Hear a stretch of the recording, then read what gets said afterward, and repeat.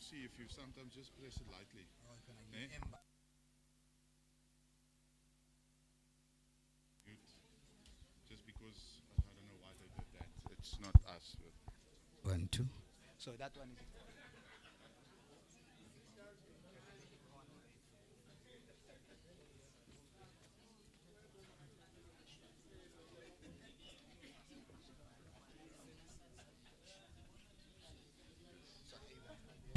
No, I will start here.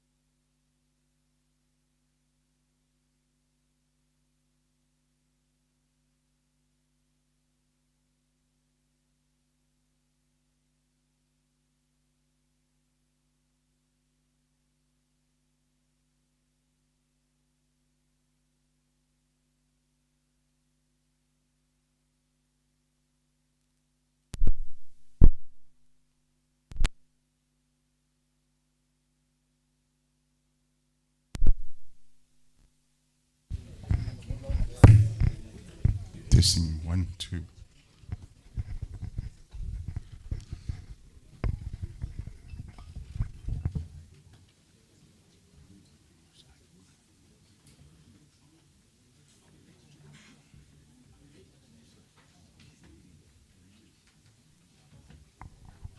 One, two. If you want to move around, it's very easy. I think it's better for the camera if I stay in one place.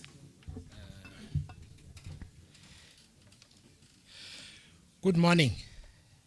And it feels strange to say welcome because we are visiting, but it's also home for me as well. So I'm not exactly sure how to open, but welcome to this session of the Standing Committee on Public Accounts in the National Assembly. May I also recognize the Executive Mayor and honorable members of Council and other colleagues of yours that are here. Firstly, I want to say thank you for that we're able to come and have this conversation today. It's a conversation that started yesterday, where we were with MMC and the Director of Infrastructure and other colleagues in Lusikisiki and in Port St. John's. And I was talking to my colleague, Honorable Atkinson, over there, that it helps to get a sense of deep rural South Africa and how the other side is, basically. So it was educational for us as well.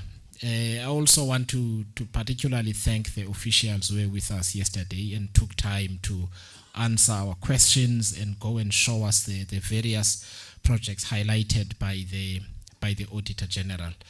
I'm really going to make just short remarks, and then I want to hand over to the executive mayor just to say a few words, because I'm realizing that I'm having this weird thing where you have to be welcomed as well as the as the committee. So we are going to alter our program slightly to do that. Otherwise, if you're in Parliament, you wouldn't get to to do this. But I would appreciate your indulgence in that respect. There are several reasons why we are here. The first is that we have to restore the confidence of the South African people in our democratic system. And in order to do that, they have to see that the different spheres of our system, that is the national government, the provincial government, and local government, are not three separate entities that don't talk to each other, that don't work together, that don't do any of these things. Because South Africans generally don't care all that much what position you hold. If you are a representative, they want you to solve the problem. So it's important for them to see us in one room having this conversation, because it says to the people of this district municipality and elsewhere that these people are not talking past each other. They get into a room and they have tough conversations with one another, but they talk about issues that matter to us as the people. So that's really important. The second reason it's important to do this is that when you're sitting in Parliament or in offices somewhere, you can really lose perspective of what South Africans go through, what the challenges are, but also what the different spheres of government are dealing with as challenges. And I will give just two examples, because we were talking in the Kombi on the way to Nzonyeni Dam, because the road is very challenging, and one of our colleagues was saying, "Oh, the road is bad," and I said, "It's gonna get worse." And because in the villages it gets like that, and of course it did, and then we lost signal. By the time we got to the dam, there was no signal. Now, what does this say? This is less about the project itself. It says if a South African who lives there, it's night time, it's raining, and they get sick, they can't get help, because someone must get up, walk in the rain, go to somewhere where there's signal, make a phone call, maybe they don't have airtime, and eventually the help comes. And by the time the help comes, that person may have passed away. So it's important to have the perspective, because you might be going to look at a dam, but the things you learn along the way are also profound, because they give you a sense of what we then need to do together in order to make sure that the lives of South Africans improve. The third thing I want to say is to talk about the work of the Auditor General. And I will share a quick story. When I was at Volkswagen, where I started working in the 90s, my boss would look at the chief internal auditor and say, "He's a snitch, that thing. He's a bimpy." And so I also disliked the guy. And they had a nickname for him. They called him the gingerbread man, because he had red hair. They didn't like him. But as I got to grow up in work and get into senior roles, I realized if you actually keep the auditors close through the year, the audit becomes easy at the end of the financial year.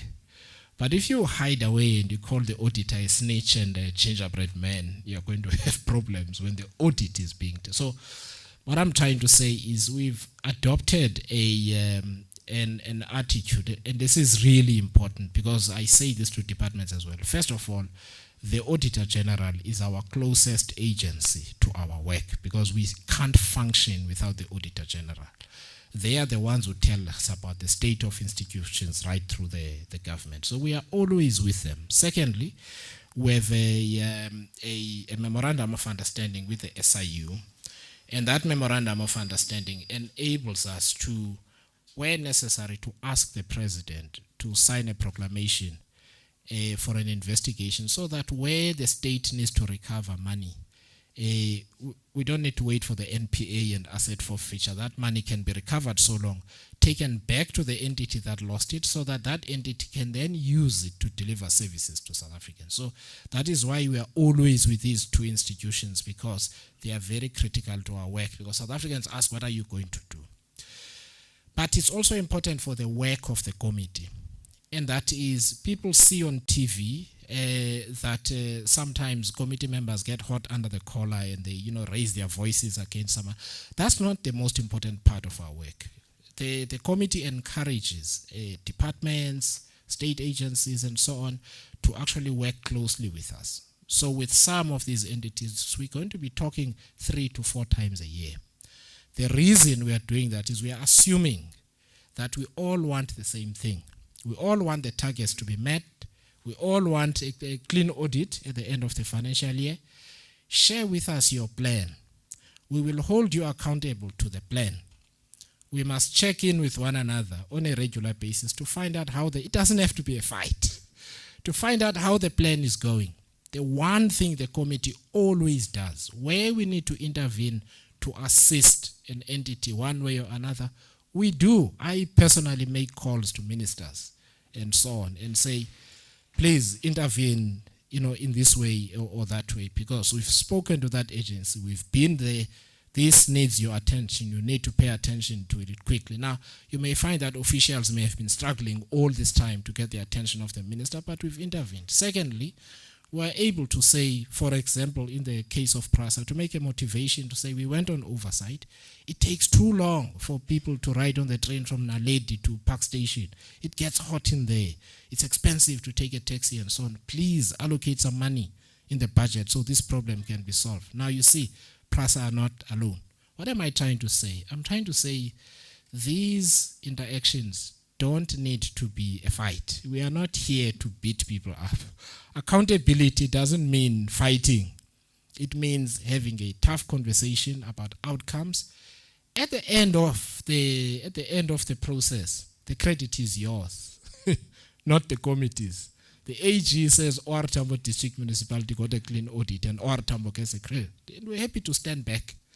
But we know between ourselves that we've worked together in order to achieve this outcome. So what I'm trying to say is, this is the beginning of our relationship in this 7th administration. It's a relationship. It's not a fight. But in a relationship, there are sometimes we butt heads. It's natural, and we wouldn't be doing our work if we didn't butt heads, and if you didn't disagree with us on some things. So I want to just set the scene in that way. We are going to focus on the audit outcomes. However, you will get an opportunity to present as well. The only thing I would ask is that, because I've seen the presentation is detailed, if we can just make sure that we take maybe an hour, 15 minutes with it. Not too long. So otherwise, you know what happens? People fall asleep and they don't listening anymore. At question time, they ask you things that were in the presentation, which is problematic. So it's always important to focus on the very important. Context is important, I accept, but focus on what is important so that we can then get to a conversation between us. The final thing I'm going to say before I let the executive mayor come up is that we are going to ask a lot of stupid questions. Be patient with us. We are not in the municipal space. There might be things that we don't get, but it's important that we ask those stupid questions so that South Africans can understand. This session is being streamed on the Parliament channel. I always encourage people to not use acronyms too much and jargon and so on, because people, we might say MMC and so on. We know what they mean. Someone who's listening at home thinks, what is an IDP? So if we can just always be careful to just explain a little bit what an acronym means, it keeps the people at home in the conversation and they don't lose it. But with those words, I know I've spoken too long, but with those words, I'd like to just ask the executive mayor to come up. Once you're done, the members we will introduce the members, and then you can introduce the members of your team, and then we get going. Thank you very much for your indulgence.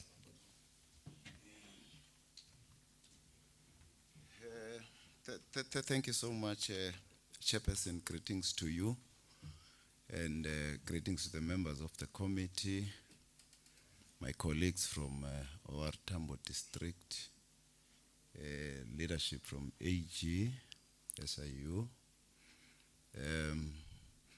I think I must take this as an opportunity to welcome you to the our Tambo district. We are very excited because at one point we did get to know that you had an engagement with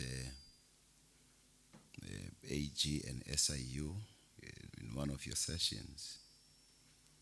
And we got promised by Daily Dispatch that we could also be invited to come.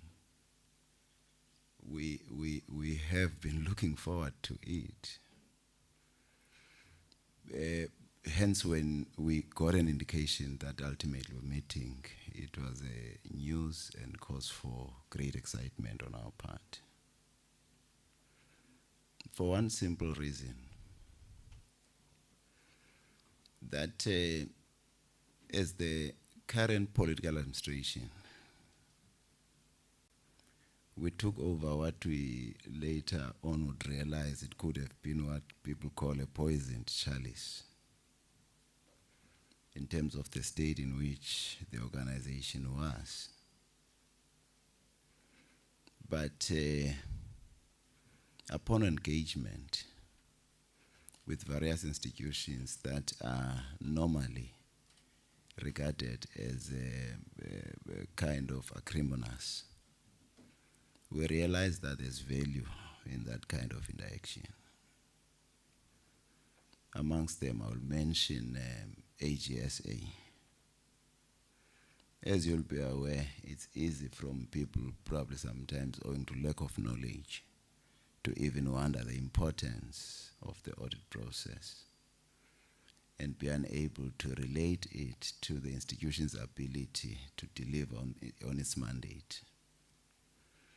But having realized that for us to become a better organization, we need AG to be part of us, and for us to be part of AG, that we don't only engage during the audit season, but we make sure that we have a living relationship with the institution.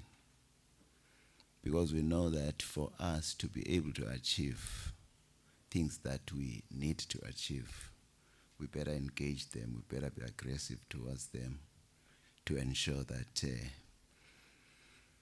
where we can avoid some administrative misdeeds, we're able to avoid them. Similarly with SIU, whenever they've come to be part of us, we've been as welcoming and as cooperative with them. Because we also know that over and above us being sure that what we are doing on a daily basis is in the interest of the institution and the people, but it is also important to demonstrate to the onlooker that we are an institution that's got nothing to hide, that wants to interact with all those institutions that seek to ensure clean governance and accountability. It was in that spirit that we're so looking forward to engage with you.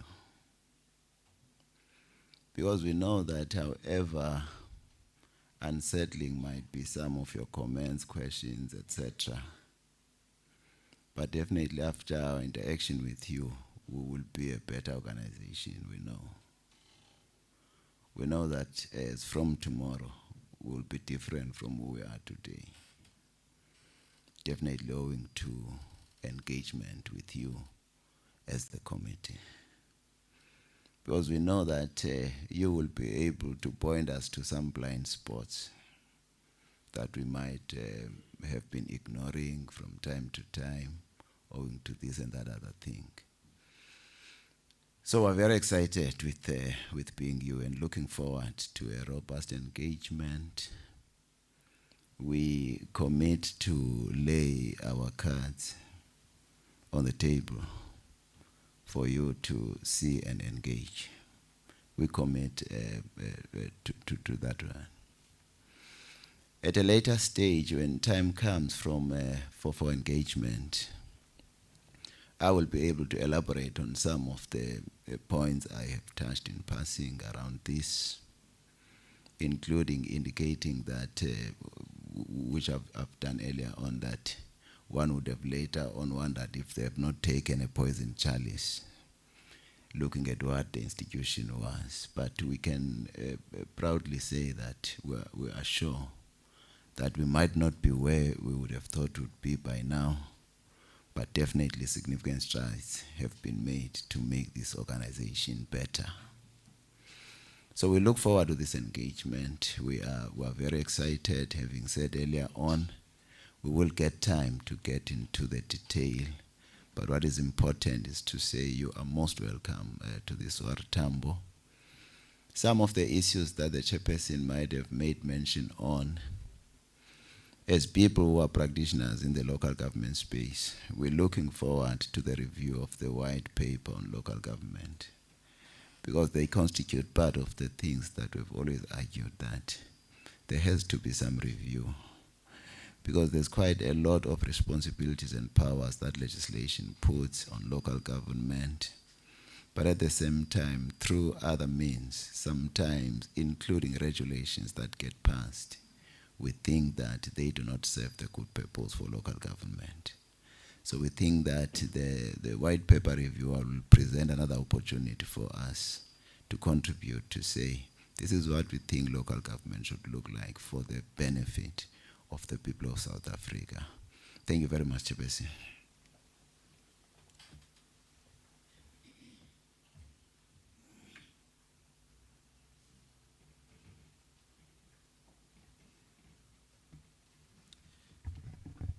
Thank you very much, Executive Mayor. So there's a microphone here.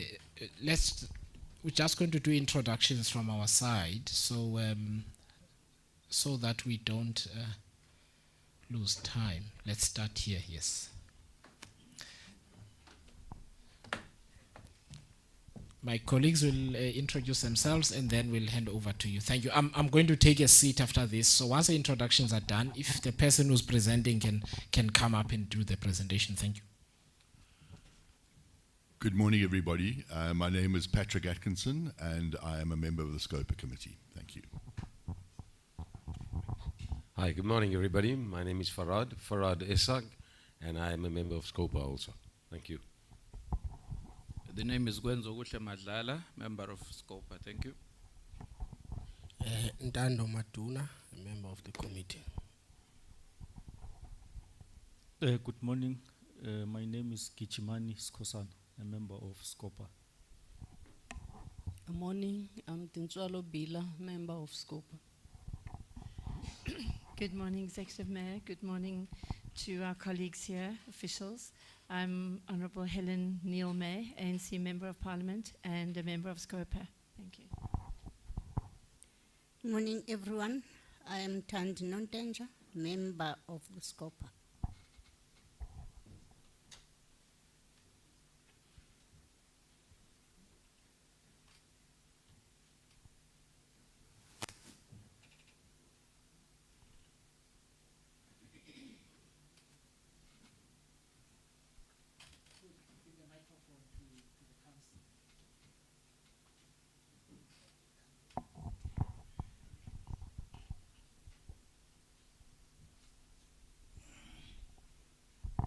Good morning, everyone. Mesuli Ngondwana, the Executive Mayor of Tambo. Morning to you all colleagues. I'm Councillor Sabisa, the Deputy Executive Mayor of Tambo. Good morning to everyone. I'm Councillor Ngongwa, Council Speaker of Tambo. Morning to all of you. I'm Councillor Mlele, member of Mayoral Committee in Budget and Treasury Office. Thank you. Good morning, everyone. Mlam Lindabini, a member of the Mayoral Committee responsible for infrastructure, water and sanitation in the district. Thank you. Greetings to you all. My name is Ngamile Pazamile, member of the MPEC here at Tambo. Thank you.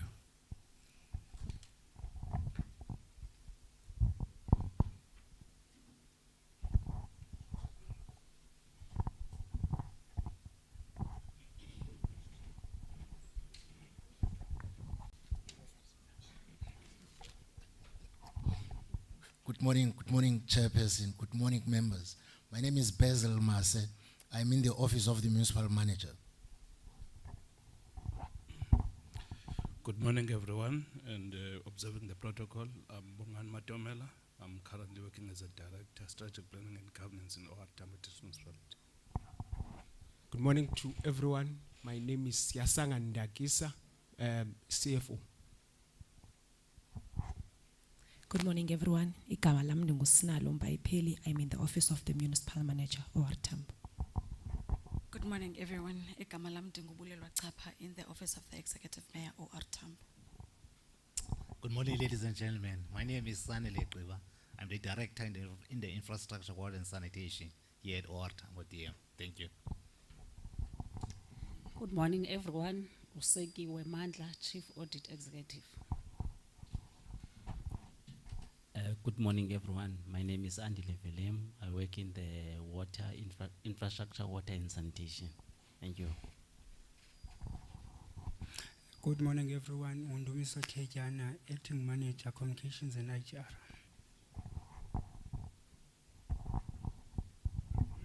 Good morning to everyone. This is Mili Letaweti from the Office of the Executive Mayor. Thank you. Good morning, everyone. My name is Mawetu Mtengwane. I'm working in the office of the project management unit. Thank you. Good morning. All protocol is observed. My name is Nkosia Bonoto from Manage Engineering Services in the Infrastructure, Water and Sanitation. Thank you. Good morning, everyone. I'm Sive Matanga. I'm working for Kokta within the district. Greetings to everyone. My name is Amzile Mtwa. I'm also from Cooperative Governance and Traditional Affairs, Kokta. Thank you very much. Morning, everyone. Go Leander Matsizela, Director, Community Services, Tambo.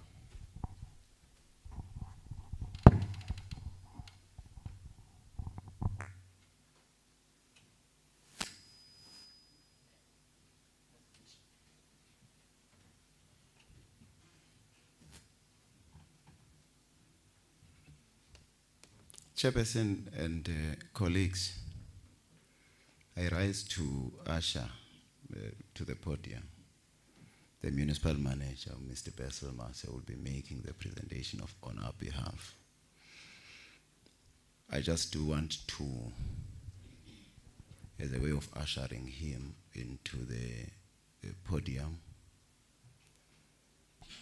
do indicate that probably a slide into the presentation could be talking to some of the events and incidents of the previous term of administration. And part of the reason is that quite a number of what we are dealing with today has got a strong relationship with what was happening at this municipality at the previous term.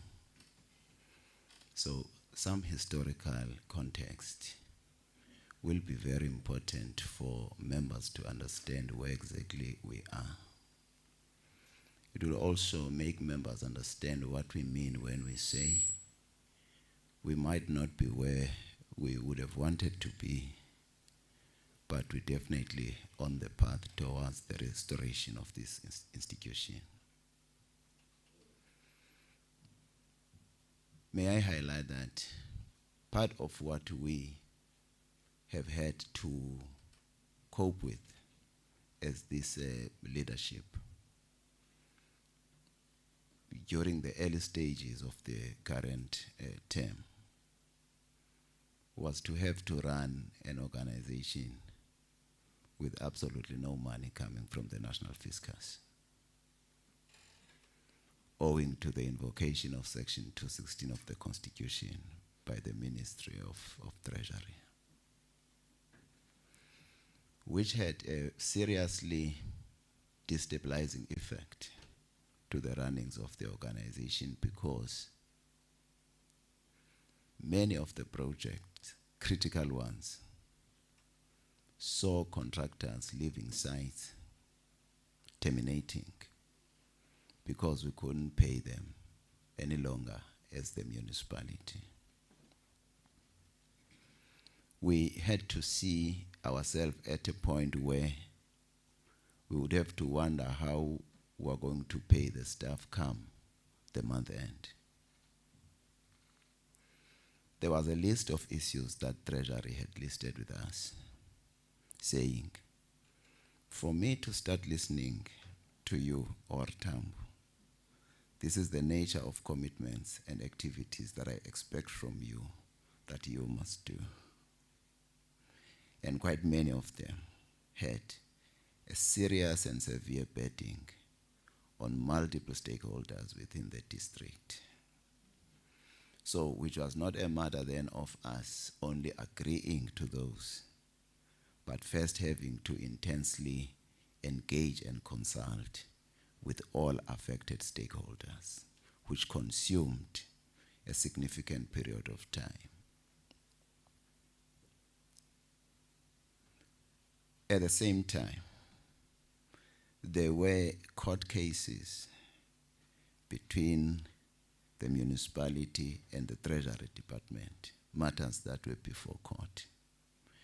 And we had to engage with the departments to seek out of court settlements with those departments as a means of trying to unleash any potential between the institutions to find one another in terms of resolving the matter, which would lead to the lifting of the Section 216 invocation by the National Treasury.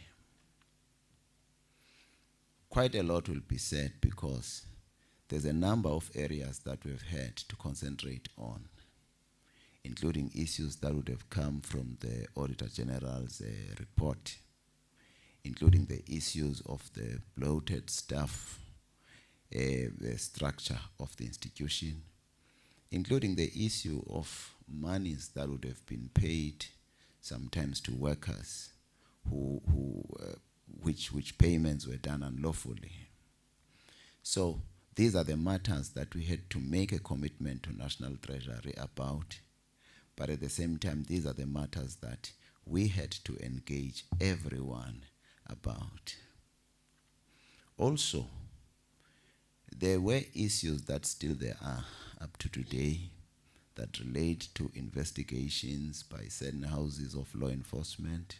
You talk the Hawks, you talk SIU, that were still underway. And we were actually traveling against the tide of public opinion of an organization that we had become as the Tambo District Municipality. So we had to engage with all these institutions to ensure that we turn around the narrative, we turn around the regard with which the public had begun understanding us as the Tambo District Municipality. We are still on that journey. As the municipal manager will be making his presentation, it will be clear that we will be able to point at the strides that we've made and been able to achieve, but at the same time, we will be able to point at the areas where we have not been as swift as we would have wanted to be. It will point to the issues that we have raised with SIU, that we have raised with AG on quite a number of areas that we believe could be approached otherwise. That presentation will deal with that. And I'm raising these things so that when the MM raises them, they are not viewed as casting a question on the eligibility or necessity of the work that's being done in the organization. Having mentioned earlier on, it's the work we like, it's the work we appreciate, it's the work we support. With your leave, Chairperson, may I invite Mr. Mase to take over the podium. Thank you.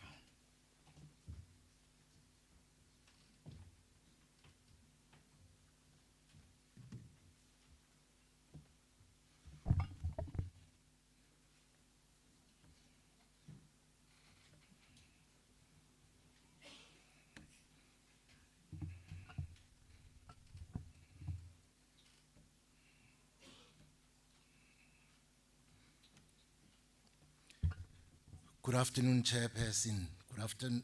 I'm sorry, is it the afternoon or morning? Good morning, Chairperson. Good morning to members. Good morning to Executive Mayor and the leadership, AG team, SIU, my colleagues from COCTA, and my colleagues from the municipality, ladies and gentlemen. I am standing in front of you to present the report on behalf of the district municipality. In our report, we will follow the outline as shown on the board. The outline has been necessitated by the letter of engagement from SCOPA that detailed what SCOPA wished to talk about as they engages with us. So we will follow that guideline. But of course, there are areas here and there that might have not been covered in the engagement letter that we have included in the presentation. As well stated by the chairperson, I won't be emphasizing much on all the slides, but I will try as much as possible to stick to the time as given by the chair. Very briefly, we have prepared this report, of course, in response of the letter that we got from SCOPA. The report covers areas that were outlined in the letter of engagement. Those areas that were in the letter of engagement included issues of governance and instability in the organization, allegations of fraud and corruption, as well as investigations that are conducted by the SIU in the organization. It said we must talk about audit outcomes in the municipality for the last 3 years. We must then make a reflection on the unauthorized, irregular, fruitless, and wasteful expenditure and how these are dealt with in the organization. So the presentation would cover all the areas as were detailed in the engagement letter. We will also brief the standing committee about the state of the municipality and how the municipality is dealing with the challenges that beset it. As the executive mayor has articulated it, we will deal with all the issues. Of course, we will pay some attention to what happened in the last term, because where we are today is as a result of the last term between 2016 and 2021. So it's important that we do a synopsis of that term so that we make a clear case of why we are here today. In the report, we will further apprise the committee about the road we have traversed toward instilling good governance, improving accountability, and restoring the integrity of this organization, named after the giant icon of our people's revolution. Very briefly, this is OR Tambo. As you know, OR Tambo is made up of 5 local municipalities. Those 5 local municipalities are as shown on that screen. It is the King Sabata Dalindyebo municipality, whose seat is in Umtata, where we are today. Mhlonhlo local municipality, or Kumkani Mhlonhlo local municipality. Nyandeni local municipality. Port St. John's local municipality, and Inguza Hill local municipality. So those 5 local municipalities constitute what we today called the OR Tambo District Municipality. This is how the population is spread in the OR Tambo District Municipality. I can just draw to the attention of the committee that residing in this district is about 1.5 million people. The 1.5 million people in the district are spread across the 5 local municipalities that I've spoken about. In Muzahil, about 353,000, King Sabata, about 467,000, Mhlonhlo, 186,000, Nyandeni, 304,000, Port St. John's, 179,000, and that is where that 1.5 million come from. So that is the population that is a district of OR Tambo are serving.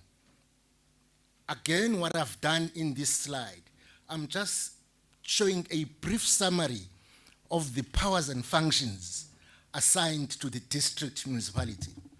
As you know, there's Schedule 4 and 5 of the Constitution that outlines functions given to the local sphere, some given to the provincial and national spheres.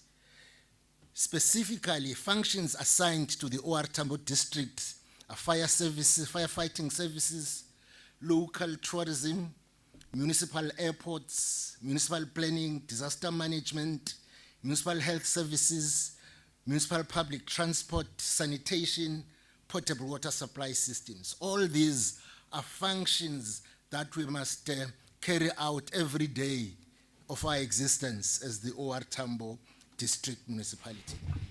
As well articulated by the Executive Mayor Chairperson, I now want, as part of my background, to summarize the happenings of the term 2026-2021, so as to set a clear picture of what we are trying to address in the current government.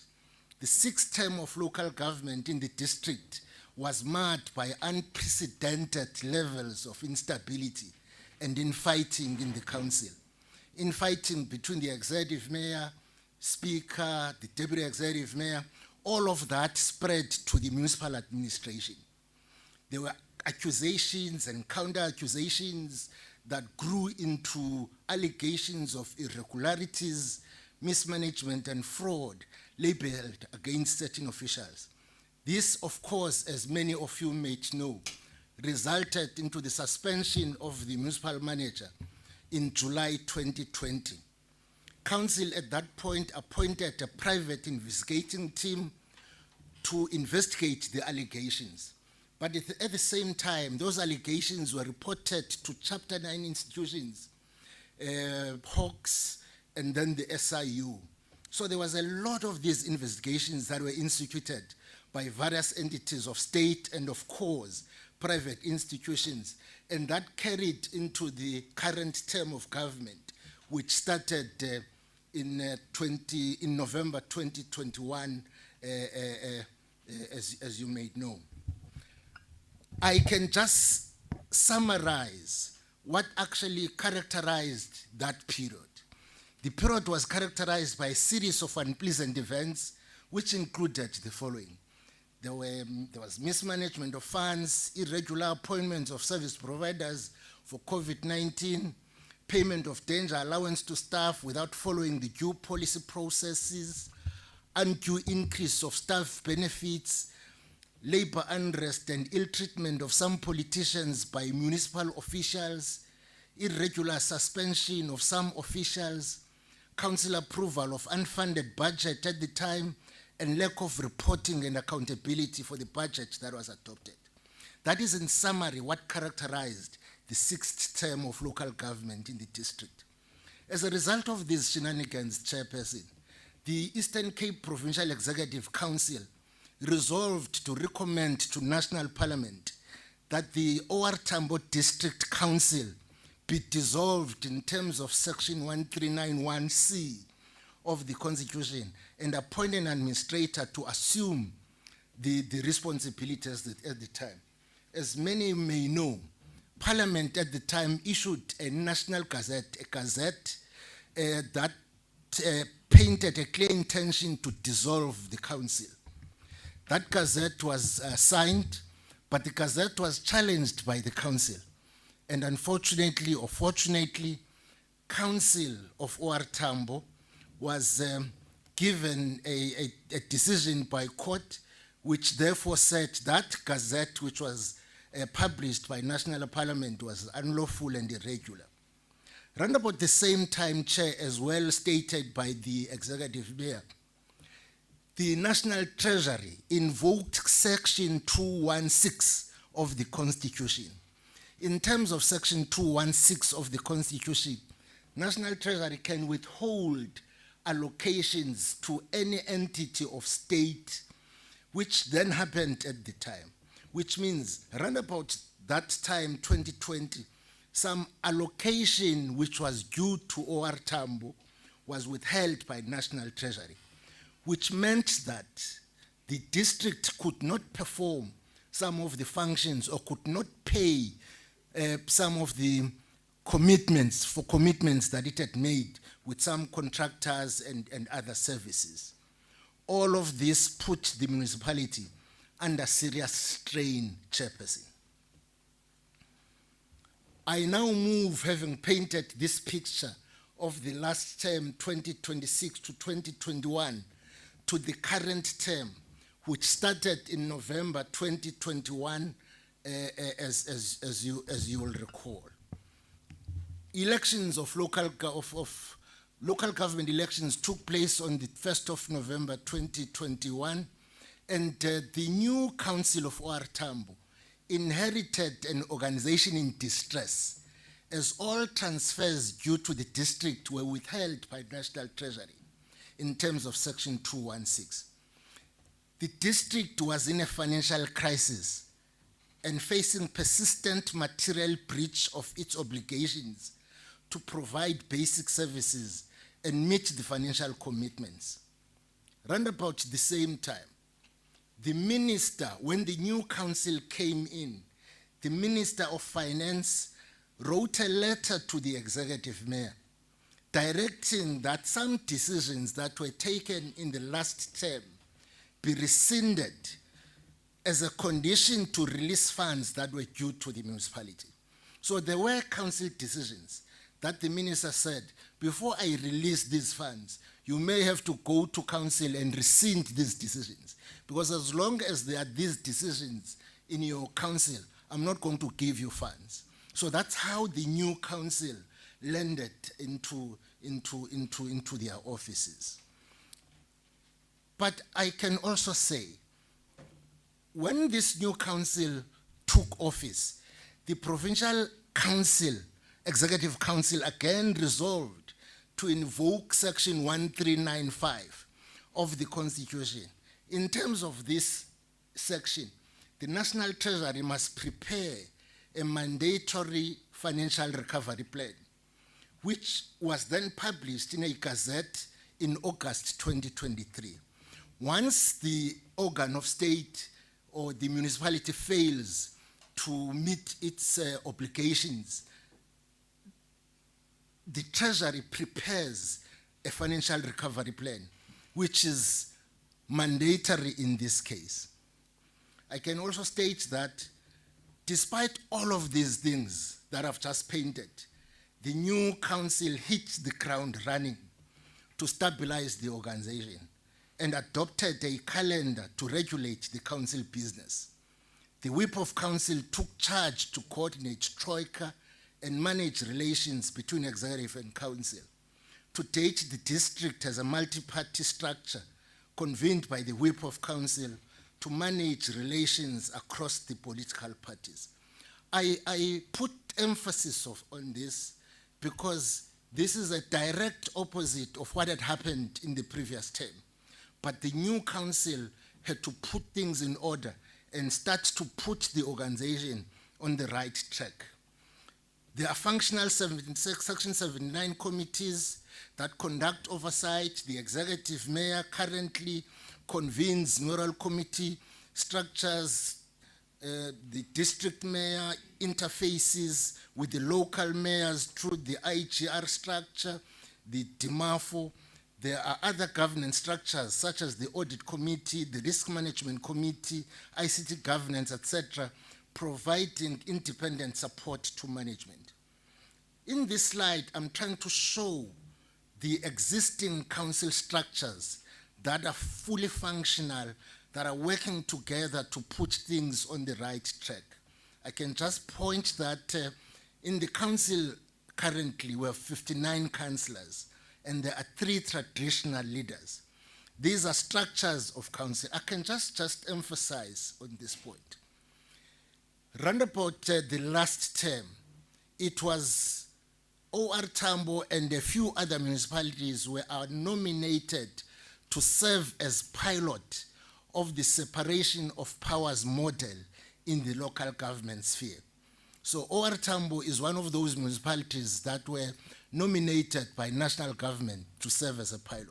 So we've been piloting the separation of powers in the local sphere.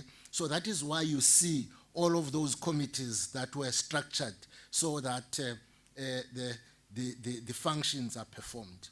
I then go on in this slide to show in detail the committees that have been set up and the committees that are functional, that are working hard to conduct oversight over the executive.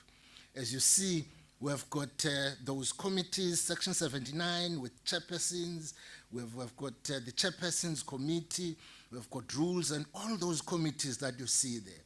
I'm not going to take time on these committees, but I'm painting a picture of how we are structured as a council to perform the functions of council.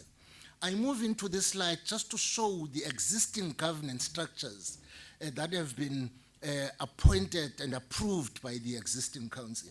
We have a functional audit committee, we have a functional risk management committee, we have a functional municipal disciplinary board, a functional M-Score steering committee, we have a functional ICT governance committee, we have a functional local labor forum, we have a functional district and local planning tribunals across the district. All these are governance structures that are fully functional, that have been established by the current council. When I then come to administration, I just want to emphasize one thing.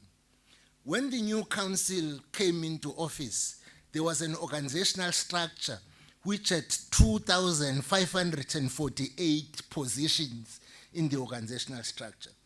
But the new council reviewed that organizational structure, and the current organizational structure that was approved by the new council has got 1,745 positions.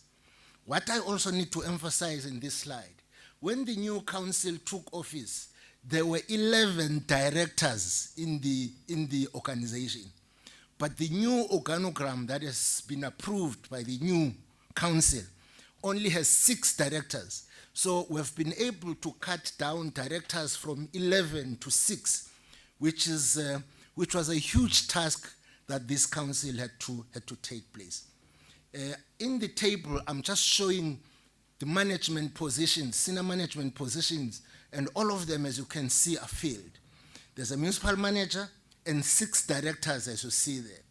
All of them have met the necessary competency levels. We have no doubt that they've got all the necessary capabilities to change this organization to be what we want it to be. But I just want to draw the attention on the number of positions we have been able to dispose of in the old organizational structure into the new organizational structure, and the number of senior management positions from 11 to 6. That was a huge task that this council had to perform.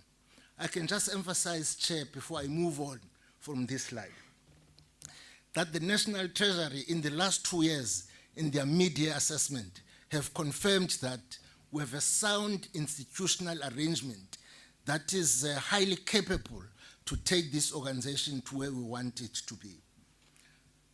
Again, I'm just summarizing briefly what is happening in the administration, but I can just say in this slide, as I did state before, that Provincial Council approved a gazette in 2023 for a mandatory financial recovery plan.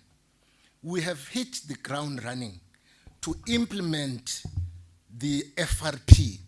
Just over a year, Chairperson, if I can say that, I'll elaborate on this point. We had about 237 targets that we have had to perform in terms of the mandatory FRP.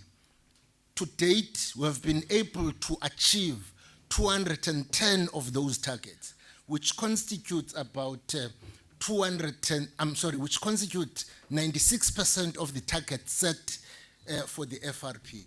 We can say this, Chairperson, with no fear of contradiction, that of all the municipalities where Section 1395 was invoked, will be the first one to prove that Section 1395 can actually work and can actually achieve what it seeks to achieve in terms of the Constitution.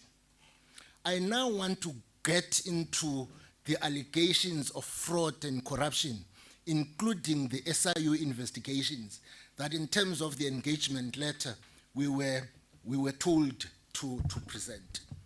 I just want to start by tracing how all of these allegations started. As I did paint the picture of the last term, in the midst of the political instability, allegations of fraud and corruption, financial mismanagement, prepayments to service providers and contractors were made against some officials.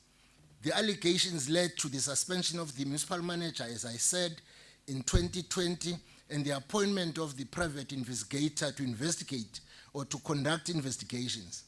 The matters were then reported to police to conduct their own investigations. While the allegations were being investigated, new allegations came up with the start of COVID-19, when there were allegations of fraud having been committed during the COVID-19 PPE saga. The scope of the private investigator was extended to cover matters including the integrated development plan roadshows that were conducted using the radio platforms. The private investigator conducted or concluded his report and made damning findings against some officials. It is important to point out that the report was then reviewed by the officials that were cited in the report in the High Court.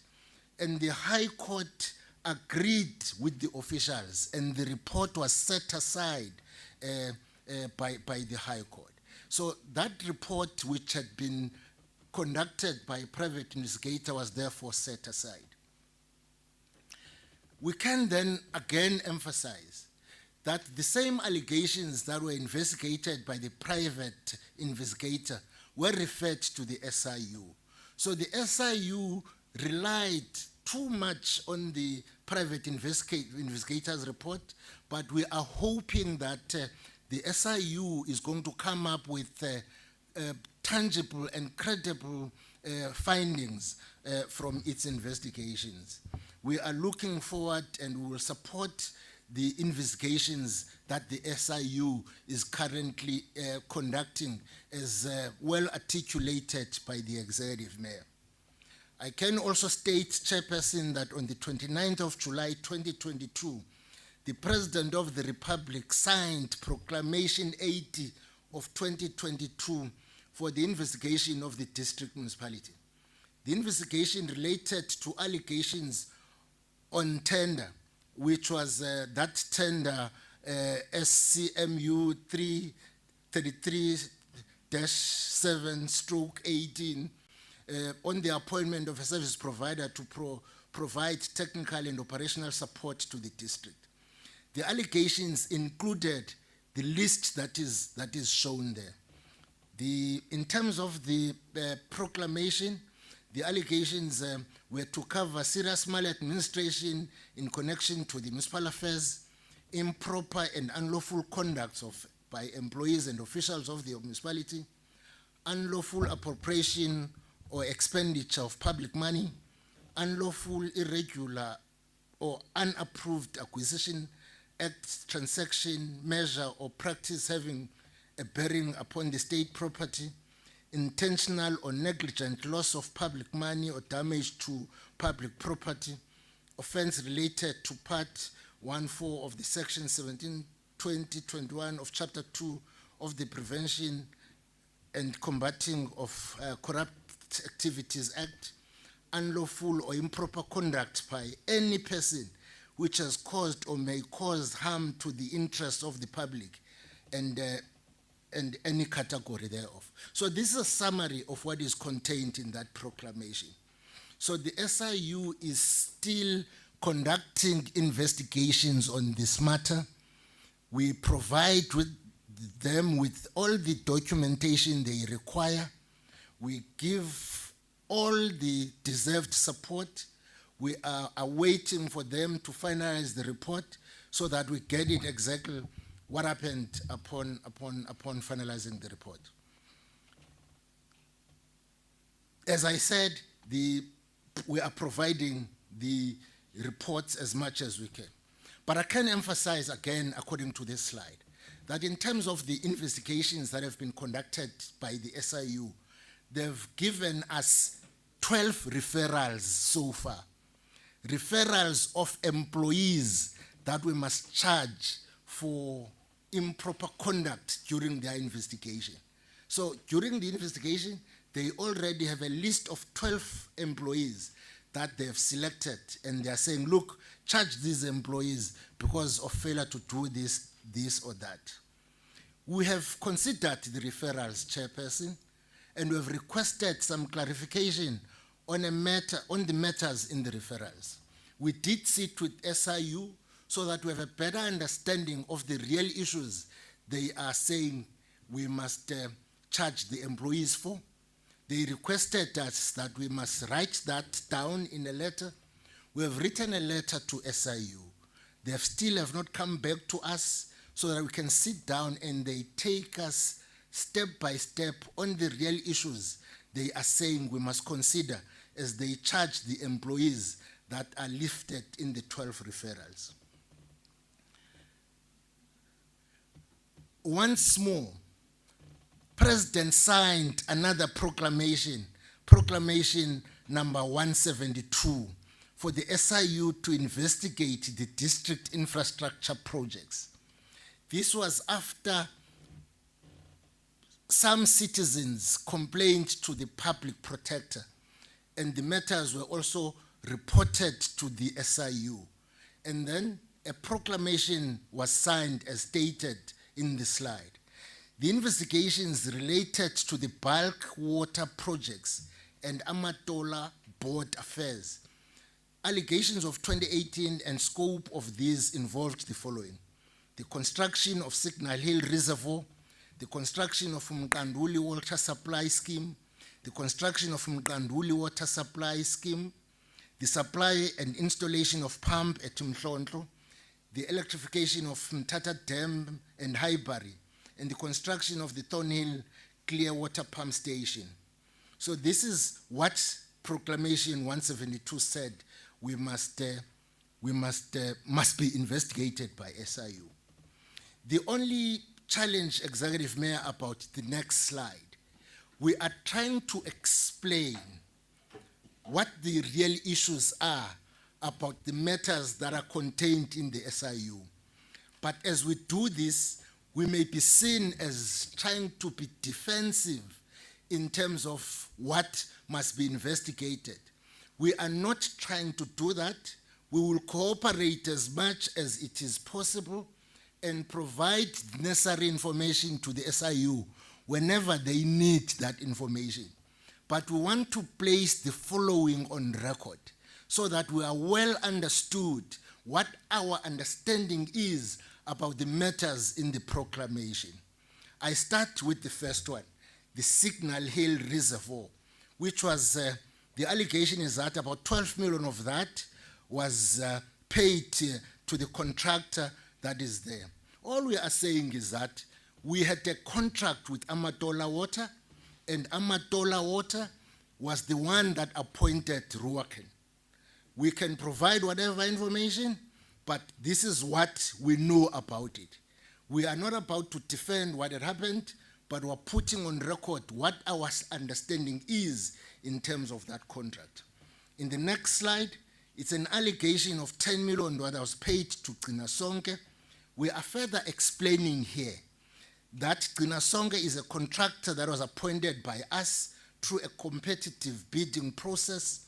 We appointed the contractor for Mkanduli Bulk Water Project, and the contract was 35 million. The project scope included construction of 4 reservoirs and secondary main line.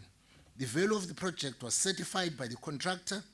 We do not know what the investigation will come up with, but we can provide all the records about what happened and the money that we paid, and we can confirm as we speak that the work and the scope of the project was conducted and completed by 2022, and the final completion certificate was issued. And the project was completed within the allocated amount. There were no variation orders. There was no additional money given to the project, but we will wait and see what the investigation comes up with. The next allegation of about 9.9 million, that money was paid to Kwalo from Kanduli Water Supply. We can only say that we appointed that company through a competitive bidding process. The value of the contract was 36 million.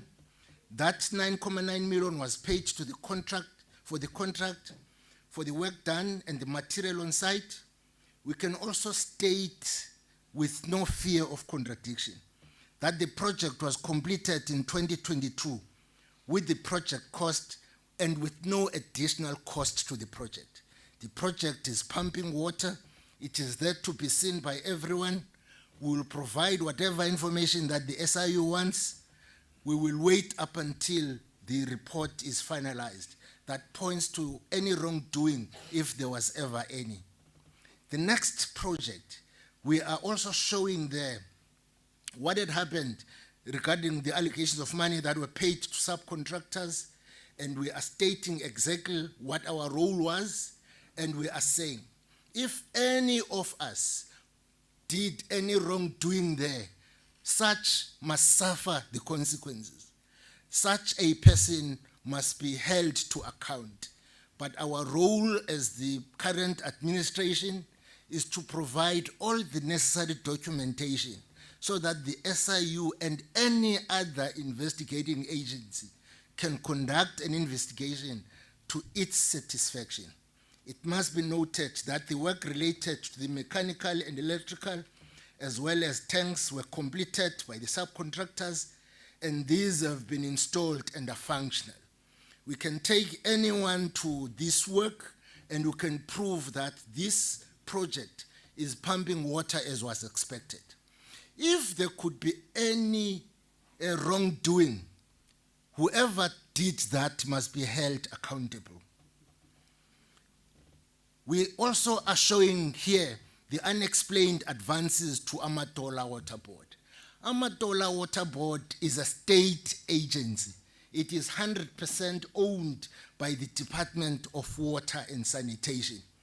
It is alleged here that a value of that project, those values, as explained, were advance payments, and we are explaining what had happened there. And we can state that we have strengthened our relationship with Amatola Water, which is a state entity owned 100% by government.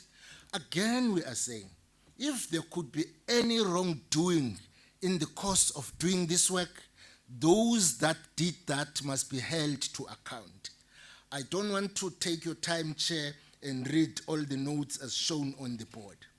In the next slide, I have summarized ongoing cases that the Hawks and the Priority Crime Unit have reported. These are case numbers and the matter and the status of the case. First case is case 62/9/2020, which was a case around COVID door-to-door campaign. Individuals were arrested and they are tending a case as it happens now. Some of those individuals left the organization when their contracts ended. One of them was charged by the organization and he served his sentence according to the disciplinary processes of the organization. The next case is case 1028/2020, the IDP roadshows and Ayavelisa. The matter is still under investigation. No one has been charged as yet. No one has been arrested, but the matter is before the prosecutor. It's under investigation. We shall wait for the decision of the prosecutor before anything could happen. The next case is 3684/2021, which is a matter of prepayments to contractors. The matter is still under investigation once more. No one has been charged, no one has been arrested. We shall wait up until that matter is finalized. The next case is 14511/2023, which is a matter of waste management by Tulsas Park contract. The matter is still under investigation. It was opened and it's still considered by the NPA whether there could be anyone to be found accountable for that. We shall wait up until the NPA decides on the case. The next case is that 53/2023 payments to contractors. Some individuals were arrested on this matter, and those individuals are attending a court case. It's over a year now, but I learned that those individuals have not been brought to plead before the courts. They have not been charged, although the matter has identified certain individuals that must be held accountable. And then the next case is the one that stated there, 78, 79, and 80 of 09/2024. I have a contract. The matter again has not been finalized by the NPA. No one has been charged, no one has been arrested. We are waiting for the finalization of the matter by the National Prosecution Authority. So that's the summary of the cases that the SIU and the Hawks have been handling. And the last slide has shown to members those cases that have been opened, and we have shown progress per each case. We will cooperate with the investigators and make sure that whoever has been lifted or shown to have done any wrongdoing, such a person is held to account. In the next slide, Chair, I'm going to deal very briefly with the audit outcomes over a period of 3 years. It is interesting to point to the committee that this organization, for the last 2 years, I'm sure AG has briefed you, that between 2022-2023 and 2023-2024, we had an unqualified audit opinion. I can point, Executive Mayor, that the unqualified audit opinion of 2022-2023 was the first in the 28 years of existence of this organization. In 2021-2022, as you see there, we had a qualified audit opinion. For me, this is a sign that we are becoming a better organization every day. We have moved from qualified to unqualified in the last 2 years, and we are working hard to make sure that we achieve the ultimate goal that all of us know, that we want to be an organization that has a clean administration, that at the end of the day achieves an unqualified audit with no findings. We can state that over the last 3 years, we have been improving regarding the audit outcomes. The number of findings are reducing every year. The number of findings for 2023-2024 are less than half of the findings we had in 2022-23, and for us, that is a sign of improvement. In the next slide, Chair, I am now summarizing the findings very briefly of the previous years.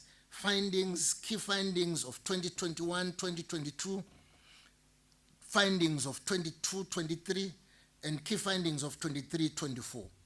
It's important that we do this so that we show exactly what the real issues were that AG had raised in the 2021-2022 financial year, 2022-2023, 2023-2024.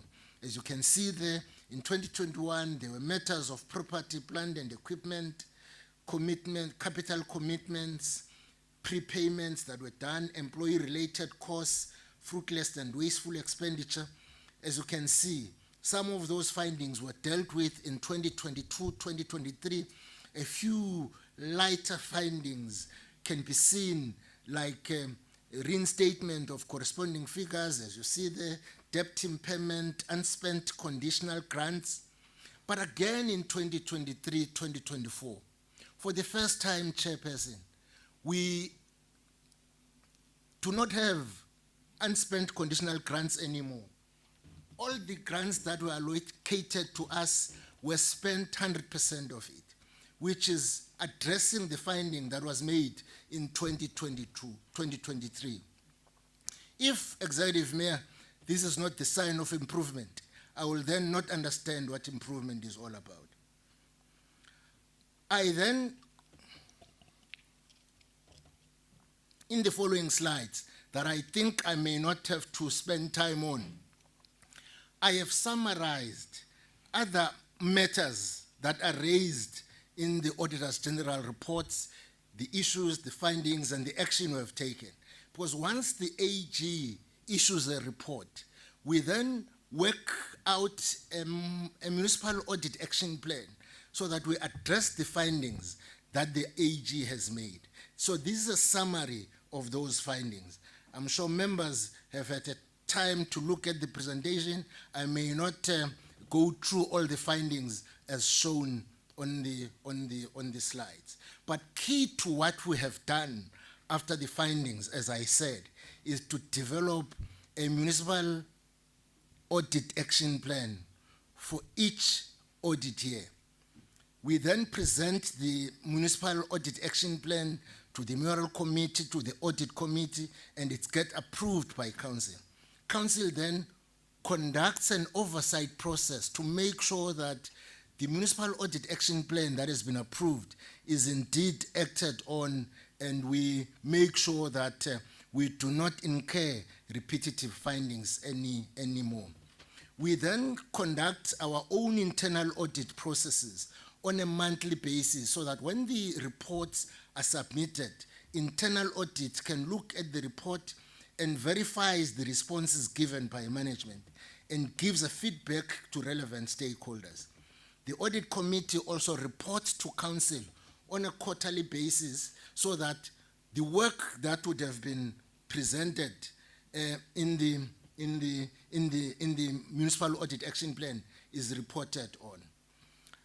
I then want to take the next topic, which talks about mismanagement of public funds, unauthorized, irregular, fruitless, and wasteful expenditure that has been reported on. The municipality has been characterized, Chairperson, by high unauthorized, irregular, fruitless, and wasteful expenditure, dating back as early as 2011. The unauthorized, irregular, fruitless expenditure was not dealt with in the previous councils, Chair, we must emphasize. It is in this council that more focus has been given to addressing the UFW as shown in the previous years. This resulted to the district becoming the second municipality in the province and amongst the top 10 municipalities with high irregular expenditures across the country. The irregular expenditure was as a result of a series of issues which included, among others, tenders advertised less than 30 days, service providers with which are tax non-compliant, inappropriate use of regulations 36 and 32 of the SCM regulations, misinterpretation of regulation on establishment of bid adjudication committee, and non-compliance to regulation 29. This is a summary that led us to such high unauthorized, irregular, fruitless, and wasteful expenditure. It is as a result of the failure of the council, of the previous council, to deal with these matters in line with the regulations has shown there. However, the current council and administration committed to deal with the matter in order to clean the municipality. What I need to emphasize once more members and chairperson, is that of the irregular expenditure that is shown in our audit reports, none of that was committed in the last 2 years. We are dealing with prior years unauthorized, irregular, fruitless, and wasteful expenditure. None of that was committed in the last 2 years. So this council is dealing with unauthorized, irregular, wasteful expenditure of the previous years, not committed in the period of their leadership in this council. But it is this council that must deal with that unauthorized expenditure, regardless of the fact that it was done in prior years or many years ago. In the following slides, I'm just summarizing the current figures of irregular expenditure in terms of the last 3 years, in terms of the audit reports. For the end of June 2022, the municipality reported a total of 1.8 billion of unauthorized, irregular, fruitless, and wasteful expenditure, chairperson. So that is by end of June. As I said, none of this was committed in the current term. All of this comes from the previous term of council. In this slide, I'm showing that by end of June 2023, that had come down from 1.8 billion to 1.1 billion, as you see there. I then show how that is made up in the slide. The opening balance was that 1.8, but the current irregular expenditure, less the amount written off, is the one shown there, and the closing balance is 1.1 billion rand by June 2023. In June 2024, the closing balance was that amount, which is 970 million, which has come down from the 1.8 billion it was in the 30th of June 2022. Steady work and clinical work is being done by our MPEC, and MPEC is considering this. We have established a functional municipal disciplinary board that considers all referrals that are done by MPEC to it. They have made a report to council. They are meeting regularly so that they deal with the matters as raised by MPEC.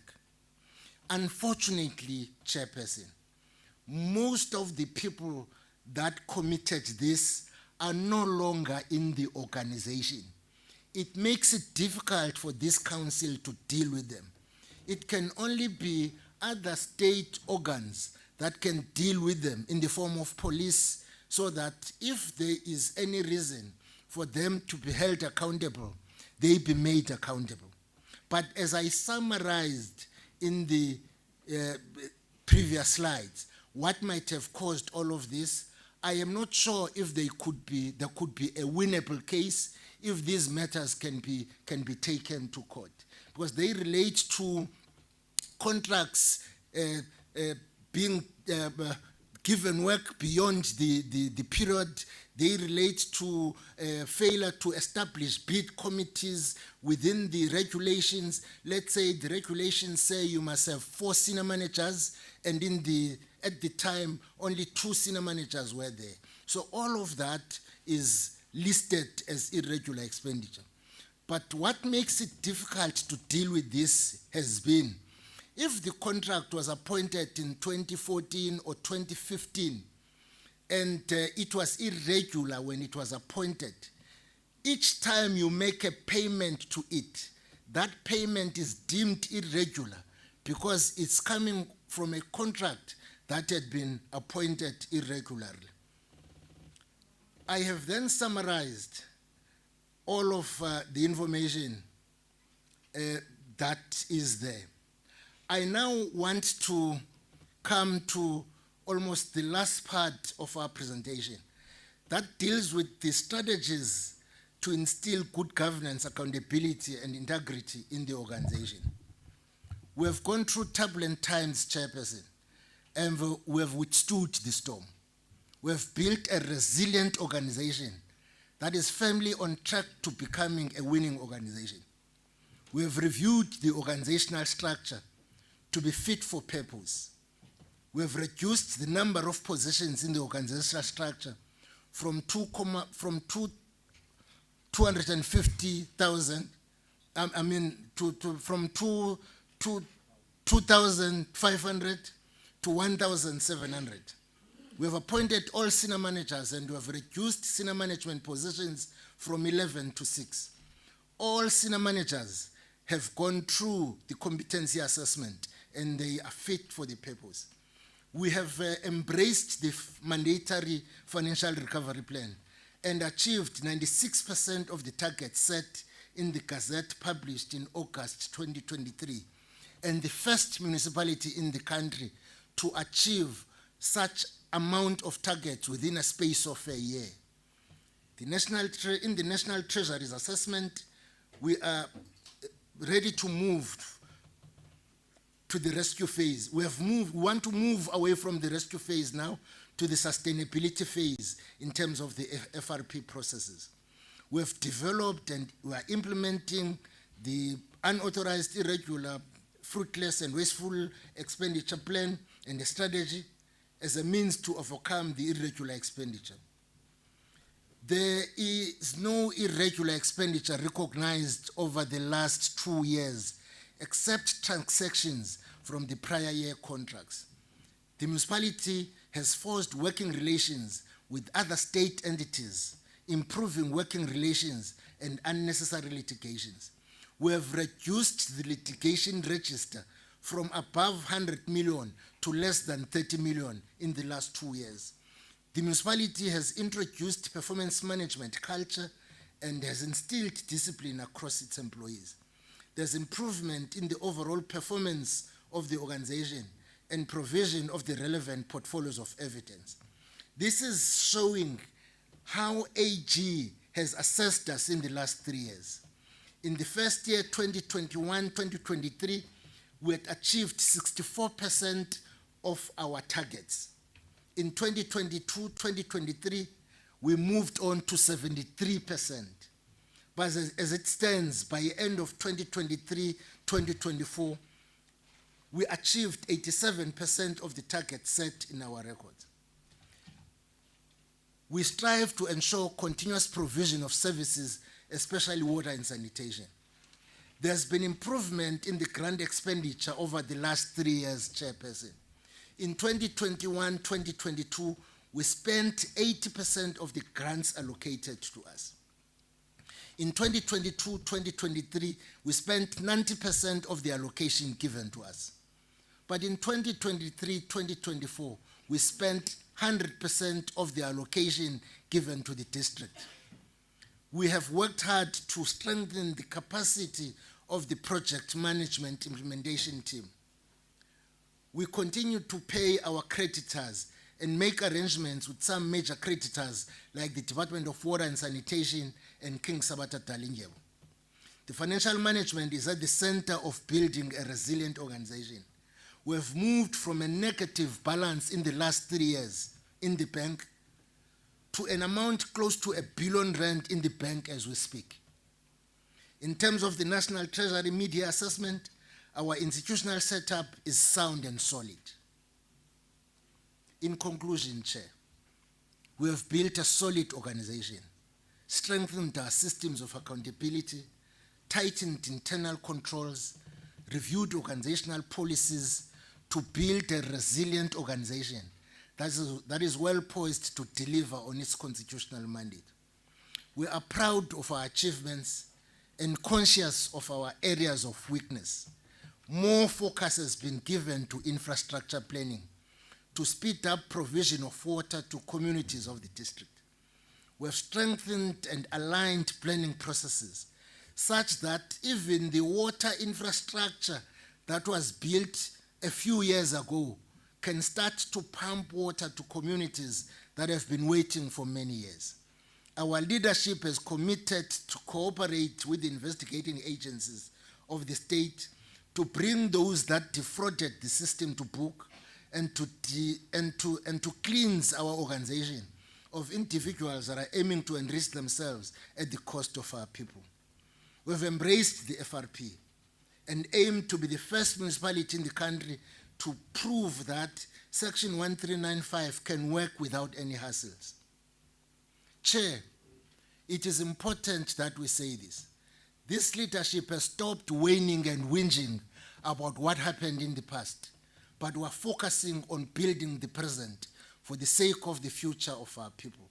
We are working hard, we have rolled our sleeves, we are cleaning the mess that happened in the last term, and we are happy about where we are. But we would have wanted to have dealt with all the matters as shown in the previous slides, so that very soon we become an organization that can achieve a clean audit with ease. Diabulela, Executive Mayor. Thank you very much, Chairperson.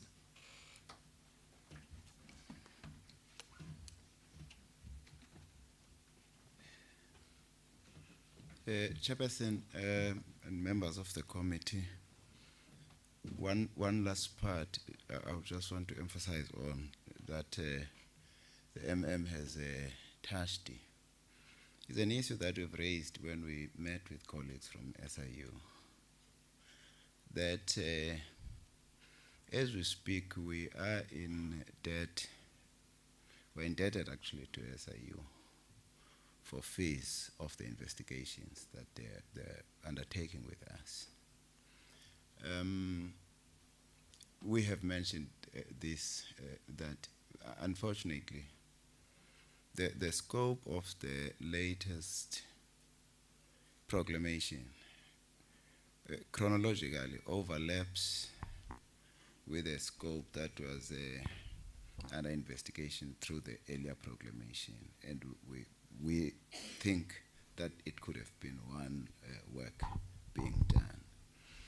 As a result, we have got bills for the two proclamations, and the truth is that a municipality does not have money from where to take and pay for items that have not been budgeted for. It's not easy for a municipality. Not because we are under financial stress, but because of how a municipality must do its business. But over and above, as you will have learned from the presentation, we are under the mandatory financial recovery plan, meaning which we are under strict guidance of the Treasury Department in terms of the items in which we must spend monies, etc. We have written to the Treasury Ministry for an exemption on these fees. We are waiting a response from them. But we thought we should mention this because truth is, as much as we really, without the slightest fiber of doubt, are of the view that these investigations are important, but we also ought to mention the truth that they are heavy financially. You know, unfortunately, there's no way that we can sidestep them. But as a matter of fact, it's investigations on matters that happened in the previous term of council. But unfortunately, all the costs have to be borne by the current administration, which is trying the best, you know, to restore the institution and bring things back to normality. That's a point that we thought I should emphasize as a way of bringing the meeting back to you, Chairperson. Thank you.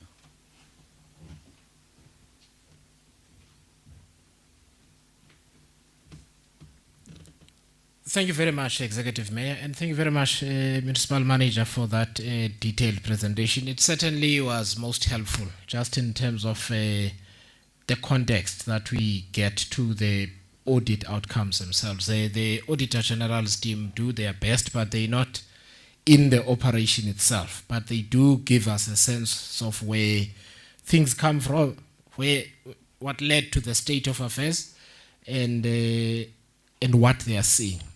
And this conversation is partly to close the loop between those reports. So thank you very much for that presentation. It was very, very detailed. Can I suggest that we do the following, that we maybe take a body break so that people can stretch their legs and go to the bathroom, and we reconvene in, I don't have my watch with me.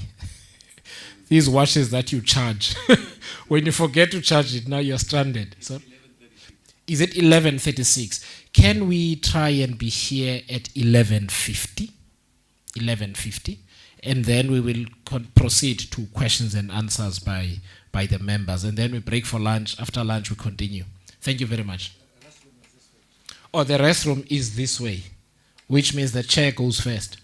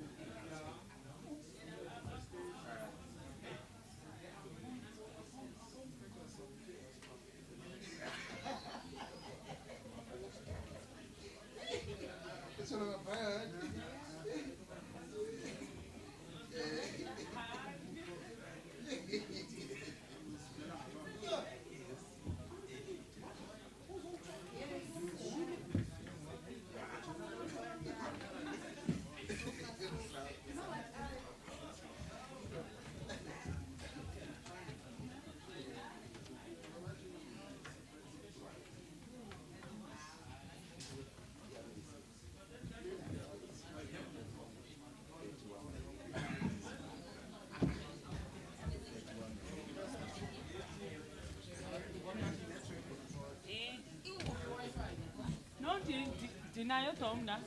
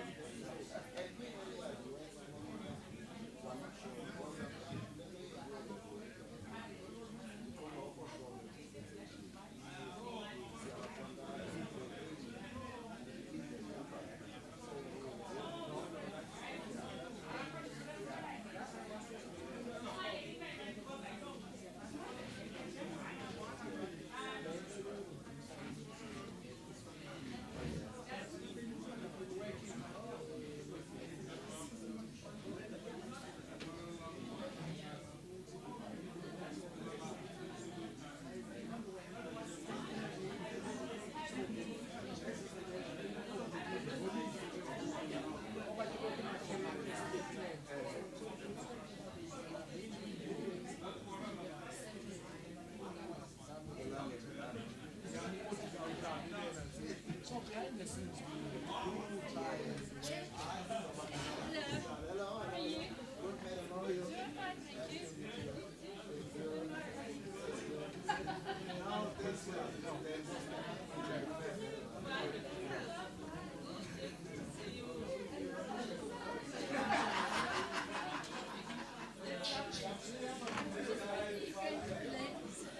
Yeah. I'm all smart. I'm not in my green and gold. That's why I look a little. Yeah, real madam. Yeah.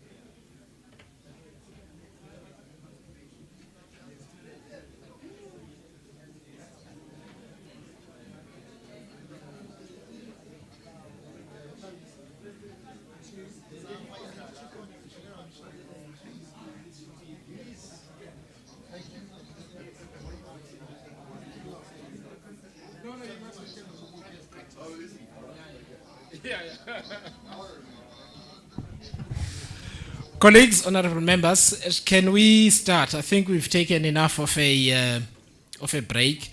So I'm sorry that we can't use the council microphones because they probably work better, but we need to connect with the camera so that the live streaming can work. Otherwise, the people won't hear the interaction. So there are roving microphones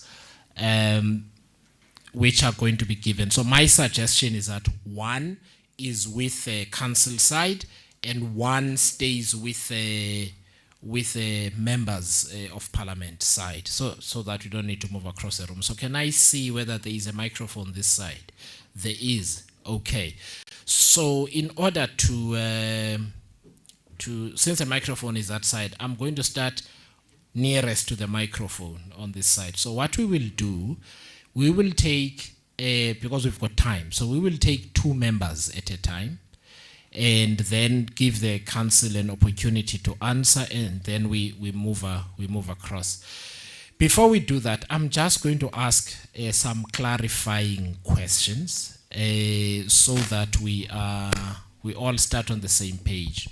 So have you, Executive Mayor, therefore, can we take that what you're providing to us today is not limited to the 2023-2024 financial year strictly? You've updated us in terms of where you are right now.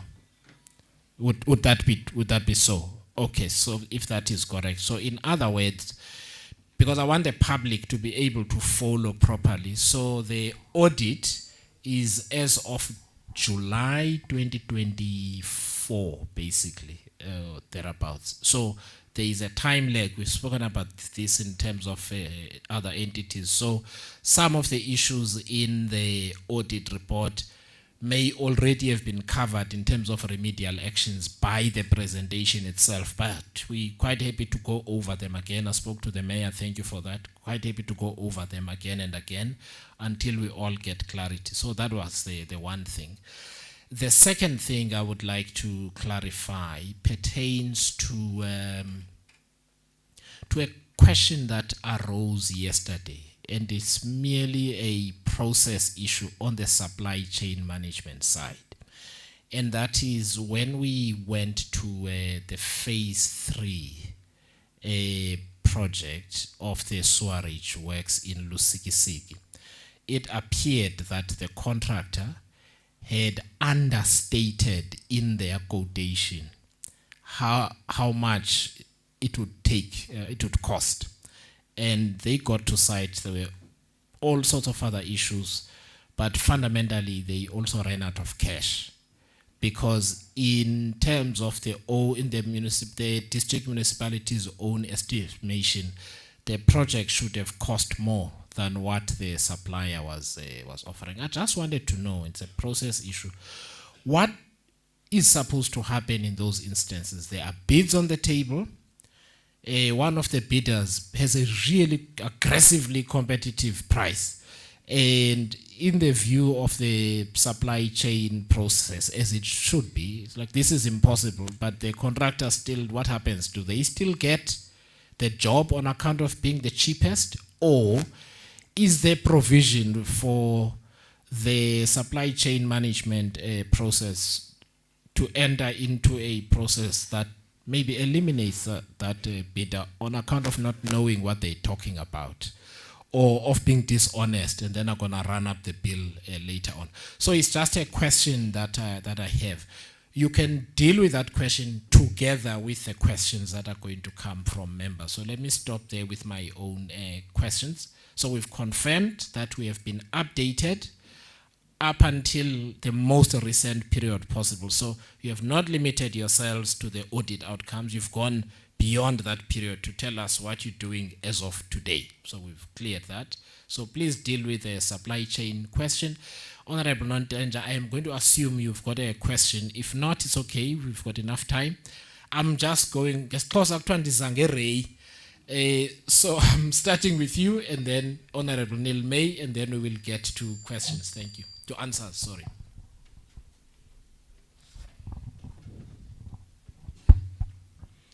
Thank you, So, Chair. sorry, may I say, once the member finishes asking, I don't have to moderate. You can then respond, and then I will get back up here with the next round.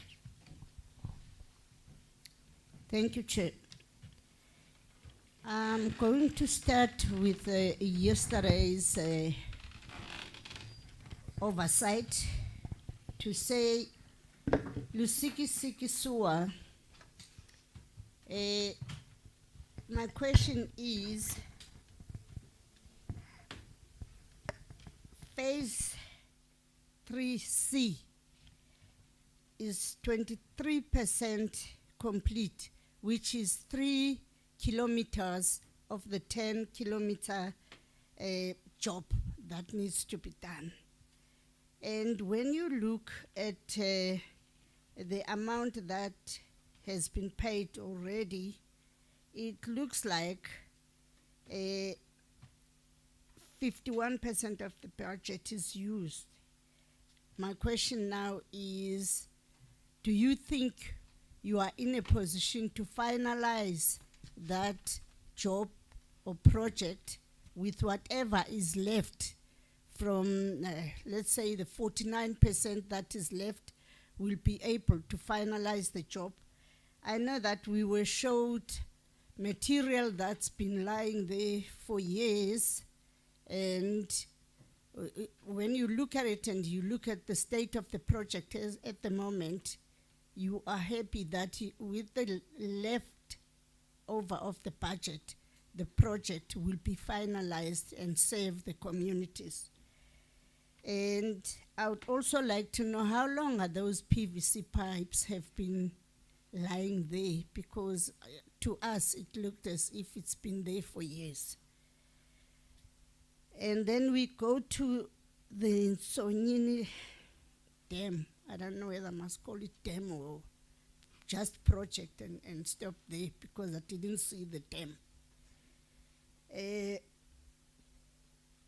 To say why some areas of the scope of the work were not included in the POQ, because from what we were told, that's what started the dispute.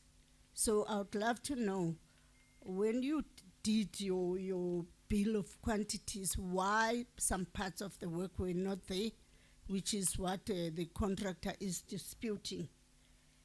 And how was the matter resolved with the contractor, or it resulted on the contractor terminating because the district wasn't budging on the budget, whereas you are saying they were far low on their tender?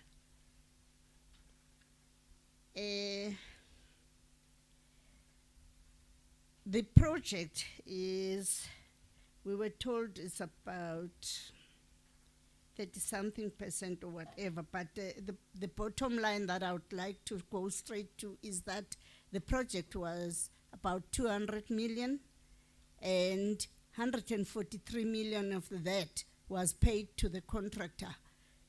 Does the municipality think they can finish that project now with the 57.6 million that's left?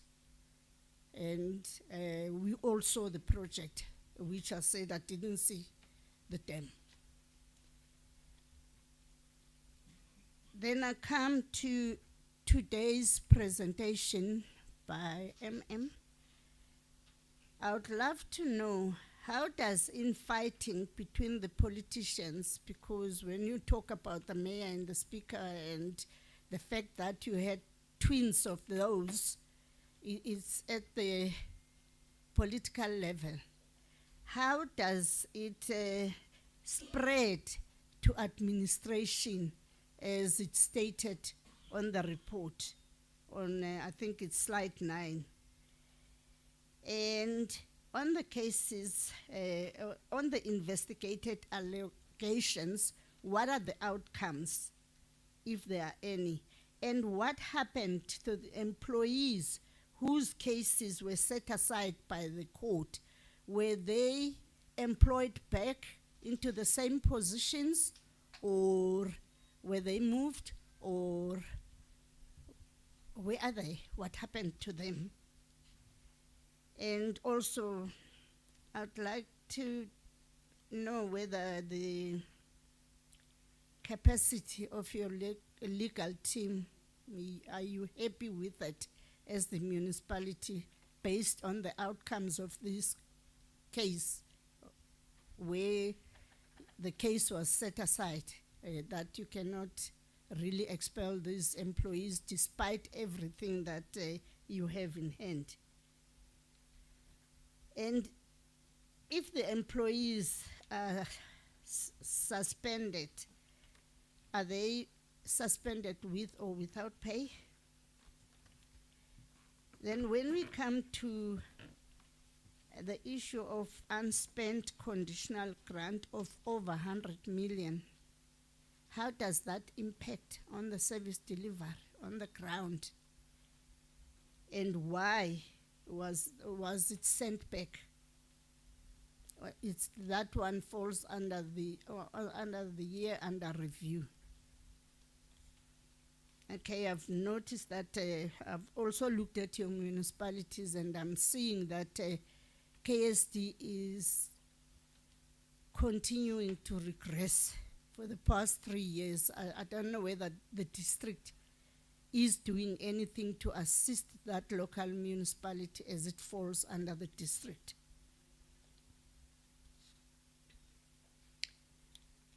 I've noticed although you painted such a rosy, nice picture that we all are thrilled with, I've noticed that there are new audit findings that are listed by the AG's office, like material irregularities, which you didn't even take us through those.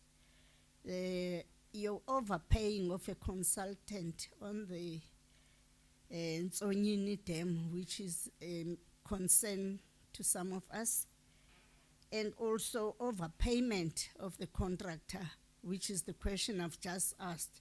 But it turns out that the AG's office also raised questions on that you overpaid on that 143 payment to the contractor. There is an overpayment despite what was explained to us. And I would love to know why the AG is citing an underuse of the assets by the municipality. It says there's a lack of prioritizing water treatments works. I mean, water, we all know that in this part of the country, it's the worst thing that affects the communities and affects service delivery. How can the municipality not prioritize that? And we go further and say on the findings of the AG, apparently executive mayor didn't adequately monitor service delivery.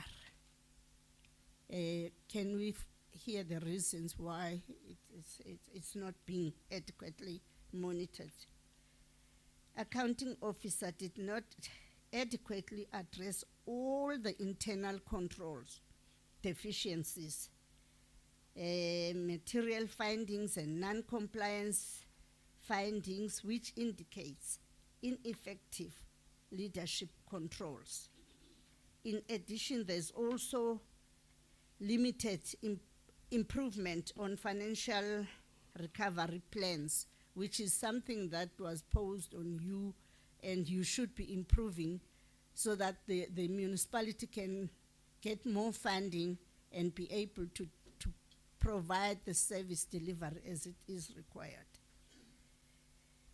While we say you didn't have any irregular expenditure in the year under review, I'm concerned about the fact that I don't hear anything about recovery. I hear about write-off.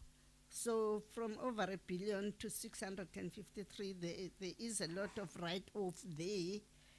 What about recovering? Are there any efforts to to recover the monies rather than just write them off. And on the year under review, you have unauthorized expenditure of 241.9 million due to inadequate budgeting practices. Why? Are you lacking capacity? Additionally, employee salaries are significantly higher than the levels set by the Treasury. Much as we are told that you have really cut nicely from 11 to 6 on the top management and all that, but if the salaries are still up there and above the norm, what could be the reasons and what are the plans to address that? Thank you.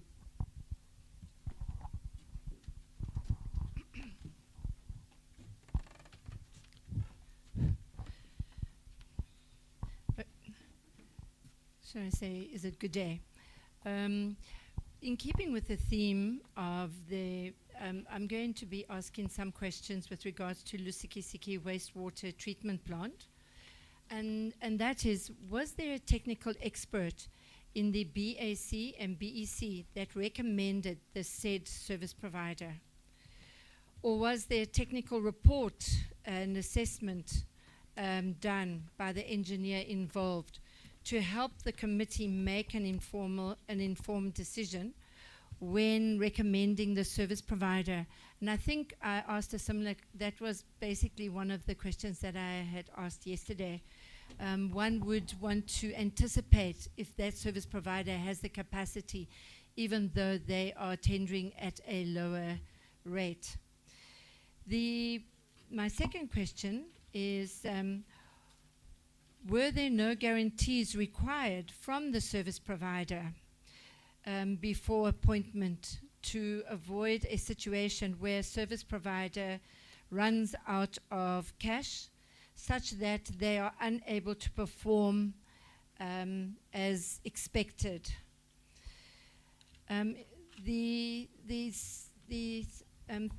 third question is the contractor service provider was terminated in September 2024, and there's no replacement for almost 6 months. Does that not affect the cost and service delivery to the community? What happens to, in coming back to more of a technical aspect, because we looked at the wastewater treatment plant, and we could see that some of the ponds were not being used. What happens to the water that has been purified and the sludge that is as a result of the treatment process? Because the ponds do not seem to be functional where the sludge is supposed to be kept, and yet the community is supposed to benefit from the water from the plant. The other two questions are one that I also mentioned yesterday, is what are the measures that have been engaged into assisting or mitigating the risk or problems of the trucking business? Maybe through an SLA and subcontracting specifications to avoid the negative impact or delivery and the timelines of the project.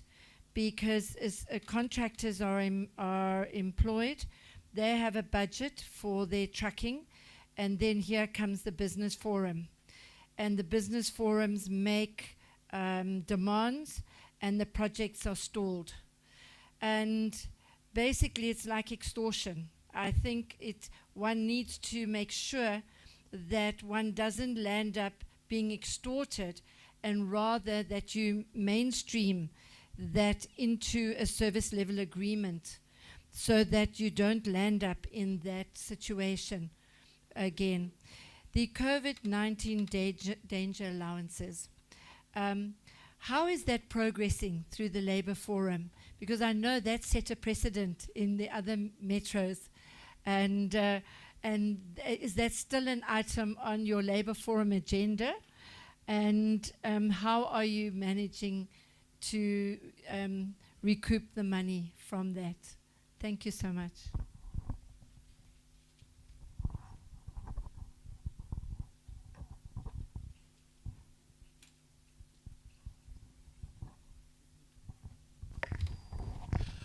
Where's the other microphone?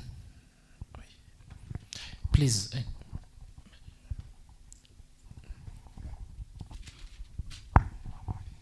Chairperson, I will request the MM to deal with some questions, the engineer chief and the CFO. Through you. Thank you, Honorable MM, the Executive Mayor. First of all, let me greet all the honorable members of the SCOPA, and then greet also our honorable leadership in the institution, and greet our MM and all the colleagues, senior management. Yes, I think you know me. It's a familiar voice from yesterday. Yes, we continue today. It's just that I'll be selective some of the questions that have been posed to us. I'll just choose some questions because you can see the entire entourage of the institution is here today. We also have got the SCM, the CFO on behalf of the SCM. But I'll choose the technical questions. Of course, still my team is here as well to assist me, yesterday's team. Let me start with the very first question, on a technical side, on the project, that is project 3C, that is the Lusikisiki sewers, where the question was around the 23% of expenditure vis-a-vis the 23% of work done on the ground and 51% of the expenditure. I think even yesterday I highlighted the question that the remaining amount is sufficient for us to continue with the project and finish it. That one we are repeating it again, because if you look in terms of the figures, not in percentage, it was roughly about 20 million rands that was actually allocated, that was appointed for the project. And then the expenditure sit at 10 million rands so far. And we have roughly about 10 million that is outstanding. Consider the material that we still have, because most of the money went to material. The material, I think the exercise that we were given yesterday was to work out exactly how much, give a breakdown in terms of material. The material that was acquired on site was, we have got pipes for about 4.5 kilometers. Out of the 10 kilometers, we've got 3 kilometers on the ground already as we speak, and we have additional 4.5 kilometers of material that is on site. That material is a UPVC material, it's not normal PVC. So the impact of sunlight, being exposed to sun, is very minimum. It doesn't have much impact. So it can withstand to be on sunlight. It was there for almost a year, because it was acquired almost even though the contract was terminated in September, but the material was on site for almost a year. I'm not sure if I've covered you'll keep on reminding honorable member if there's something that's lacking on the question in terms of answering. Basically, I think what you wanted to know was the 51% budget vis-a-vis the 23%. Most of the money went to material. And you understand, I think I even emphasized yesterday that it's not a straight line approach when it comes to project management. It's not, so you cannot balance the two. You say it's 20% work done, and then you expect 20% expenditure. It doesn't go like that. Because the project initiation, the P's and G's when establishment on the site, some work that is not actually covered, that has already been undertaken, which is already has been paid, which is exactly that was the amount that was covering the portion of the 51% expenditure on the remaining, to say 67%.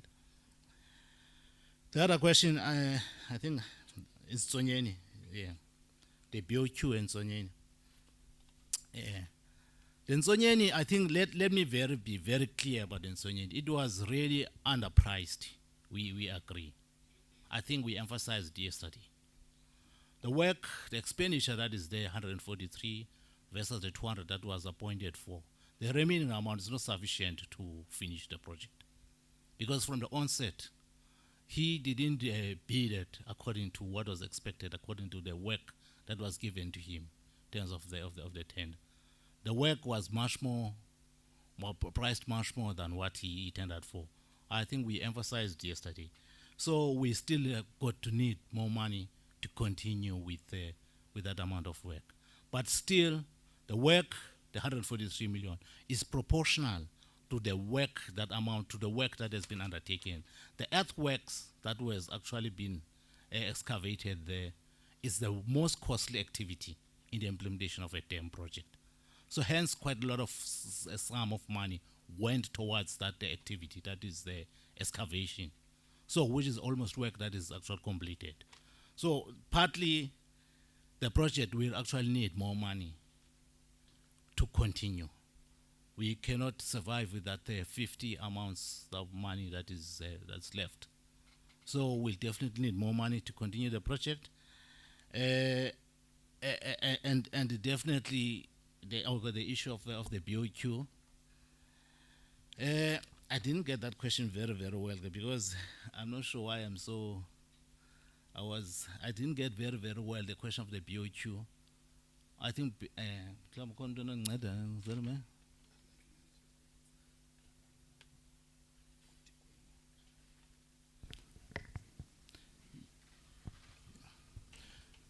issue of a foundation. No, I think let me request the honourable member to repeat the member question. can just.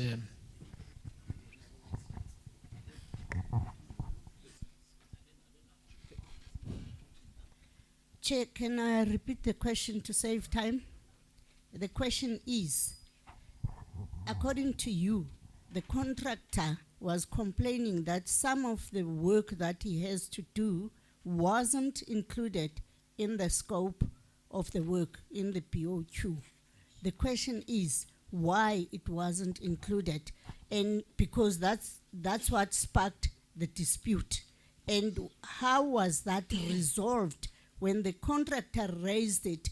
How was it resolved in case whereby you should have avoided the termination by the contractor because you knew that he had underpriced, and it seems to be true that some of the work wasn't part of the POQ. So that's my question. Thank you. Thank you, Chairperson. My name is Nkosi Abonoto from Infrastructure, Water and Sanitation. Chairperson, what happened in there? When the geotech was done, it gave us a profile in terms of how the rock formation runs. And when the designs were made, they were made according to that rock profile. But now what happened is, when we reached the level that was designed for, the dam APP was not impressed with because the rock is fractured. The dam APP was not impressed with the amount of fractures within that rock. Then that's why he requested that the contractor must excavate a little bit further down. Because what was happening was that he wanted to check from where the fractures are to the 3-4 meters below that level. How are the fractures? So that the process of mapping and everything can start so that the drilling and grouting can be done. And now, Chairperson, what also the dispute was, the contractor was also complaining to say it was rock that they were excavating. And now, in terms of that rock that they were excavating, they wanted to use other methods. One of the methods that they were looking at using was to blast. But to blast, the dam APP clearly said no. If you blast, you further do another fractures within the rock. So it must be an excavator that must excavate that rock. So that's what happened there, Chairperson. Thank you.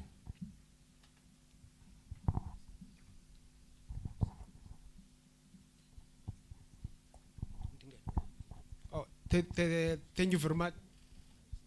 Thank you very much, Chairperson. I'm going to deal with a few questions as well that have been asked. I think, Chairperson, I must start with the material irregularity that was raised. Maybe if you can look on what we were trying to put for the committee on the board. During the audit, there were 2 material irregularities during the audit. I think the first material irregularity was related to the Amatola water prepayment, which I think the municipal manager touched part on it. And that material irregularity was issued in the year 2021. And that material irregularity during the audit, it was resolved. The only matter that is still outstanding is the matter that is with the law enforcement agencies, but internally we have resolved with the Auditor General the first material irregularity. The second material irregularity relates to the COVID-19 danger allowance. The COVID-19 danger allowance relates to the payment which was made to employees during the COVID using an incorrect rate. And that resulted into overpayment with, of about 11 million when we quantified with the Auditor General. We detailed steps with the Auditor General what we are going to do to remedy the situation.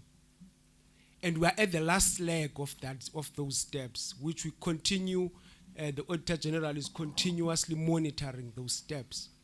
The last leg where we're in now is that all the employees that were affected, we have written to them. The matter has been taken to our legal team now to also go to court to enforce, because all the processes through the local labor forum, we have done those processes. We've gone through the employees through local labor forum, which the so-called LLF. We've gone through with the employees through our normal general meetings that are addressed by the municipal manager to tell them about the importance of paying. I must indicate to this committee that we've got 12 employees that have managed to come forward out of about 700 employees. 12 has managed to come forward to say they're making payment arrangements. But there are still those that we are enforcing through the court of law. The legal team has done that, so we are following that process. So this is the last leg on what we've agreed that we are going to do on the danger allowance as a way of recovering the 11 million rands. Then there were other 4 material irregularities which were issued by the AGSA after the audit. I think the first one is the material irregularity that relates to the billing, to the water services charges. And that material irregularity was issued now. We have responded to that on the actions that we are taking as the institution. We've agreed with the Auditor General on the actions that we are going to take up until that matter is finalized. The second material irregularity for this year is the material irregularity that relates to the overpayment of contractor and the overpayment of consultant. So those are 2 material irregularity. And we have made the representation to the Office of the Auditor General, and they are assessing our response to those 2. So we haven't received a response in terms of whether our response is adequate enough for them to say, are we taking enough steps? And then the last one is the one that is relating to the misuse of assets. Maybe again on this one, just to give a little background, is the reservoirs that were built by the institution. These are the reservoirs that have been completed, but there's no water that is going through the reservoir. Again, we've given a detailed explanation to the Office of the Auditor General on what actually happened that has led to that process, starting from the implementation of presidential project. So we've outlined that, and I think we can detail it if the committee wishes us to do so on what happened. And also, we have put steps as to say, part of those reservoirs, at least we'll have water, some of them before the end of this financial year, because there are projects that are feeding to those reservoirs. So I wanted to deal with the issue of the MIs that were issued. Then secondly, there was an important question which was raised by the chairperson about the SEM processes in terms of how do we appoint the contractors, not necessarily the contractors, service providers to do the work for the institution. Maybe honorable members, if I can remind that initially we had regulations that were issued, the 2017 regulations that were issued, which were taken to court in 2021, that resulted in the new regulations, which I will call them PPR 2022, the so-called procurement preferential procurement regulations of 2022. And also those are informed by the Act, which is the Act of 2000, the Procurement Act of 2000. When you appoint a service provider, there are processes that you must follow. The one is that you develop the terms of reference, or what you call the BOQ. You must have a BOQ that is going to go to the bid specification committee, which we will call the BSC, and then be evaluated by bid evaluation committee, which I will call the BEC, and later to the bid adjudication.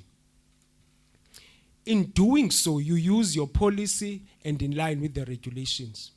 The regulations stipulate that you must always award the highest point scorer.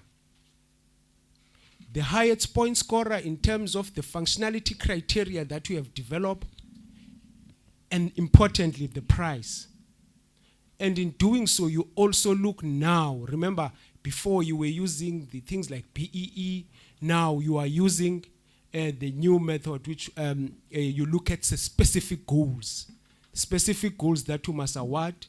If it's a project that is 80-20, that is, that project is below 50 million. So you use 20 for specific goals, and you use 80 for price. Now, a highest point scorer is one that has scored the highest point in terms of that, but it's a project that is above 50 million.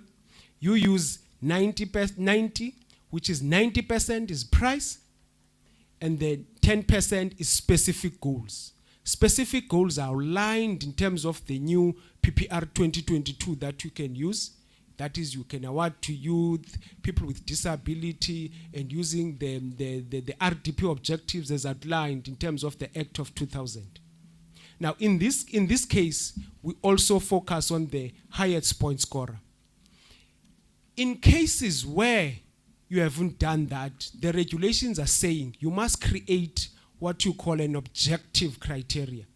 If you have not created an objective criteria, you must still award to the highest point scorer. So in this case, we award to the highest point scorer based on the objective criteria and the analysis of the functionality. What we are further doing now is that where we see that there is a limitation, or when you see that the price that has been provided by the service provider, you are allowed in terms of also writing to the service provider to give you how is it going to go acquiring the service or delivering the service, and also give you the details of that. So that was the first question which was raised that I wanted to add on. And I think the second question was the issue of write-off versus recovery in terms of UIF and W. That we can see now there's quite a number of write-offs, honorable member, rather than the recoveries that are happening. And I think if we can provide the reports of the MPEC, in our case, the municipal public accounts, which we call it MPEC, is more of the scoper in your case. So it's called, in our case, municipal public accounts. What we are required to do is to say, once we have identified an issues of irregular, fruitless, and wasteful expenditure, you report those to the council. And the council takes that information to its committee in terms of Municipal Finance Management Act, Section 32. And that committee is an MPEC. And the MPEC has got a responsibility to investigate in terms of municipal budget reporting regulations, 74. To determine whether there's recoverability or no recoverability.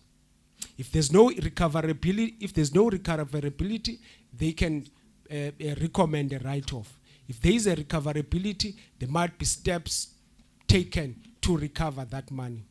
And part of what we've done is we have what we call a municipal disciplinary board, where we see, where the MPEC sees that there's a potential of financial misconduct. That is referred to the disciplinary board, for the disciplinary board to look whether there is a potential recovery on those. I must indicate in this meeting that there is also some recommendations that have been done by the DC board. But one of the limitations from the DC board that we have seen that has been tabled to the council is that some of these irregularities and irregular activities were done in the years 2013.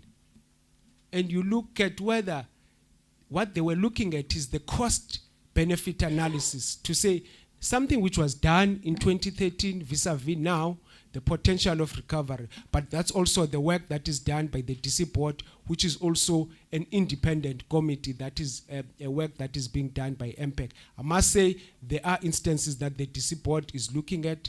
I know for a fact that there's also a case where the municipal manager has opened a case. I think it relates to a project where the municipal manager has opened the case as a way of making sure that there is some consequence management and recoveries that are taking place.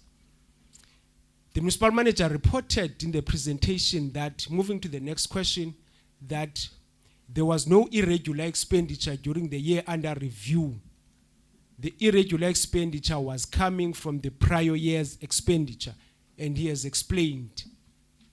But there were unauthorized expenditure, which the honorable member was asking about. The unauthorized expenditure that relates to non-cash item, in this case, which is more of depreciation. One of the principal things that we are faced with is that we are an institution that is under financial recovery, and we budget for a depreciation. You are required in our case, a depreciation is a non-cash item. But for your budget to be correct, you must budget for that, because it also tells you how much is needed to replace your assets going forward. So we're budgeting for depreciation, but during the process of budgeting for depreciation, the budget for depreciation was not sufficient. So that is why you see that there was unauthorized expenditure. The issue of dealing with that is also outlined in Circular 68 of the Municipal Management Act, of dealing with how you deal with a depreciation on non-cash item, which we have also referred it to the committee of the council to look in it so that the council can authorize. One of the things that we were doing in the year that was being audited is that we also look at the entire assets of the institution and also do an assessment in terms of the impairment and where there were those that they need to be de-recognized. We've done that and submitted that to council, so that we make sure that the assets that we report, the 8 billion assets that we report on the asset register, are the assets that at least we're happy with the values that we have put on the asset register, what we call the assessment. The other issue which was important that came from the members is the issue of the norms, in terms of meeting the norms of the employee-related cost. Yes, the norm in terms of national treasurer is between 25 and 40%, and our budget indicates that we are above the norm. Again, the presentation of the accounting officer was also talking about the issues that we had an organogram that has got more than 2,000 employees that we had to pay. There were also an issue where we did what we have a 2-task rate, because the job evaluation has not been completed. So we've got employees that are not aligned in terms of the task rates. So those are the issues that we need to do. The contract of the current job evaluation, which was with Deloitte, has elapsed, and which is done through SALGA. So we are waiting for us to finalize the issue of job evaluation. That's one of the things that we must do, because once you have an organogram, that organogram must go through the task, and then you have the correct task rates. Then the second thing that we are doing, there is a committee that is looking at all the allowances that are paid to employees, so that we make sure that the allowances that are paid to correct employees. We are also analyzing that, making sure that the allowance, we pay correct allowance to the employees. We have reduced the overtime significantly. We are making sure that the overtime now, that that the overtime is the overtime that relates to the work that is necessary, and the people that are claiming the overtime are the people that are allowed in terms of the legislation. However, we're still having a process of looking at how we're going to place employees as part of our strategies. So those employees that we can place to some of the positions, we place those employees to those positions in order to deal with the issue of employee related cost as an institution. I think I've dealt with some of them. No, thanks very much, Chair. I think there's another issue that the honourable member that asked, which pertaining to the audit outcomes, which I'll just reflect on it. Where there's a site that Auditor General have cited a matter related to non-monitoring of service delivery as well as non-compliance. I think, Honourable Chair, is that in the report that have reflected on, have cited on the findings and subsequently make on other matters. On the other matters, you'll find that the matter has been raised there because it is a matter that had to deal with morely on the performance. We can confirm that we have engaged and we have a process in dealing with that. I think just to give a genesis of it is that we do with our performance through our SDP. And with the quantum of work that we're doing, the SDP had to have various layers. And you must not have a bulky at a strategic level, which is called strategic SDP. And as such, as a municipality, we have been more dealing with outcome and output indicators rather than process indicators. So that process indicators can be reported on the activity level. However, within the process, I think AGF picked up that there are some of the projects which were more on the implementation, still in the process, because we report the outcome and output, which are not reflected as such, and therefore made recommendations that we need to reflect them at that level. And I think we've done that in terms of our revision of our SDPAP in compliance with Section 54 of the MFMA, because in our view, we're saying these are process indicators. However, even when we demonstrated in terms of reporting, whilst those are not in the strategic SDPAP, your institutional one, there are processes that are being reported on a quarterly basis to council through the executive mayor and the mayoral committee. Because whilst those projects are not in the institutional SDPAP, we demonstrated clearly that we have what is called Section 1162D of the MFMA, which is a standard report, deals with all the contracts and their performance on a quarterly basis, which comes also to council as a tool to ensure then that they are reported on a quarterly basis. It's not that they are left. We are also reporting on the processes. But I think there was a clear recommendation that on those processes, because of the materiality of the funding of it, therefore, they need to feature in the institutional SDPIP. And we have taken that recommendation and we have amended it as such to ensure then that we quantify them to be in the institutional SDPIP and be reported in that. So there was that gap in terms of the reporting, but there were tools of monitoring which were able to demonstrate and be able to reflect to Auditor General. Hence, they were not in the major findings, but in the other finding as such, and we acted as per the report that was presented by the Auditor General in such. Thanks very much. Thanks, Chairperson. Allow me to go back to that question of BOQ. Yes, Chairperson, that question is actually twofold. Hence, I was a bit confused when it was being asked. My colleague has actually addressed the second option, the second fold of the question. Primarily, the question was based on what was presented there. And I can just quickly just take a few points from the question to state that the contractor delayed to establish on site because it declared dispute because of the BOQ, some items that were not covered in the BOQ. It's actually what we presented yesterday. I think we need to be specific about that. And the question is saying, what have we done about that? Yes, that's very, very clear. That's why I was a bit confused when the question was asked. Basically, there was one item in the BOQ which was disputed by the contractor. It was the issue of access road, which was not included in the BOQ. I think it was just an oversight in terms of engineers, that they didn't look at the condition of the road to an extent that it may impact the progress in the project. So he disputed that. He had actually, because it's not covered in the BOQ, he has to put more money to ensure that he established on site. So he delayed to establish a siting because of those reasons. Hence, as a district, we agreed with the contractor that let's effect a VO, variation order, to cater for that item which was not covered in the VO. That's how we resolved that matter. And then he managed to establish on site.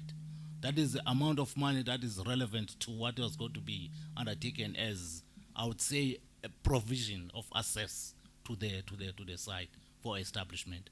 I'm trying to address the question that was raised from another aspect. But, oh, okay. No, I just wanted to move to the next issues. The issue of the wastewater treatment facility, I think the questions that were asked there. There's one question related to this, I think it was related to the sludge, the first one, yes, yeah. They say one of the ponds was non-operational at the time of the visit. Yes, it was not a pond, actually it was a clarifier. There are two clarifiers. I think we indicated on site that those clarifiers, there's only one that should be on duty. The other one is a standby. But unfortunately, at the time we arrived at site, the one that was under maintenance, the one that was not non-operational. So the plant is able to function with the one, but it was quite risky because if that one could break in any moment, that means the one that is functional, then that's a big risk. I even indicated that if that can happen, then we'll opt for manual ways of addressing that, of addressing the work that will be undertaken by the clarifier. Actually, right now, as we speak, the team is on site. They are fixing the other clarifier, and the other one is actual function. So they work alternatively. One is working, another one's on standby. Then we move to another one, and then we address the matter of sludge. The sludge, if you remember very well, when we traversed the site, there were some points where we said there's a pump return activated sludge. The sludge most of the time is cycling within the plant because it's actually very useful as well as a treatment means of waste. So the excess sludge, whatever the sludge to the lagoons, the beds, the drying beds. We also have for the drying beds to only keep to dry the excess sludge. But generally the sludge is cycled within the system. Then the other issue, I think let's go back to phase 3C because I think that's where there's great interest in Lusikisiki sewers. The phase 3C project. I think just to give really possibly you need a detailed understanding of that project. In phase 3C, the project, just to go back a little bit, was actually terminated.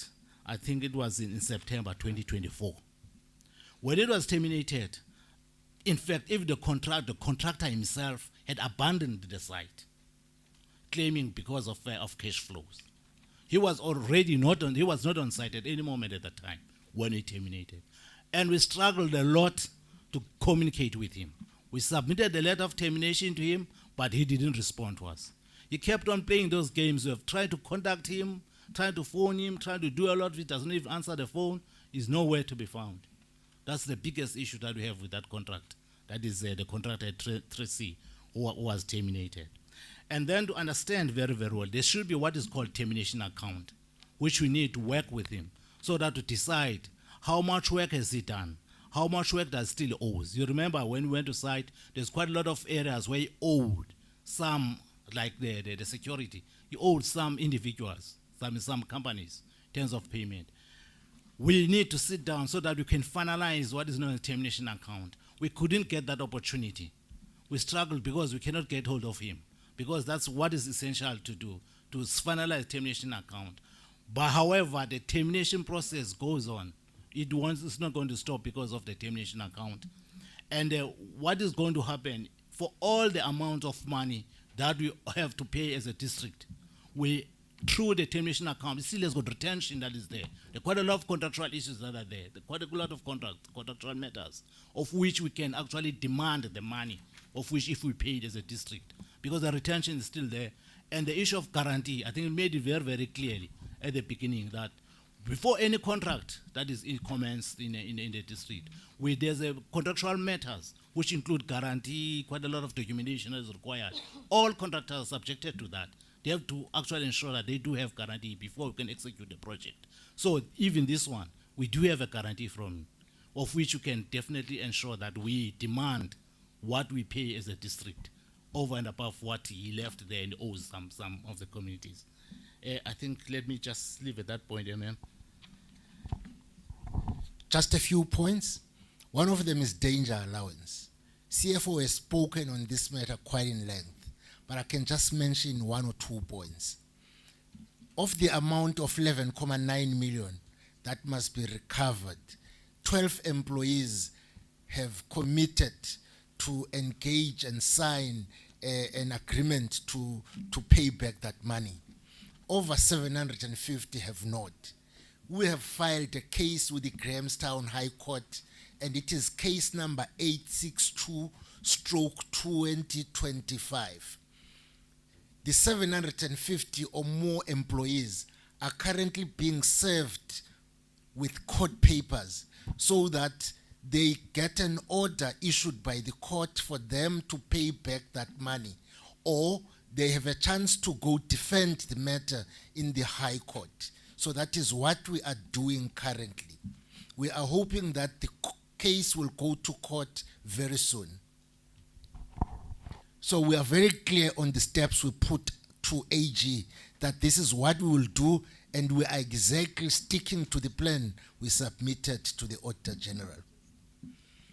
Employee costs cannot be reduced in a short space of time.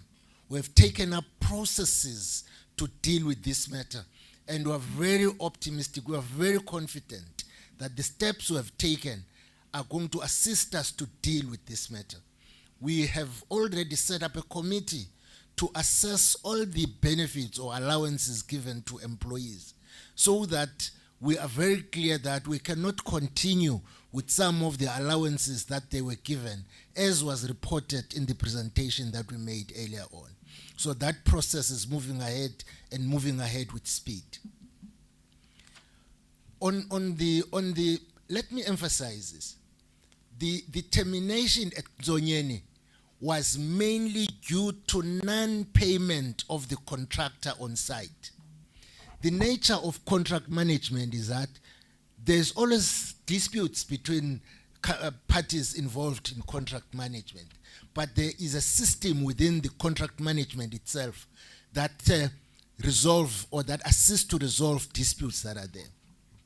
But in this case, the main cause of termination was when we could not make payments to the contractor on site due to the invocation of Section 216 by National Treasury that stopped all allowances or finances or transfers that were due to the district municipality. So at that point, we couldn't pay anyone because we had no money in the bank. So many contractors started to terminate at that point, because when a contractor has to be on site standing for 3 or more months, they are losing a lot of money. So the best option for the contractor is to terminate in that arrangement. So that's what happened. So it is at that time that many contractors started to terminate. So we are still haunted by that period, but we have worked hard to push our head above waters. You see, in my life in the municipal space, it is so easy to divide administrators or officials. We can be sitting here as a united pack, as you see here. But if the leaders sitting in front decide here today that because of this or that conference coming, they want to come and divide this team, they can do that by tomorrow. So it's something very difficult to avoid. That is the nature. You go in all spheres of government, in fact, that's the case. So it's something very difficult to avoid, something very easy to do, to divide officials along alignments with the political leaders that are there. Executive Mayor, it's yours now, Chief. Thanks. To start off, on the KSD regression, I must place on record, KSD is one of the shining stars in this district. I do not know where the regression comes from. KSD, as I say, is a shining star in this district, is one of the municipalities that are doing very well, not only in the district, but across the province. They've had an unqualified audit opinion for the last 5 years at least. They are very close to achieving a clean audit. They are best in terms of collecting revenue from their citizens. They are doing more than 90% collection of their revenue, which is a sign of good work they are doing. So KSD is not regressing at all. Rather, it is a shining star in the province in terms of many areas in the local sphere. Thanks so much. I was going to start off with the part before that the MM was dealing with about the political instability spreading over to administration. If you were to get close to some of the examples of how things would happen in the previous term, where in 2 council meetings would sit at one day, the municipal manager gets suspended, someone else is appointed to act, then from that day onwards you've got 2 people regarding themselves as municipal managers, you have got members of the administration divided with their allegiances amongst those municipal managers. That's how bad things have been, and truly to a great extent you would get the trade union movement being used in the space to make sometimes some demands to the executive mayor so that he can be projected in a particular way. And you have right from the sweeper to the director divided across warring factions within the institution. It's mechanically instigated to happen, and it really happens. On the issue that MNCFO has dealt with around the employee-related costs, it's also one of those areas where we've had to take some bold actions in dealing with them. Over and above the reduction of the structure of the organization, there's been many allowances. For instance, where you get a particular rank, all of them entitled to car allowances.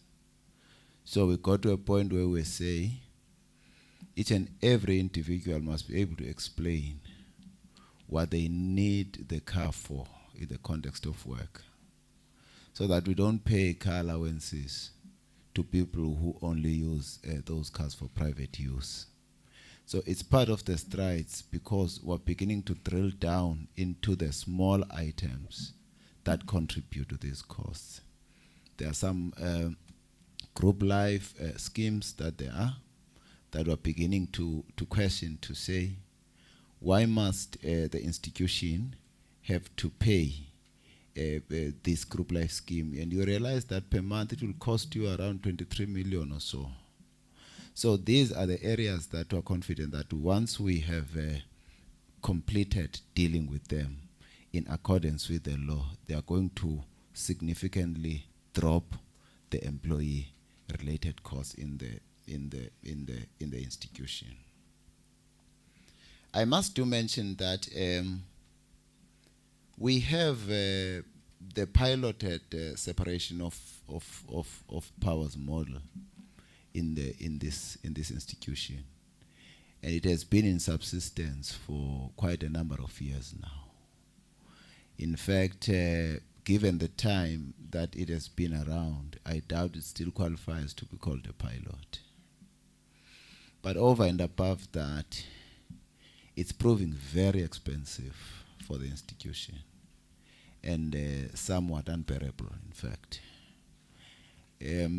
Because it introduces various mechanisms of oversight that are unique to our case, but that are not provided for in the allocation of finances, to say this institution is a pilot on the separation of powers model, and therefore when we allocate a equitable share for them, we must be mindful of that fact. So it's not funded.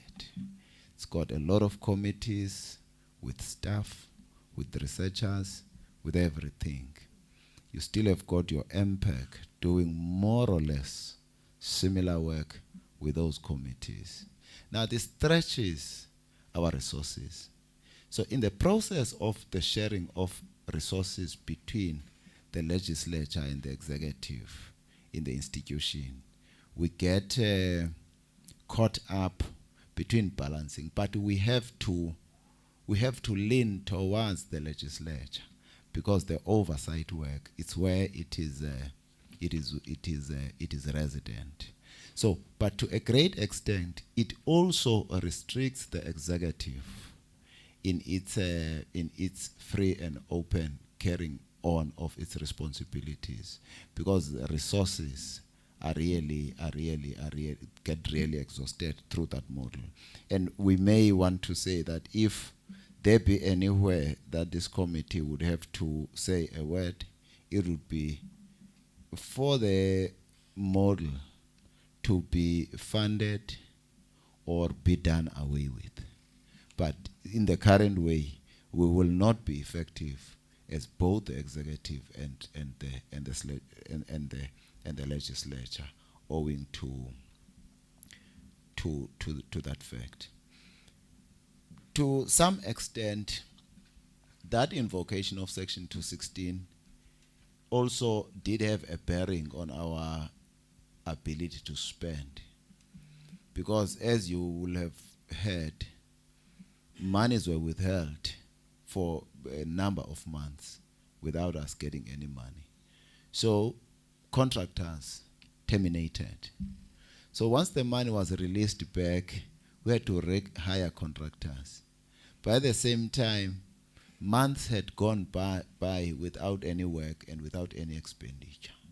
So by the time we would have contractors back at work, the financial year would have come to an end. So there was absolutely no way that we would have been able to spend adequately in that set of circumstances. Hence, in the ensuing financial years, we have kind of stabilized the institution, culminating in us spending 100% in the last financial year. But we have put up some improvements as well in our planning systems to ensure that the issue of expenditure does not become trouble to us. And we're confident that moving forward, we will be spending without limitation.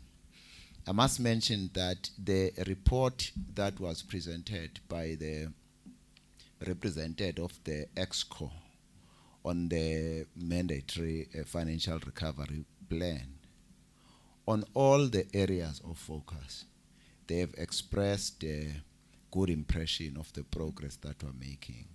So in the space of financial recovery plan, as the MM was saying, we are now at a point where we are ready to be removed from the rescue phase to sustainability phase.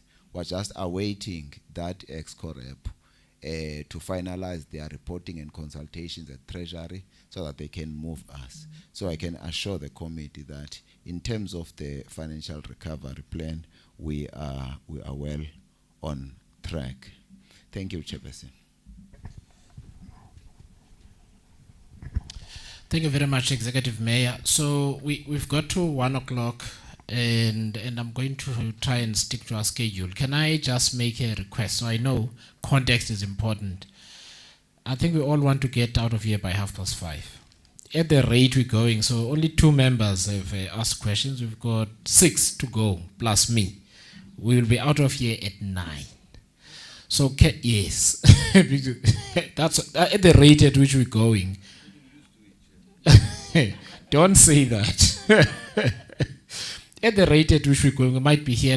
So I'm trying to help us to move things a lot quicker. So if we can try and be concise with the answers, especially where the answer is very simple, just give a straight answer. If there's a follow-up, I will manage the session accordingly. So I'd like us to rather break now for lunch and convene at, it's now 5 past, if we can convene at 20 past 2, and then we'll continue with the questions. But I've got a request. Can we please just, with the answers, try and be as concise as possible.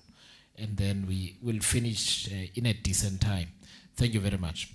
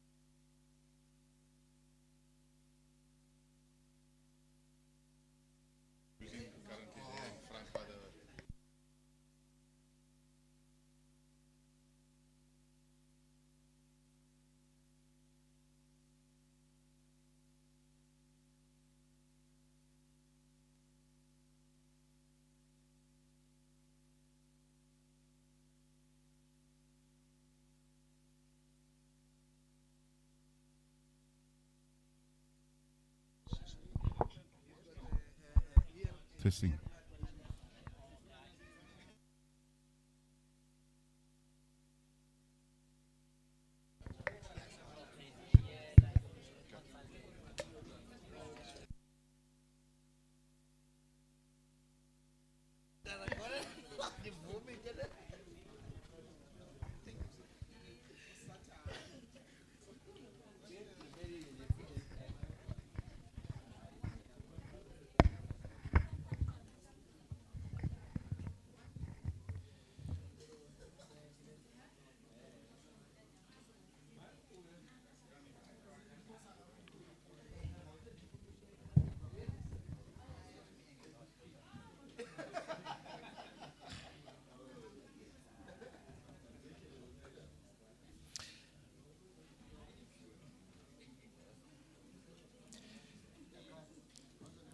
Good afternoon, honorable members of both the committee and council, and good afternoon to the Auditor General team, SIU, and other colleagues here. So we're going to proceed with our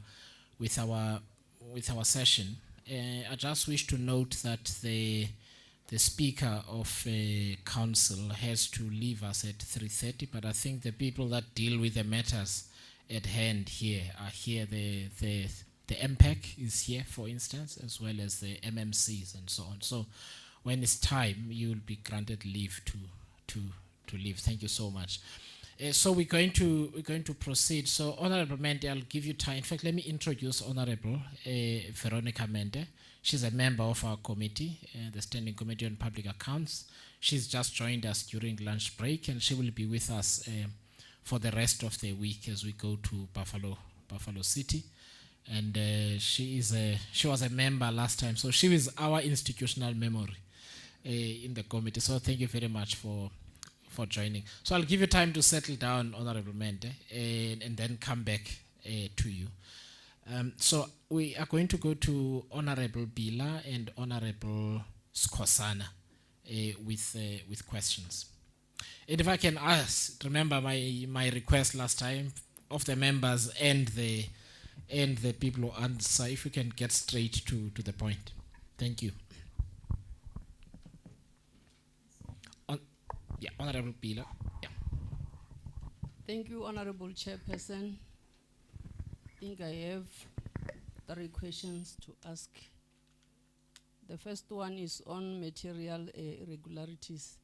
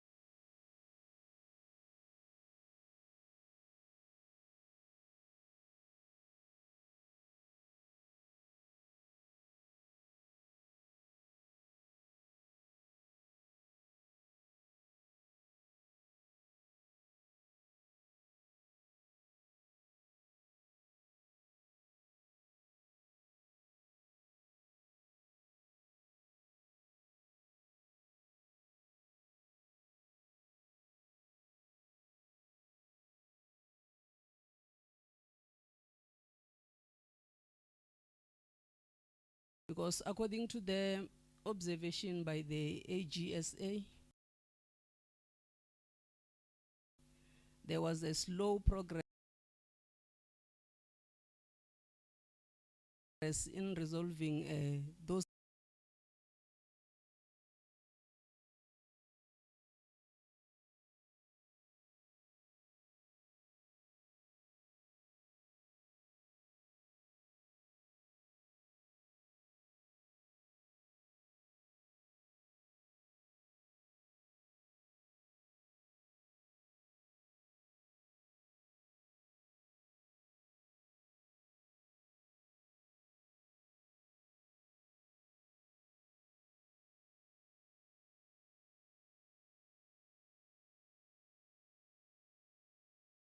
material irregularities. That what are the remedial actions the accounting officer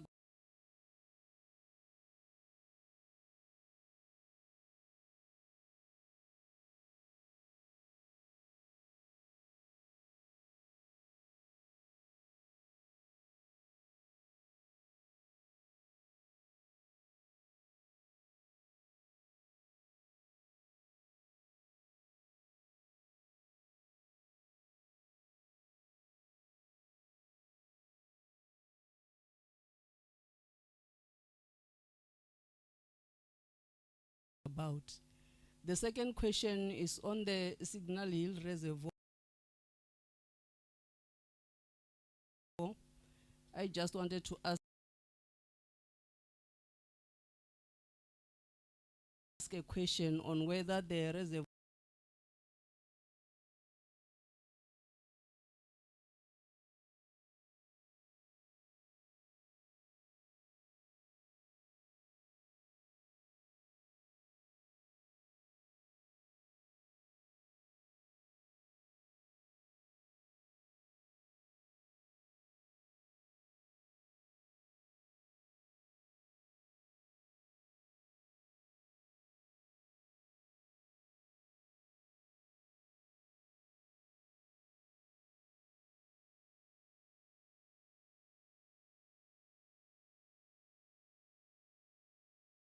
or what, like what the chairperson always do, is on the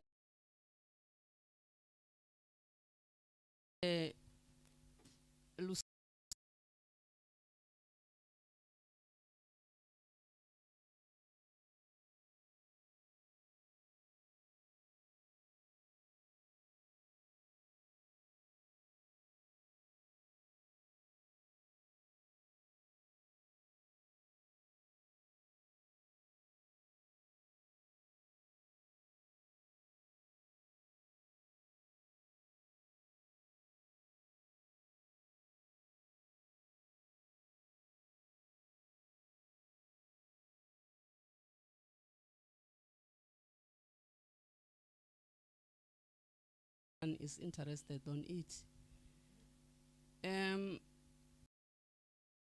What is the difference between appointed value and project?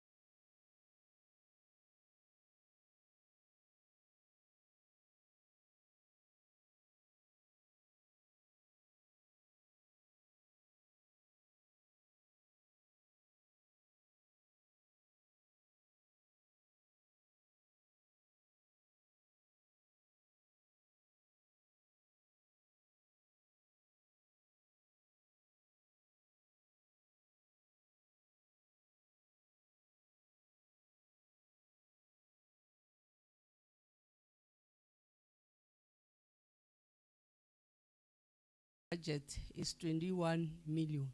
So I just want to be clarified on this one, because on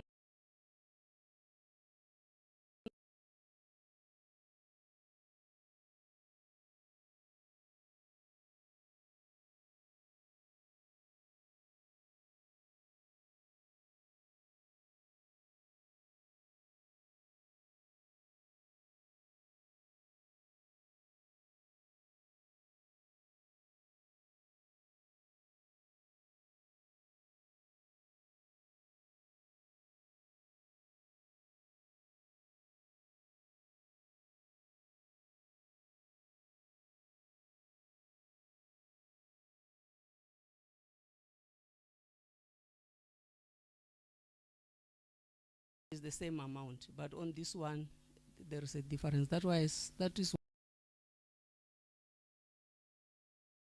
why I said it's a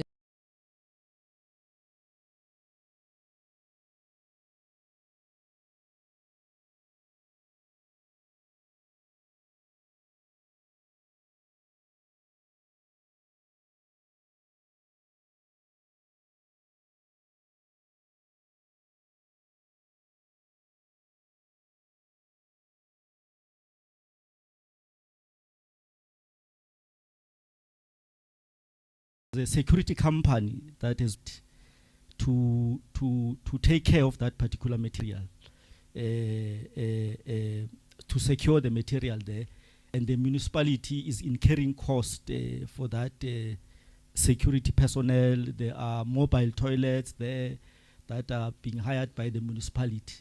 So when we're asking those that were there, to be specific, the director responsible for infrastructure, to say then who's carrying this cost? In fact, before we ask that question, the earlier question that we asked is that the remaining 10.8 million rand of that project, will it be able to finish the project? Now, the infrastructure director confidently says yes. The 10.8 million, it will finish the project. And then because a lot of material has been procured already, it's on the site. So most of the work that is remaining is more labor work. But now we want to ask about the cost of paying for the site where the material is kept, the payment for the security company, and then the payment for the toilets. Because when we ask him further, and with other colleagues that were there, then they responded to say, the incoming contractor is the one who's going to pay the cost. And that sounded very strange to us, that how can the contractor that is still going to be appointed is going to pay retrospectively for the security company that was taking care of the material, retrospectively for the site that kept the material, retrospectively for the toilets that are used when that contractor was not on site. That sounded very strange.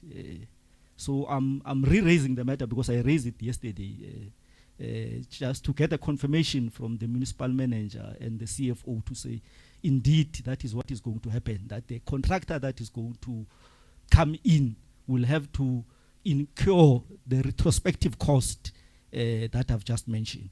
And as to whether, if that is the case, will the 10.8 million be sufficient to finish the project?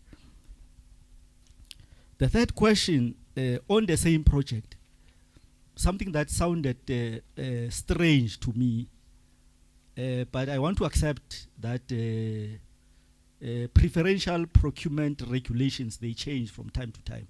I heard the CFO earlier making reference to the latest preferential procurement regulations of 2022. So I had to consider that it may have happened that preferential procurement regulations have changed. Because what is strange that we've discovered, Honorable Executive Mayor, is that the contractor that was there on phase 3C, the municipality was buying material for the contractor. So the municipality will go and buy material, then the contractor will do the work, and then they will then deduct the money that the contractor has used to buy a material. So I just want to find out, because from my knowledge, I don't think the municipality is allowed to go and buy the material over the counter like any individual person. Yes, the municipality can buy a material through different suppliers, but those suppliers should also be subjected to a preferential procurement processes, to a competitive bidding processes, where quotations, 3 different quotations, for instance, are submitted.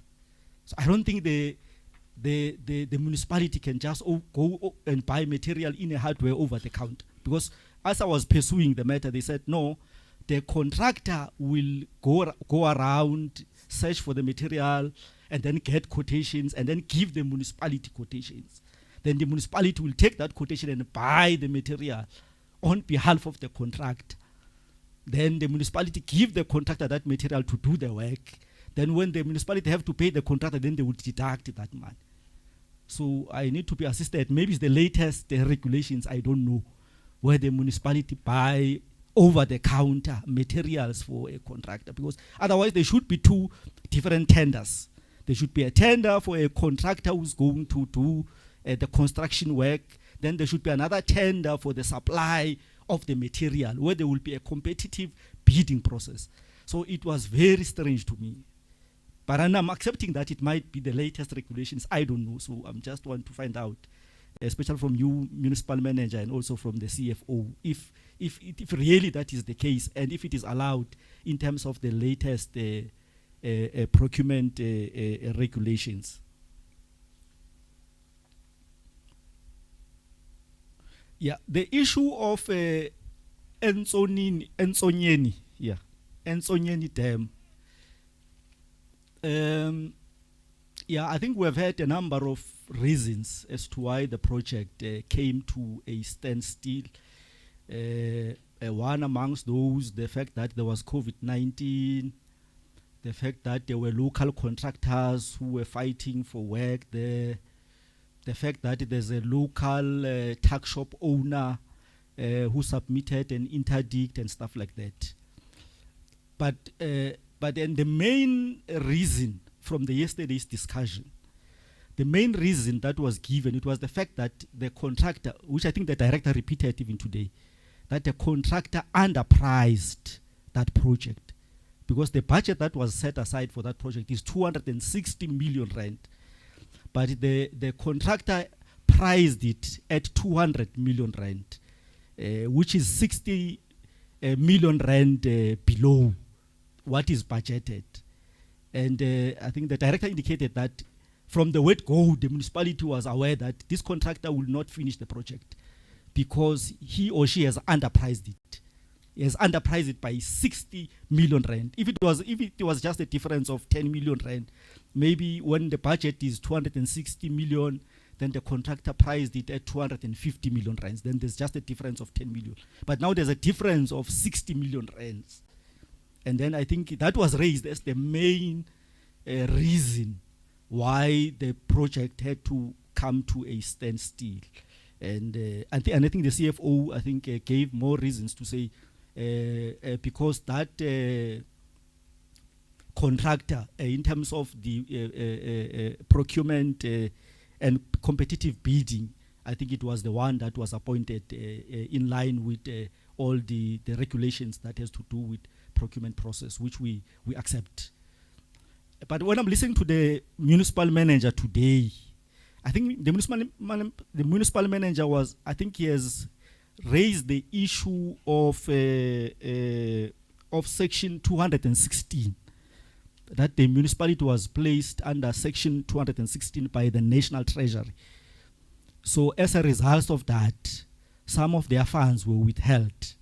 And because of that, the municipality could not pay some of their service providers, some of their contractors that were on site, including this one of Ensonyeni Dam. So the contractor was therefore not paid for for a certain period of time, and as a result, the contractor could not obviously pay his or her employees and so forth. That led to the contractor initiating the termination of the contract. So I just want to find out which one is the main reason between the two. Is the issue of underpricing, of pricing the contract at 200 million, a contract which was originally budgeted at 260. Is it that the main reason? Or the main reason is the fact that the municipality was put under section 216 by the National Treasury, and therefore the municipality could not access some of its fund from the National Treasury, and as a result, the municipality could not pay the contractor, and the contractor therefore could not continue with the project, then decided to terminate the contract. Which one is the main reason between the two?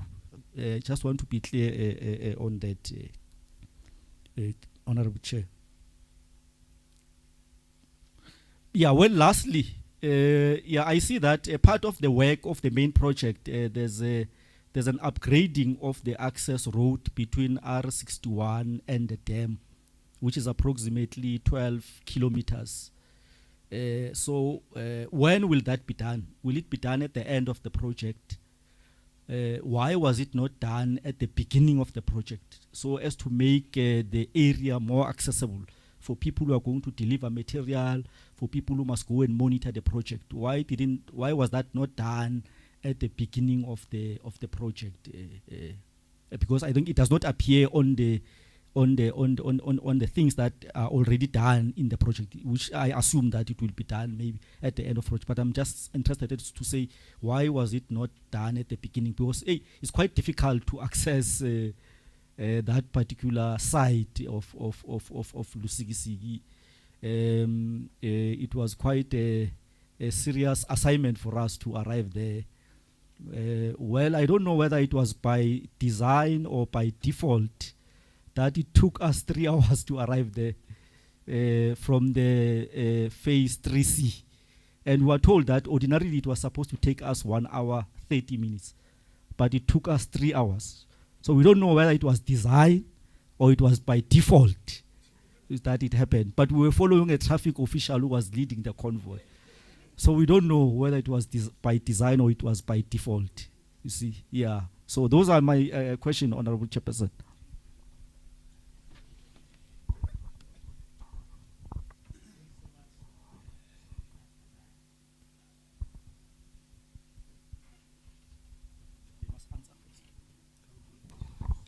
Okay, thanks so much, Honorable Chairperson. I think let me start with the very last questions. Let me just approach it from the bottom, moving upwards. I'll start with the issue of upgrading of the roads. The question is whether it's upgrading now or later. When should the road be upgraded? Honorable member, the road was upgraded at the beginning of the project. But unfortunately, look at the rains, the inclement weather that has been taking place in that area. Unfortunately, the road still has to be maintained. But the road was, we crossed quite a lot of bridges as you were coming to the site. It's so unfortunate you used a wrong access. But access that was designed for the project, the road was there, it's actually made, and the project is accessible. The area is accessible, except that the road is not well maintained now, ever since the project actually went to its termination. I think that I try to be brief, Chairperson, because to cater what you proposed. Then now, the issue of contractor being underpriced and the issue related to Section 216. Chairperson, I'm so sorry. I'm sure you couldn't hear us very, very well. We didn't terminate the contract. The contractor terminated itself. What was presented by is actually exactly the reason why the contractor is not on site as we speak. The contractor was not paid. It was the reason the site was due to non-payment. The issue of underpricing was our greatest concern at the beginning of the project. That the project, it's underpriced. But of course, the process is to call the contractor when the project, when it's underpriced, and then to negotiate, understand him. Are you going to complete the project? They assured us they're going to complete the project with the amount that they tendered for. So which is the actual process is based on our policy. So that's what we pursued. So definitely we pursued all the processes to assure, but it was a great concern to us that now the project is being underpriced. How is it going to? It was a risk in actual fact in the project. We have to carry, of course, that risk because of regulation. So that's very to be brief on that one. Then now the issue of municipality buying material for the contractor, I still even there, that one. I think somehow there was a miscommunication to some point. We never said the municipality went over the counter to buy material. That we never said that yesterday. What we tried to explain to you was the issue of accession in terms of ensuring that the contractor is being paid. The material is part and parcel of the tender process. It's in the bill of BOQ of the contractor. But because the contractor is not manufacturing the material, he has to buy it somewhere when he has to continue with the construction activities. When he does that, we need to ensure that he's being paid. Hence, we always suggest, it's actually a suggestion to him, that to assure that the second partner, who is the person that is supplying it, must be ensured that he's paid. He has to go through a session. That is try to eliminate the risk associated for non-payment of the secondary service provider, which is participating in the project. Basically, that's what we're trying to explain to you yesterday.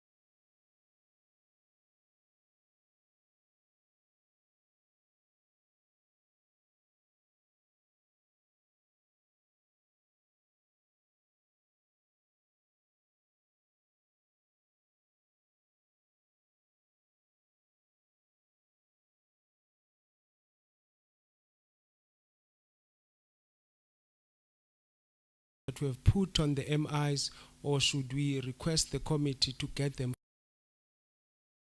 from AGSA so that they can look? It's either I list them. I'm trying to save time as you indicated. Or okay, thanks very much, Chair.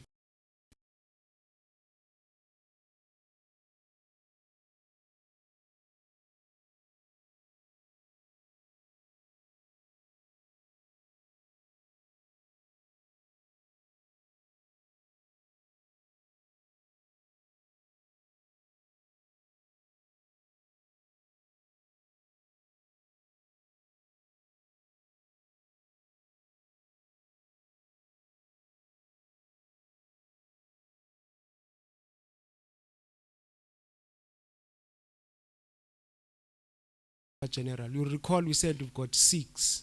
The 2 has been resolved now, so we can say 5. Then the second one, which is the one that has got to do with danger.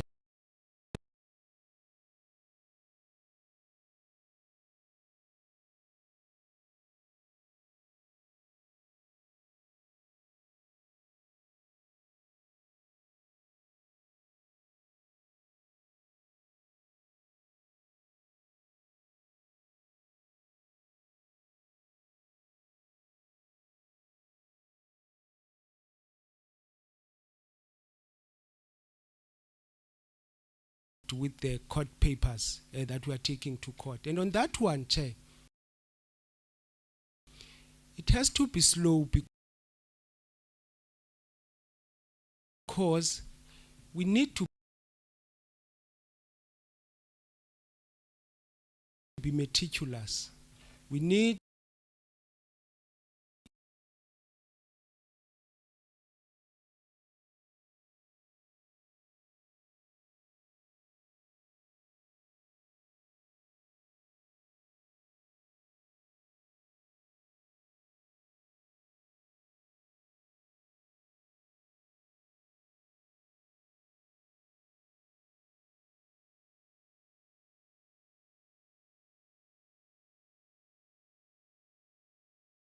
Chair, the highest paid employee is owing the municipality more than 50K.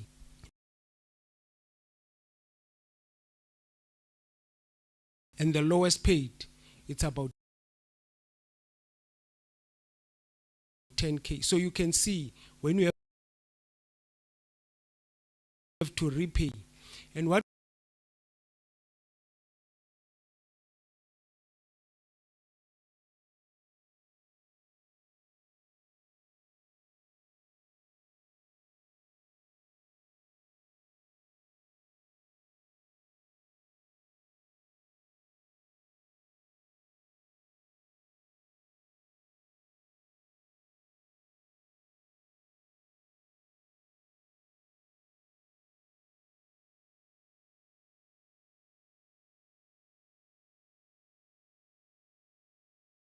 in place to make sure that we recover the money, but also we make sure that it doesn't make the employees unable to come back to work the next day, and we find that everyone is running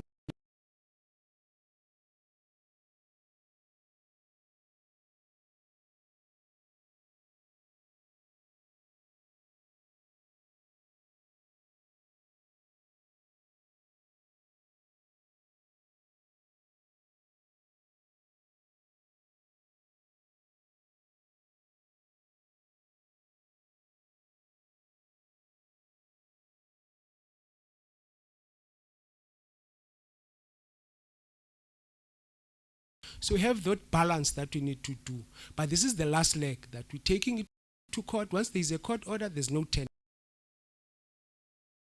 back. So the other 4, I wouldn't say they are delayed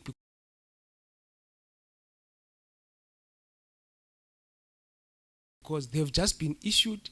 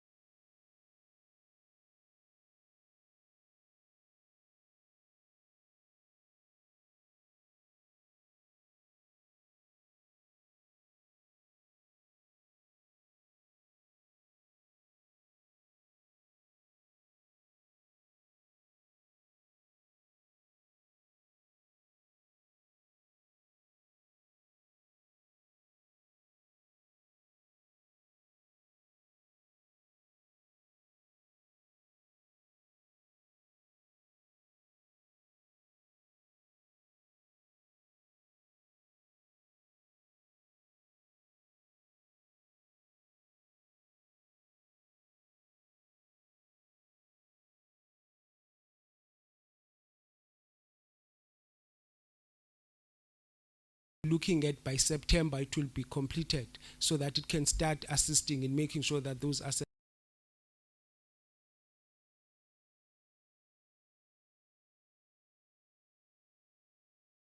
got money.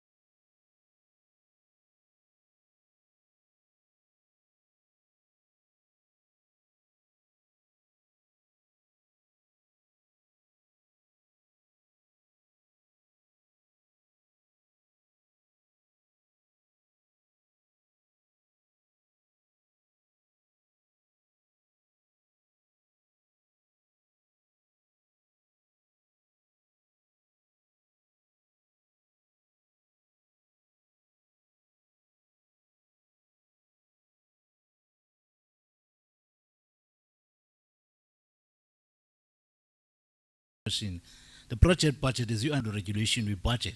So you assign money on capital projects.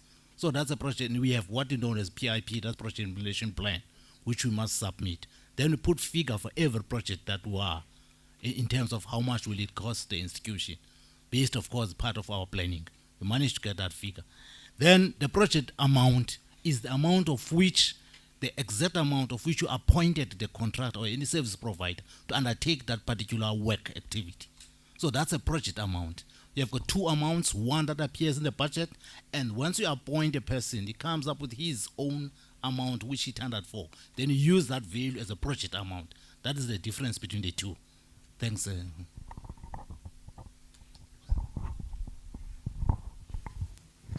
Thank you very much, Executive Mayor and team.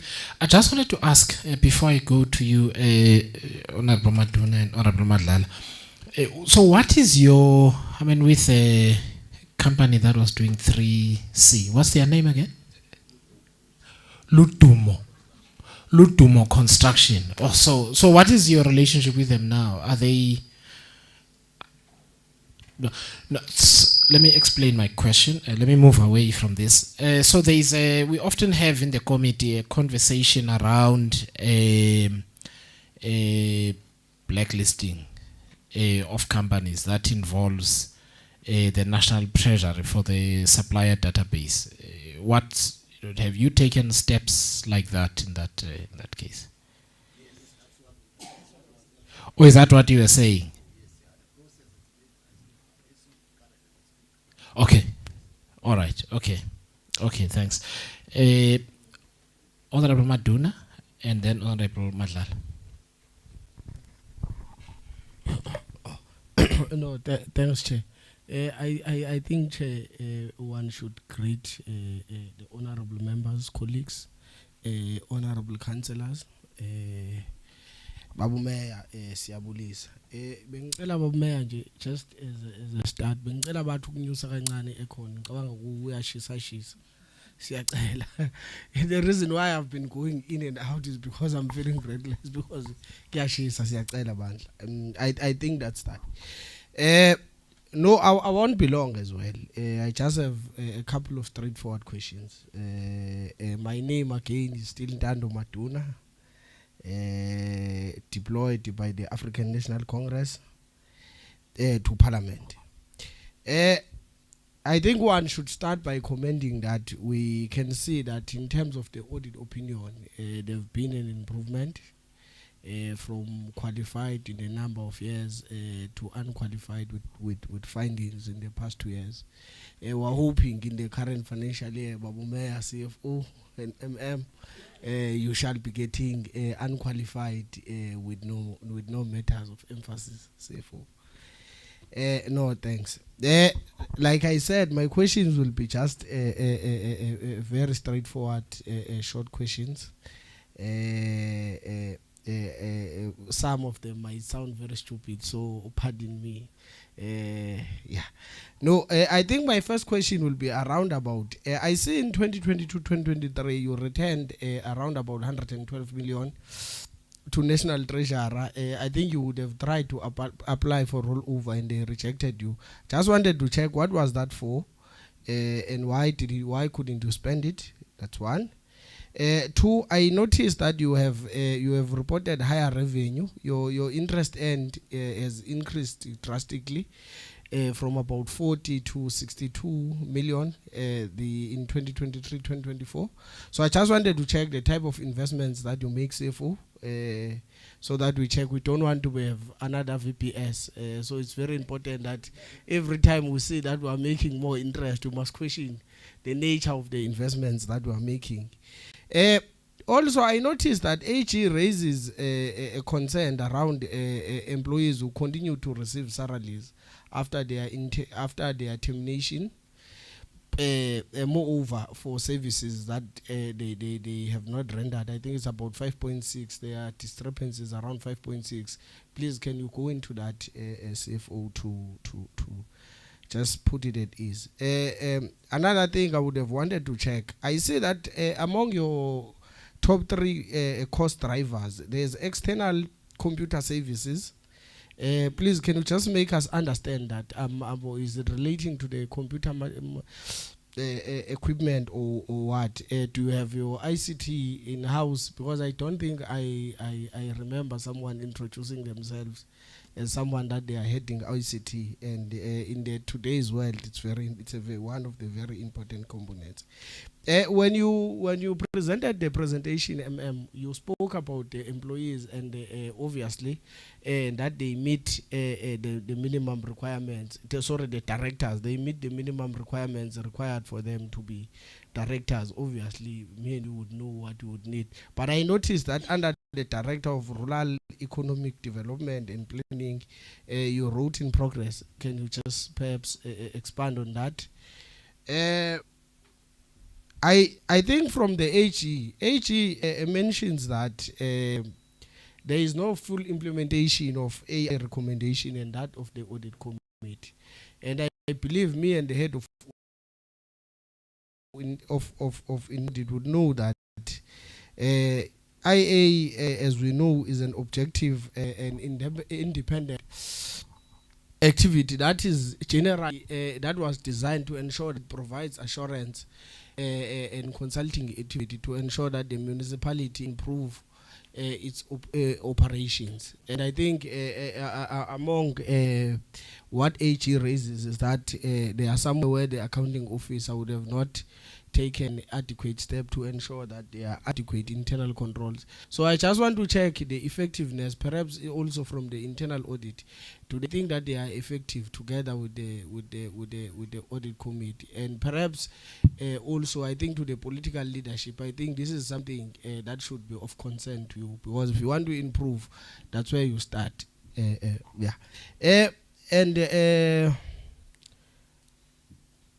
I think my colleague would have asked this question, because I think I might remember yesterday myself. I was of the understanding that you are at 48%. I think it's 3C or something. 3C, yes. You are at 48% of budget because you paid for material. Ne? And the project is at 23%, as we would have agreed. And I was of the view that you are saying, or of the understanding that you are saying that you paid for the material on behalf of the contract. Please, can you expand on that? Because I believe among all of us as honorable member, there was that confusion. Lastly, I just want to check through you, because I know this should be your bid. I'm interested in just the evaluation and the pitch adjudication. Can you just, I don't want the names, just the positions of people that stay in those committees. I thank you.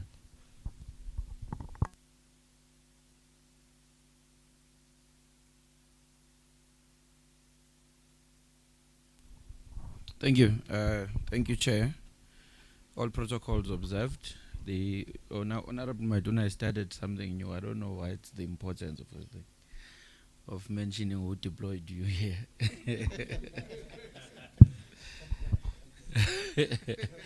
Anyway, my name is Gwenzoguhle Madlala, member of the committee deployed by Umkhonto Wesizwe Party. Well, the first question I would like to ask is with regards to the referrals for consequence management. I wanted to believe that there were 12 referrals made, and the report we received was that there were going to be engagements with the SIU. I wanted to check how far is that process, but also if it's in relation to all of them, because I mean each case will have its own merit. Maybe some cases there will be certain clarities required, and some could easily be dealt with, and I wanted to know if it's the full component of them or just partially some of them, because if we wouldn't want to get an impression that the municipality has got a high appetite for irregular behavior. Otherwise, if there are certain details that it required from the SIU, that's quite acceptable. And then the issue of contracts is a follow-up question which the chair also just raised. There's quite a number of names that keep on repeatedly coming up in terms of the contracts. For example, there's Aya Velisa, there's this Lihlenati, which I believe Lihlenati was the contractor, and I would require clarity on that for the phase 3C. We wanted to know what is the relationship with these contractors currently with the municipality. What relationship do they enjoy following the terminations and the investigations and so forth and so on? What kind of a relationship do they enjoy with the municipality? While some matters may be pending, are they what is the status? I know that we were told that it was difficult to even find them to process the terminations, particularly I think it's 3C. So currently, what is the situation on that? The other question relates to unauthorized expenditure, which has increased from 104 million to 267 million. What are the systematic, or what are the issues there? What is the reason, if fundamentally? And also, what are the preventative measures systematically that the municipality has put in place to try and ensure that that does not keep on increasing?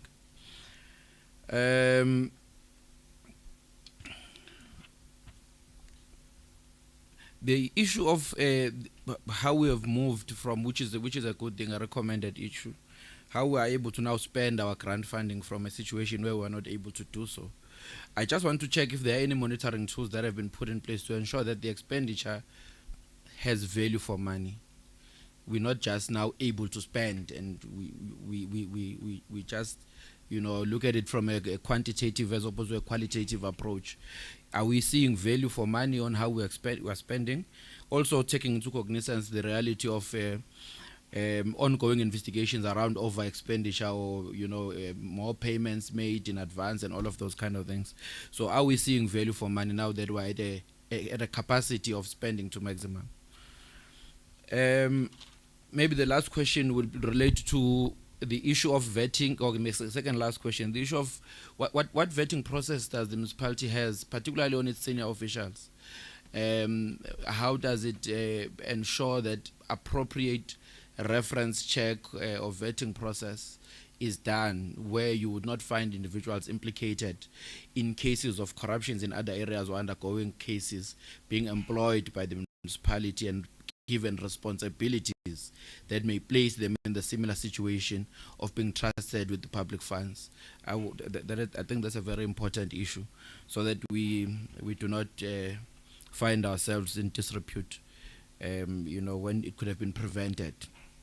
Then the last part is flowing from the presentation. We were informed that some of these issues are legacy issues. And they fell into, from the political issues that were there, into the administrative issues that were there. I have an interest in the culture shift. Then what mechanism have been put to ensure that in the administration, while there's political stability, or while it may appear that there's political stability, but if the issues had flown down through the administrative side of the institution, while culture shift strategies have been embedded to ensure that we unify the entire organization holistically, as opposed to just at the top, when you find that on the ground there may still be elements of those kinds of issues. Thank you, Chair.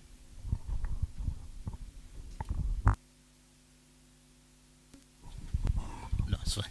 Thanks. I'll start this. Thanks so much, Honorable Madlala and Honorable Maduna. Yeah, I think let me start with few questions, selected questions from Honorable Maduna. Yes. The first question was about the expenditure for 2022-2023, which is sitting 112 million. And the question was how did it happen? No, I think you should understand. I think we have highlighted in all our discussions that basically, in terms of our project implementation, we always have challenges with delays in the implementation of projects. Once a delay in execution of a project, the final negative spin-off would be under expenditure. This is what we actually experience in most of our projects that we're implementing. There are quite various reasons that attributes to the delays in project. It could be inclement weather in some instances. If there's inclement weather, of course, few weeks and many weeks of not working, it will definitely result into a poor expenditure, as in most of our programs, funding programs. That includes as well the delays associated with poor performing contractors, as highlighted. Delays associated with termination of contractors. All those delays impact at the end the expenditure. Now, this is one of the reasons why we had 112 million rands that was not spent for that particular financial year. And not forgetting, of course, that as a district, we've got quite a number of funding programs that we implement. The RBIC, the WSIG, and a number of programs that we implement as a district. So that's the reason why. I'll just jump another question now. The issue that has always been, I think, very difficult for many of our honorable leadership to understand, the issue of expenditure and the progress work.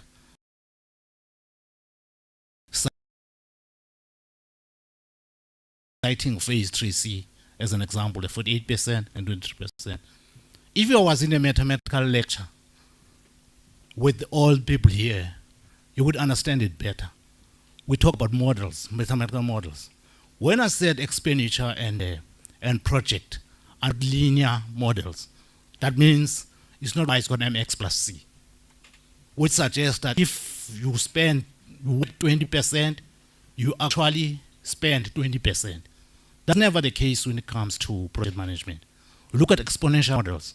Y is equal to E to power S. You start with spending quite a lot at the beginning of any project. The site establishment, quite a lot of work, initial work that you have to do, which is part of the project implementation. If you go to that extent, you would understand it better. Because when you start a project, a lot of money is being invested in the project. Then later on, it becomes less. You acquire material at the beginning of the project. This is exactly why you must have material before you can continue doing the work. Hence, you find that there is material on site. The reason why the material on site allows you to continue. They terminate, but the material will be there on site because it was ready for him to continue and do the work. So hence, you find that these two will never balance. It's not Y is called MX plus C. That's how I could possibly explain. I think people who have done maths will actually understand the concepts that I'm presenting. Then, okay, let me give it to you. Thank you very much. I think the rollover has been responded to. The second one was related to the interest. We can assure you, Honourable Member, that is from the registered bank. We've developed a policy for that. And any monies that we have utilized as a way of trying, because we've got very few sources of revenue as a district, so we make use of that so that at least we must be able to generate additional revenue for the institution and be able to provide other services. So it's a registered bank, so it's safe so far. The second issue is the issue of the third issue is the issue of the termination and when there was a salary. Here there was a finding by the HSA where there was a time lag in terms of the actual termination of the employee and the actual payment of salaries, which resulted into a time lag. But subsequent to that, we took some recovery steps to make sure that those that were paid because of that time lag, because once somebody submits a resignation letter, that resignation letter is processed, and then we have to make sure that we put it on the system and make sure that it's attended. But in a case where it's terminated, there was a time lag which we pick up that there was a time lag, and we follow the process of making sure that we recover that. The issue of ICT. On the ICT, we took a decision. They took a decision to say we need to invest on our ICT through first the budget. So there was quite a lot of investment on ICT that we've done, because one of the things that the administration picked up was that at least we are a little bit behind in terms of where we are as this district, and as a result, it's part and parcel of what we are doing to try and make sure that we invest on our ICT. Chair, we're still pushing papers here. So that's what we want to move away from. So there was a significant investment on our ICT infrastructure. Of course, there are still limitations in terms of other areas that we must connect with. We've got offices in all these local municipalities. So we're still struggling in making sure that there are premises in that so that we can continue with the investment on ICT. And there were also an issue of tools of trade. The situation was so dire that majority of employees didn't have laptops to work with. So we had to put a lot of money on investing on tools of trade and make sure that the ICT environment is improved. And that you cannot do it overnight. It's still one of our, if you look at the IDP processes, is one of our key priorities if you look at our current budget, to invest on our ICT. So that's why there was substantial amount on that. The ICT is done internally, except where we have to contract a service provider for those. But we do have an ICT person. Currently, we have appointed an ICT manager that is going to start, I think, in April. 1st of April, that is starting on the 1st of April, that is going to start. We are assisted by Nyandini in terms of on the issue of the implementation of internal audit. We can safely say maybe the internal audit will come in. One of the lines that will always be there on the report of Auditor General in most cases, where even if you've got unqualified with findings, they also have that standard line that says the accounting officer should make sure that they do. But I think there is some sort of improvement. If you look at our annual report currently, the report by the chairperson of the audit committee, it talks to the improvement in terms of the implementation of their recommendations. We took a decision to say all the governance structures helps us in terms of implementing those resolutions. We implement, those resolutions that are coming from the governance structure, not only internal audit, but also the other governance structures that are operational, that are here within the institution. The positions of people on the BEC and BAC, if I can just share, the bid evaluation is constituted in line with SCM Regulation 28, which prescribed that it must be cross-functional. And I think the positions of people is quite senior, people who are there. You find managers below section 56 that are some of the key members in that bid, in the bid evaluation. We've got two committees of bid evaluation. We've got the one that is dealing with the infrastructure. We've got the one that is dealing with goods and services. So it's cross-functional, all departments, but it's between the chief accountants in other cases and the managers on the bid evaluation.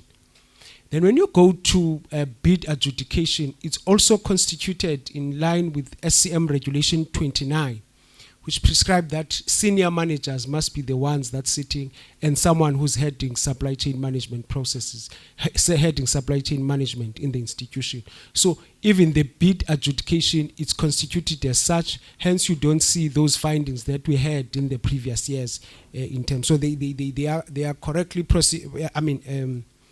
constituted. Then on the issue of 3C, the contract on 3C, Aya Velisa and Lihlenati are not part of that contract. I think Aya Velisa is an issue that SIU is dealing with it separately, but on 3C, the contractor which is there is Ludumo. The Ludumo is the one that we were saying, Chair, we are taking steps, we are consulting with Treasurer so that we follow that process, because it's a process that is rigorous, that we must make sure that we follow to the latter on that one. The unauthorized expenditure, I think we've explained it before, to say it is a result of mainly the non-cash items, which is mainly the depreciation that has caused that. But I think we are looking at the situation as an institution where we look at whether there is enough money to make sure that we fund for the depreciation. The issue of monitoring of grants, which I think the accounting officer is also doing in terms of that.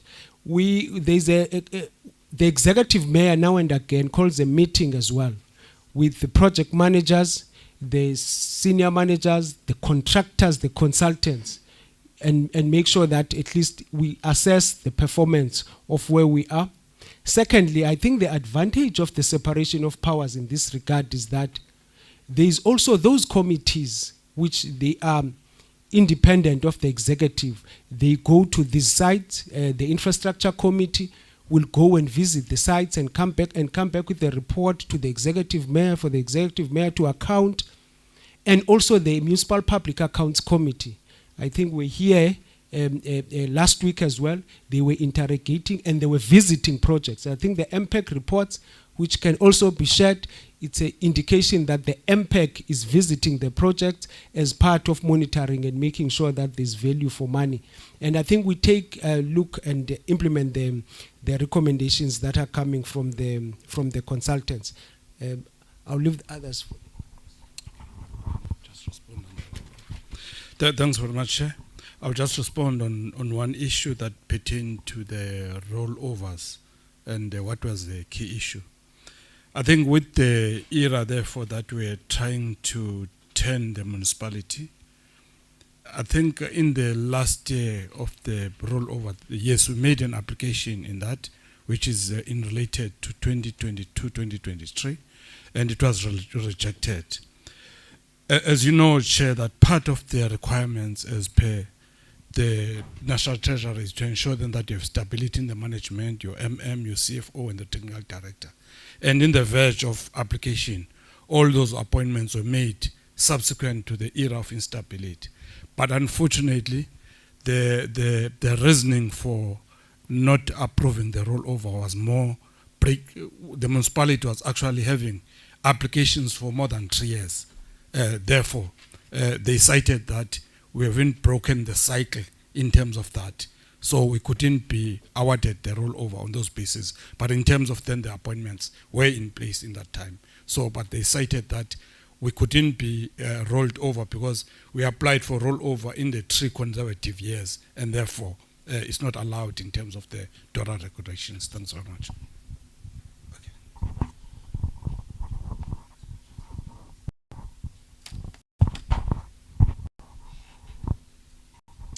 Thank you very much, Chairperson. I just want to respond to the question that was asking about the effectiveness of e-controls within the municipality. My response to that is very simple. We're somewhere there, but we're not yet there. From where we are coming, I can confirm that there is an improvement of controls. If you can compare our audit action plan for the past 3 years, you will see a great improvement, as we were sitting at 85% in addressing the previous 80 findings. There is also an improvement in addressing the internal audit findings. That is why I was saying we are not yet at the desired level, but our control environment is continuously improving. Thank you, Chair.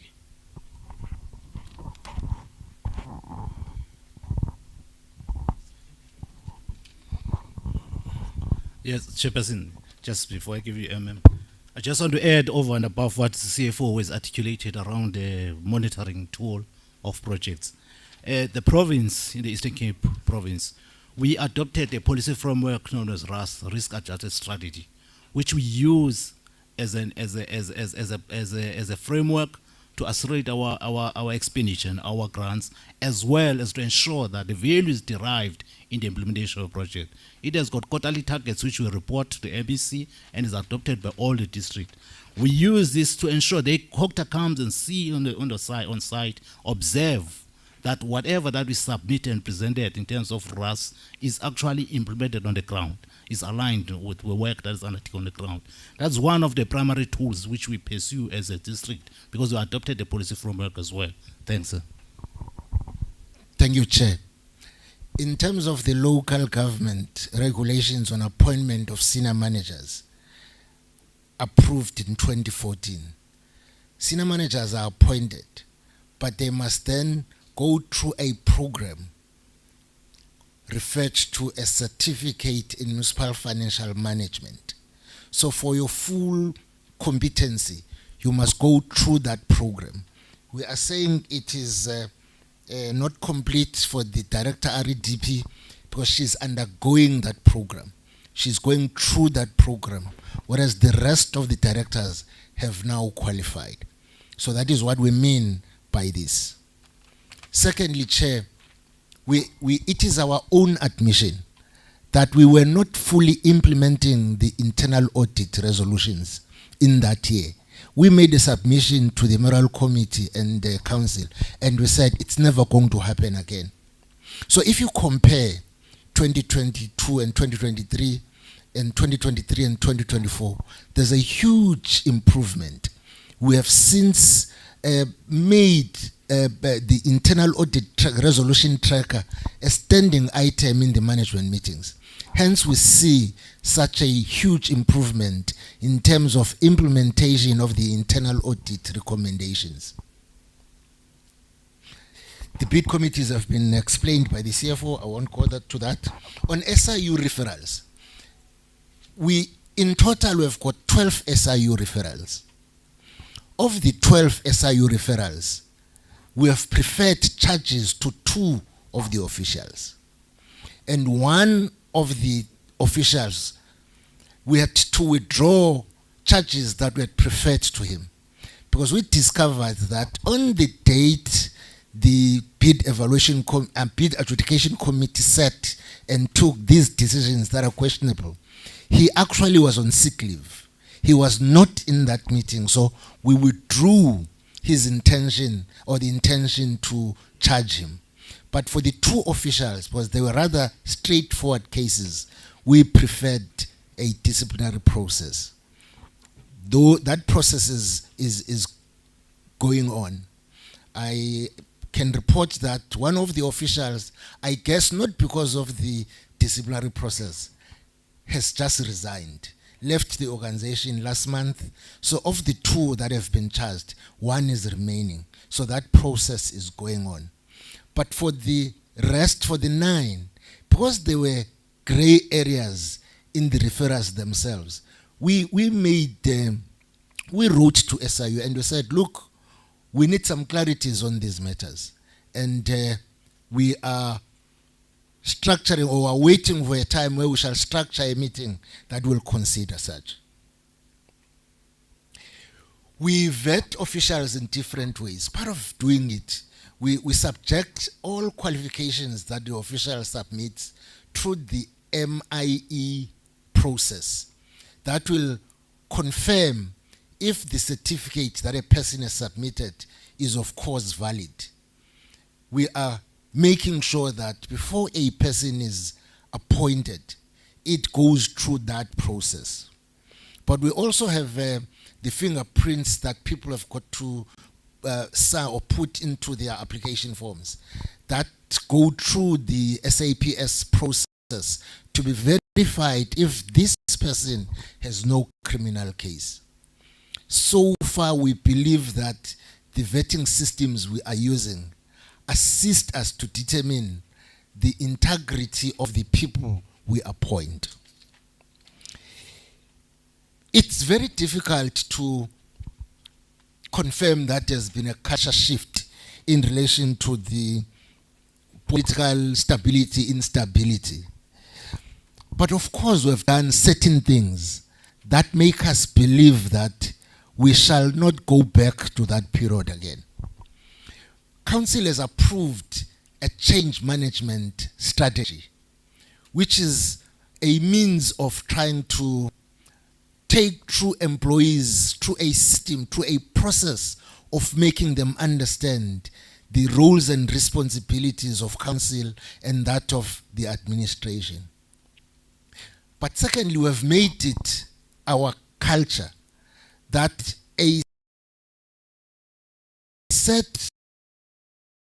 there's an induction process that takes place every quarter for all new employees, so that they are brought on board in terms of understanding the organization, processes and systems. I think that's about it, Executive. Thanks, Chairperson.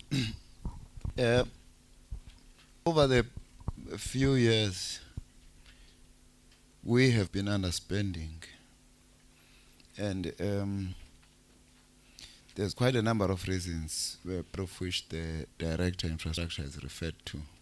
But amongst others, we also noticed that we put fewer projects in the project management unit than we can, which made our basket from which we reap expenditure to be smaller.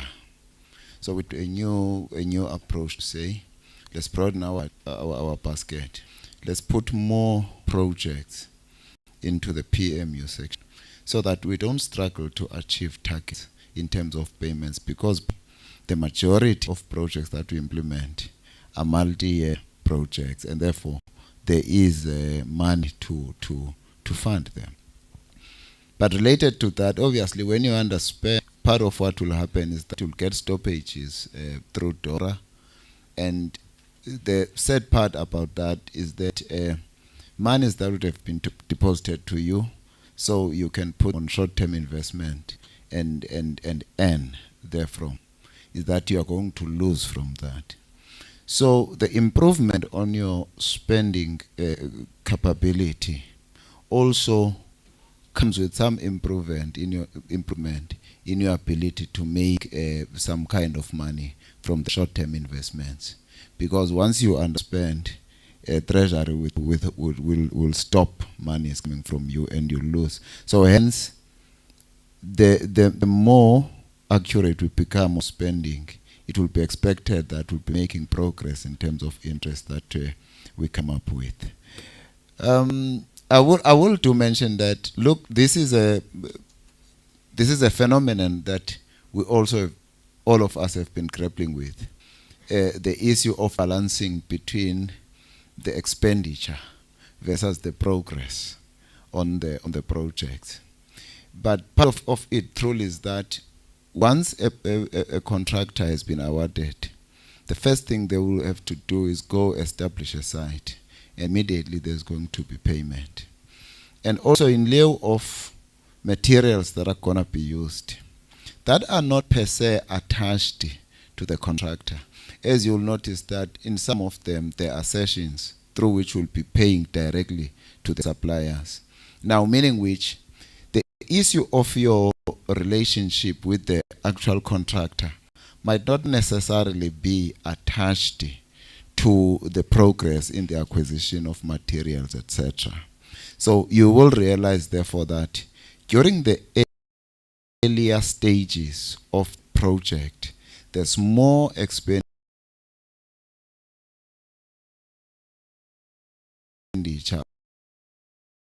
on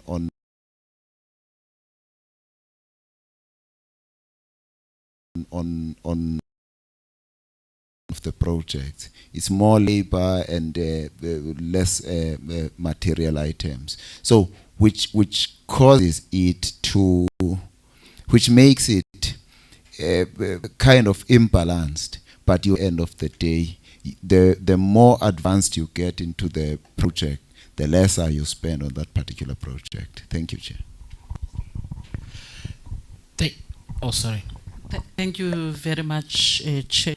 Good afternoon, honorable members. Just to have a word just before I leave, I just want to confirm that indeed the council receives the progress on the map, the municipal audit action plan on quarterly basis. And secondly, I want to have a word on the issue of committees. As we are part of the separation of powers, we are a non-delegate municipality, meaning that the National Treasury deals direct with the district municipality. Committees sit within a quarter, and at the end of the quarter, the committees report to council. Every ordinary council meeting, the oversight committees report. We are accountable, even as these offices, Office of the Executive Mayor, Office of the Chief Whip, Council Whip, Office of the Speaker, we do account. We have a strong oversight, but as the Executive Mayor already indicated, the oversight model is a very good model. However, it's a bit expensive because those committees have to go out and conduct oversight. I can show this platform that indeed that is happening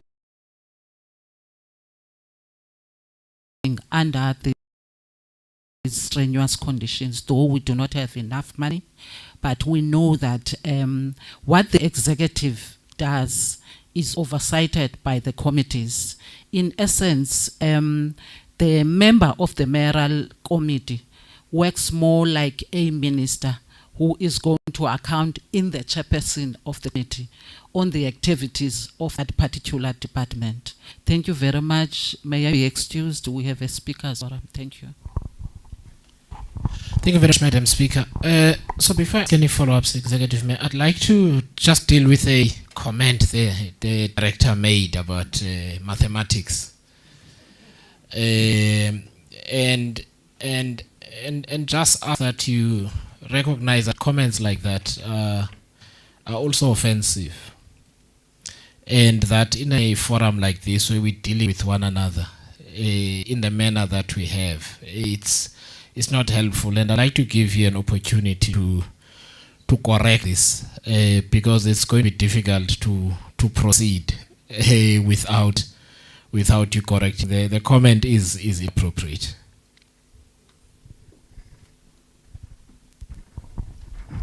Thanks, Honorable Chair. Honorable Chair, I withdraw sincerely. Yes, I apologize. I just took it basically based on my profession. I'm so sorry about that. Not intention to offend anyone. Thank you. Okay. All right. Thank you very much. I'd like to some follow-up, or you colleagues have follow-ups, right? Just on these questions that I'll come to you, Honorable Neil May and Honorable Dench. I just want to be certain that you, because I saw your hand, Honorable Matla, Madu. Will you put up your hand? Please.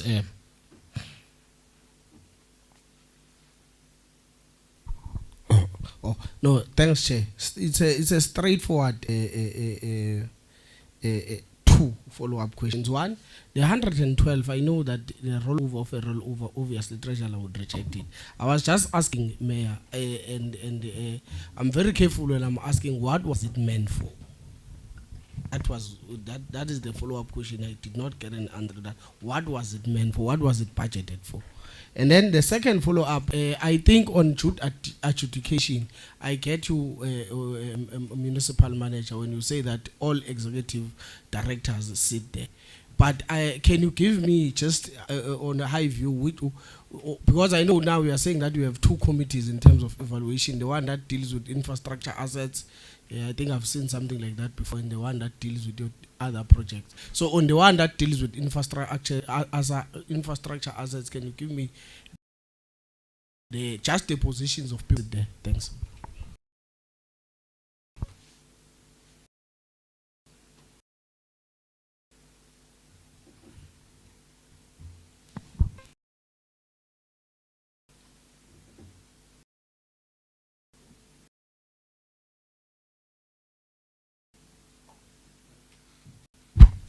Thank you very much, Chair.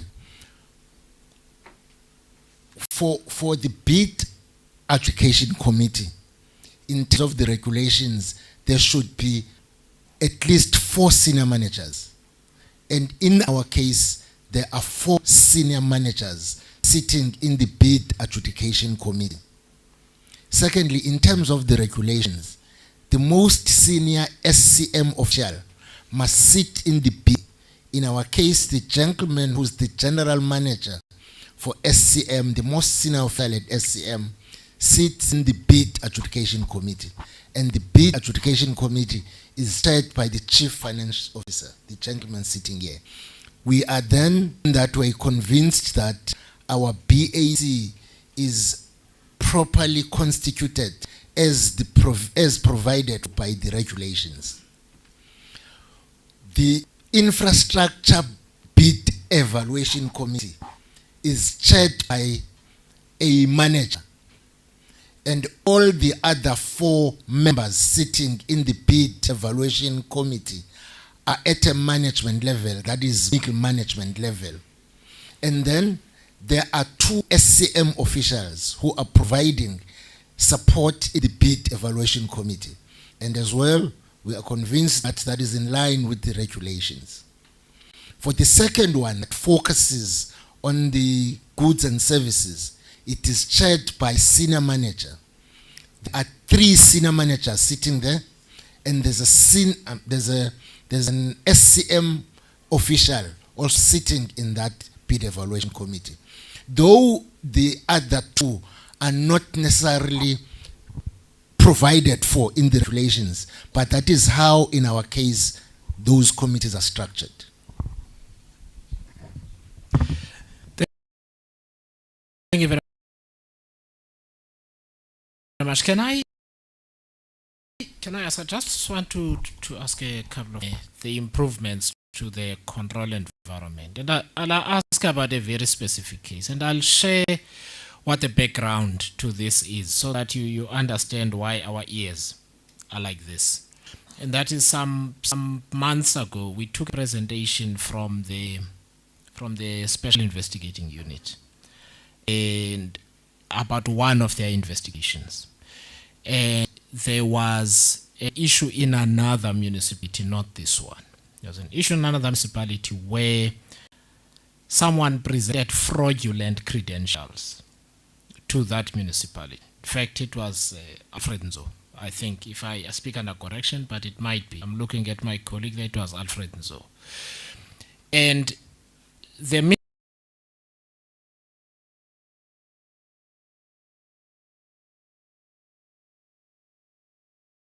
misrepresentation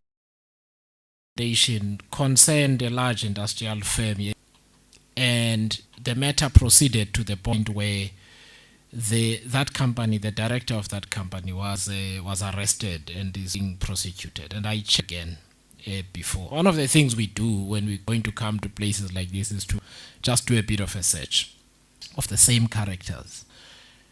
And I don't know where that case is right now, but we're charged. That company is Lihlenat Construction. Now, we also noticed that there was a notice to award them a contract issued in November last year, I think for 105 million. Now, I'm not putting aspersions on your process. What I want to know for now is, does the due diligence process bring up things like that? Because for the committee, when you see a company that we've been told is involved in wrongdoing, I think it is in 4 or 5 municipalities across the country, involving hundreds of millions. You are deeply concerned when you see their name propping up in another municipality after that fact. And so my question is twofold. One, the process of vetting people who bid. Secondly, more specifically, do you know about the criminal charges of the director of this company, and that you knew about it and proceeded, or there's been something that has changed in between that we may not be aware of, that gave you comfort that you could potentially contract with them? Thank you. Can I just get an answer to that question?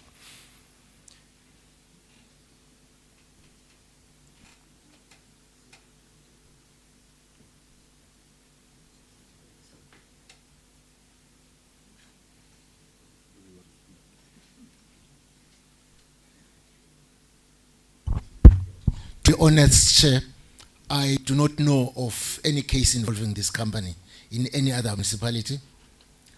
I was not even aware in which project they were appointed. That's why I'm asking with my colleagues if we've just appointed this company. So I will just check with the colleagues, but personally I have no knowledge of whatever this company has done before, or even if there's a project that we've appointed them into. Sure. So look, let me help. So the notice here says 12 November 2024, notice of intention to award bids.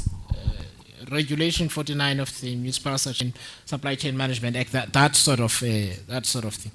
But anyway, this company actively misrepresented itself in an egregious way to the other municipality, and proceeded to to engage in other acts in other municipalities, in other provinces, in this province and in other provinces as well. And that's the source of the concern. So I don't know if anybody is able to assist us in this regard. Yes, yes, there is an award to that, which of also, as the accounting officer has indicated, we are not aware of any proceedings, criminal proceedings with regards to that. I think it was an award that was done on sometime in January. And also there is also a process which we have taken that process through. There was an objection that we are dealing with, which we also responded to provide documentation on the process that we have followed in that regard as the institution. I think it's LNP I think it's Coffee Bay. It's a project on Coffee Bay. Thanks. Yes, Coffee Bay Regional Water Scheme. Is someone going to help me with the process? I just want to know what vetting process takes place before you shortlist people, because I don't think people stop bidding because they've been criminally charged. They continue trading, which means they continue. I just want to know whether there is any checking done before they finally put on the shortlist, because at that point they may win. Thanks, Chair. The process that is happening at level of the bid evaluation is that first thing is that the evaluation has got some sort of a listing of things that they need to do. One of them, which is also done at the level of the BAC, is to check if this company is registered for the tax matters. And then the second thing is that you check if, based on the prior audit, you remember in of the service of the state, we normally rely on the CATs, what they call Auditor General CATs. So we look whether in the prior year on the CATs information, was this company part and parcel of those contracts that were in the service of the state? So that's the second thing. The third thing that we also look at, which is part and parcel of the work that is done at the BEC, is what we call the register of companies, those that are restricted in terms of national treasure. So we go through that process, we check if that company is part of that list, and then the last thing that we also do, we check on the CIDB, to check on the CIDB if that CIDB that we required is really registered on the CIDB. So those are the check and balances that are done at the level of the bid evaluation and also check at the BAC. Thanks, sir. So somebody who's got a matter in court, you wouldn't know? Somebody who's got a matter in court, we would know. That is still in court. We would know whether this person has been a matter. Up until we also do through the process of checking with National Treasury. Because once you've got a matter in court and you are blacklisted, automatically that list from National Treasury is updated now and again. Hence, you have to print it now and again. When you print it at the evaluation, you print it at the award stage as well. Okay, so I think there is a gap here, and I'm not blaming you. There is a gap which says, and you understand how this would look, because you're now one signature away from a bad headline, which is this party has a criminal charge against them. So the charge is from 2020, so it's been around a long time. And so may I suggest the following, that between yourself, the SIU, and fortunately you're already working with them, with the SIU, you get the case number and you compare the CK numbers of the company that is doing the work in Coffee Bay and the company that is under investigation, because it also came from one of their investigations as well, that there was a criminal case. And may I advise, and this may be inconvenient to the pace at which you do the work, that it really doesn't look good.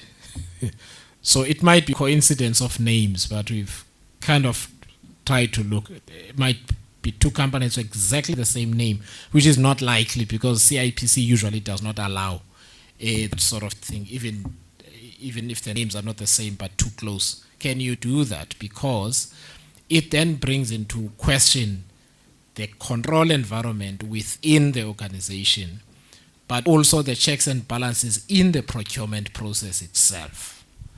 Because you don't know which hohos are already crawling among the people that you have are crawling in the system. And the amount of 105 million is not a small amount. It's not stationary. It's a very important, I think. And the colleagues at the SIU, I'm sure they will tell you what was involved in the fraud, but it was significant. That's and abuse of Rule 32 and so on. So it's a serious matter that just needs a proper attention. So let me not take up too much time. Honorable Isaac, or you want to give it a miss? Okay, Honorable Isaac and then Honorable Atkinson, and then we'll go to Honorable Mente, Honorable Nontenja, and Honorable Nilmay, and Honorable. So we'll come back again, but we'll give Honorable Mente a chance. She hasn't asked questions yet. Okay, so should I go? Yeah, thank you, Chair. Chair, with due respect and colleagues here, I'm Farad Esak, and don't worry too much about which party that I represent. I'm just here to do what is required of me as part of the committee to do. Chair, I want to admire your diplomacy and the way you handle this matter of Litlinat you so diplomatically with kid gloves. But let's just set out to call spade a spade. With due respect to our colleagues and everybody in this meeting. But you know, I am in fact very, very surprised that the municipal manager, who's sitting right there across me, knows absolutely, he says it clearly here, it's on record, knows nothing about this company. He's never heard about it. Am I correct, sir? But your CFO, after a while and some coaxing, is now suddenly aware. He's just pointed that out to us. Well, there's a letter for the contract to be issued. So here's the dilemma we have. No, hang on. So sorry, Municipal Manager. So the dilemma we have, Honorable Isaac, is that the mics are limited. So in the streaming, nobody can hear him. You understand? He's responding, but can't. So may I ask that? Ask him specific questions, and then we get the mic to him, and he answers, or you make comment and he answers, or you ask questions. But can we bring the mic to him? Oh, is it there? Okay. Please proceed. Okay. No, thank you, Chair. It's just that, you know, it's ironical because this letter was written in terms of the approving of the contract. It's November. The CFO now just reminded us and said, no, he thinks it's around January when this contract was awarded. That's what he just said, with due respect. But you, again, with due respect, seem to know nothing about it. It is now March. We're talking January 25. But be that as it may be, as the chairperson let you off the hook so diplomatically and said, you better start talking to the SIU. So I'm going to hold off on that one. There's a lot of questions that have been asked by my learned colleagues, and I'm just scratching off because I don't want to reiterate, and let's try and move because Honorable Mente also needs to add in her comments. So I want to just get down straight quickly, Chair, in the interest of time. I must ask, in the reports it's been pointed out very clearly to us, and I think you're aware together with the CFO, that your salaries are much higher than what you pay, what you're paying within your municipality. Your salaries are much higher than what is the guideline from National Treasury. And I'd like you to express yourself. Because, you know, of a 2.8 billion budget, you're running an operational expense of about 1.6 billion. And that's common sense, I think we all know it. And your capital expenditure is then only 1.2 billion. So something is not too kosher. So maybe you want to comment on that. And then, Chair, let's move a little quicker. Yeah, I picked up again in the reports that the payments to creditors are always somewhat late, running roughly around 180 days plus. And this is obviously incurring lots of interest and penalties, Mayor, because of the late settlement of your bills to the individuals of various companies, and it's costing the municipality money because interest is being levied, penalties are being levied. Again, I'd like to hear your comments, CFO, because you seem to be on top of it. Then I want to check with you, with due respect, maybe the municipal, the mayor should express himself on this one. Are there any lifestyle audits being conducted within your municipality currently? Are you aware of any lifestyle audits, sir, that are being conducted within your organization that you oversee? And, well, I'm sure the also might be able to help you with that reply.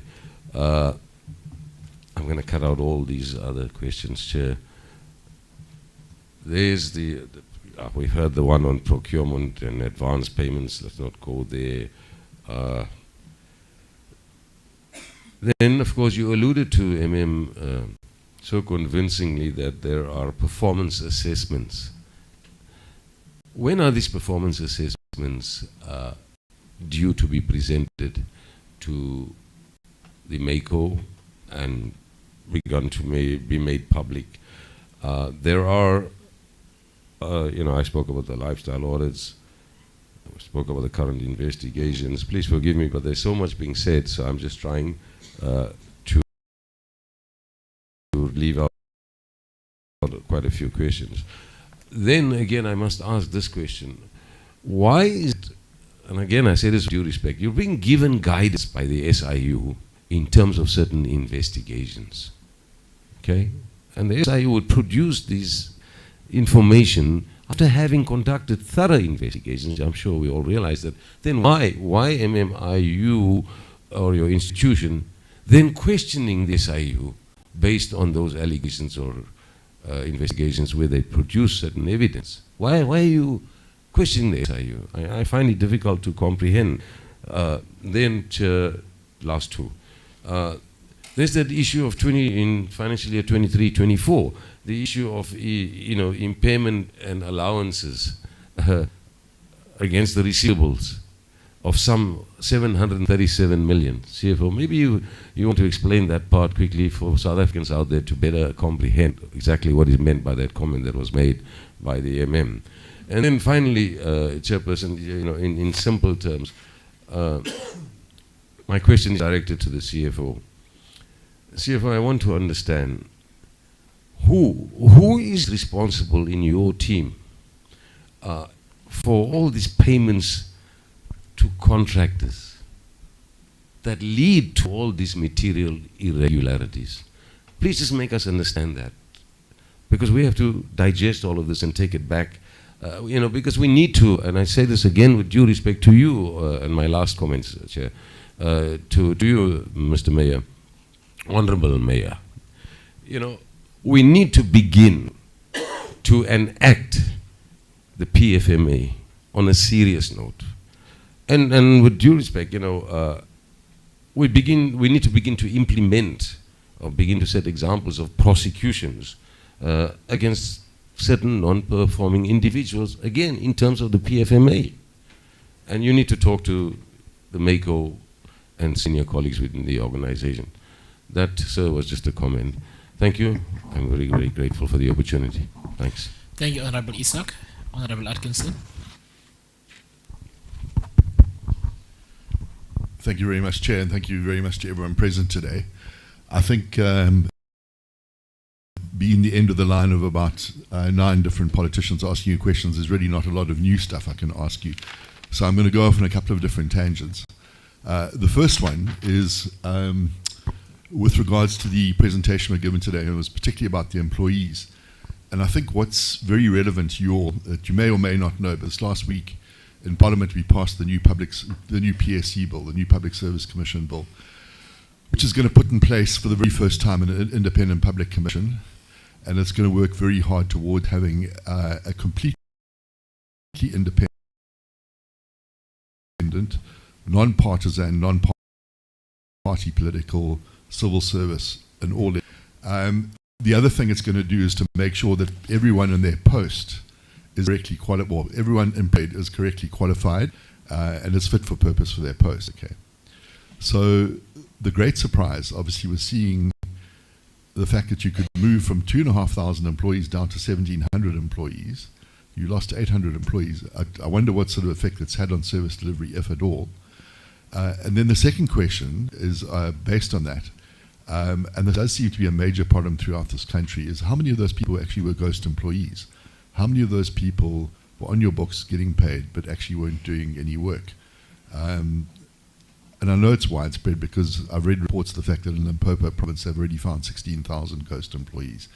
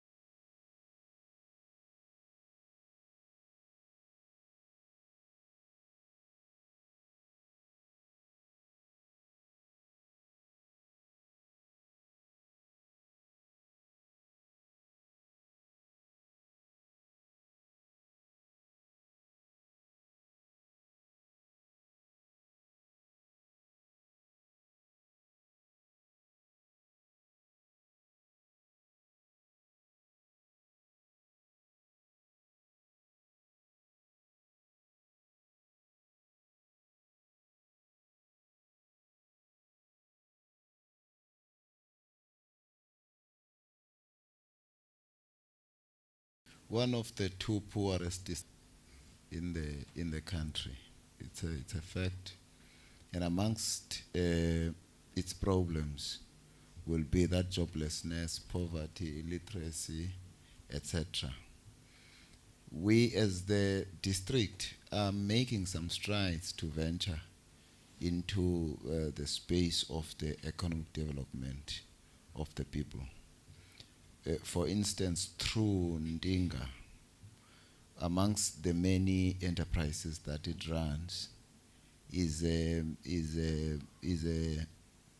agent that encourages local people to produce vegetables and sell them to the enterprise. We have seen a lot of local individuals benefiting from that. They plow vegetables primarily, and they are able to make a living out of it. It is an enterprise that has had its own problems, but over the past 2 years, we have appointed a new market agent that has inflicted a positive change into the operations of the space.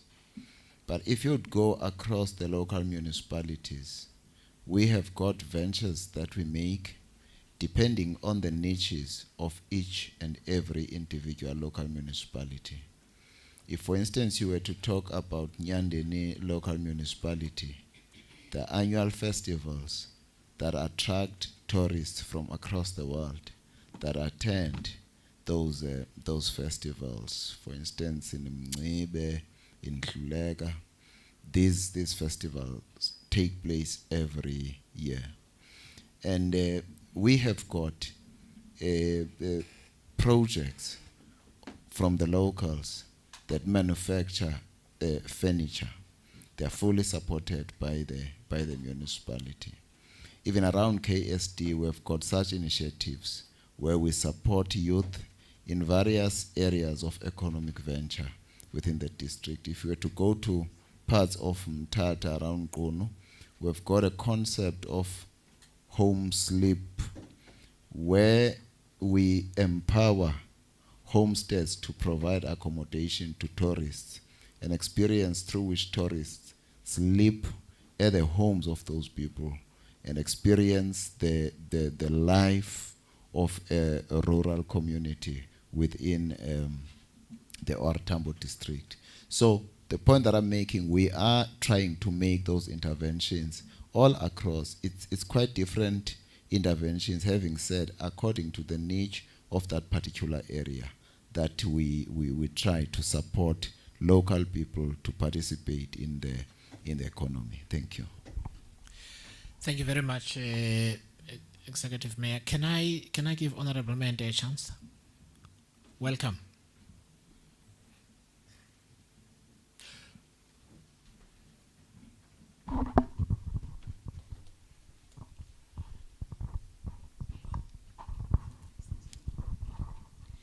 Thank you very much, Chair, and good afternoon to all the colleagues and the OR Tambo district officials with the executive mayor and his committee. Chair, I had an engagement. Let me apologize for only arriving now. Thank you very much for the work that you have done so far. I have a problem with my voice. I'm a bit feverish. Now, Chair, as you have alluded earlier on, that I've served in this committee and we have had an engagement with OR Tambo. It's not the first time. And in our engagement in the previous term, there was a lot of turmoil and there were no controls in place. It was about which faction is favored by MM at the time and who can give a better instruction with the majority in the council, to a point where even council itself would sit with a speaker and then sit with the mayor. And that was the situation. However, for the people, the situation was much more dire because there was nothing in terms of service delivery coming out.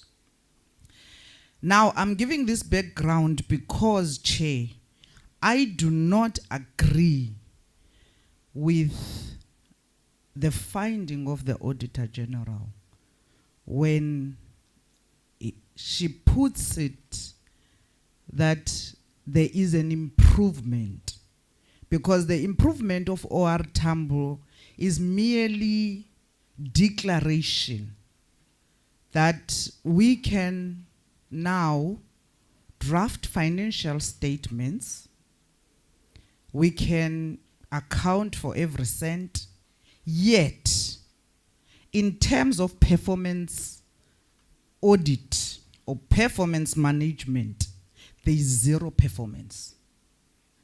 There is money in, there's money out, yet there's zero performance on the ground. There is no enjoyment of any benefits by the people of OR Tambo. So I wanted to put that out first before I ask my questions. Now, there was an explanation given in terms of the COVID fund, or rather the COVID salaries or stipends that were issued. But there's no explanation as to how was that particular decision taken, because there was a uniform approach when it came to COVID.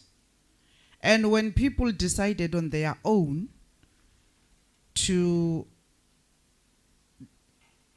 issue certain compensations to certain people, and of course at a sliding scale because the notches are not the same, yet not complying with the prescripts of the COVID-19 laws that were there, that we should look at this particular amount in compensating our workers. But at the very same time, it's troubling to understand that we were paying people who are on a salary bill some special COVID-19 compensation, when we had people who did not work at all and that were supposed to be benefiting on that.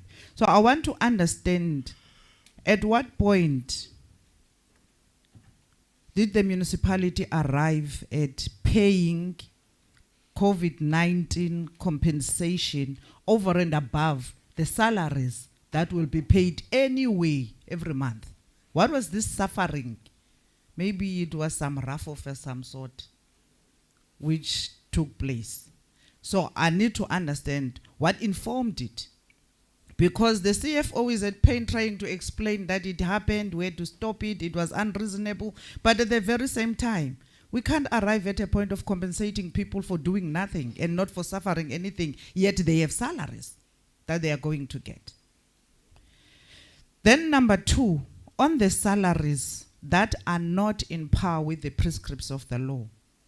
There's an explanation by the MM now that we are at a stage where is not going to yield any results soon. However, in a long term, we're going to see the difference in terms of dealing with the salary bill. He's making an example with car allowance. My interest, MM, is the AG is clear that there are workers whose notches are above the prescribed notches. That's very clear. And can we now understand from those particular workers, why are their notches above the prescribed notches? And what qualifies them to get that salary? Just recently, we learned that Mbombela Municipality had placement and then took people that came into offices with matric to positions where we should be qualifying for them. We could then establish that even here, you are a victim of placement and people are being paid far much higher salaries where they do not qualify, firstly, and secondly, what informed that it must be bumped up so high that the AG puts it as a finding that you are not complying with the prescripts of notches. I understand that, of course, now there is thuggery in our communities, especially where there's this demand every time there's a construction or rather a project in place.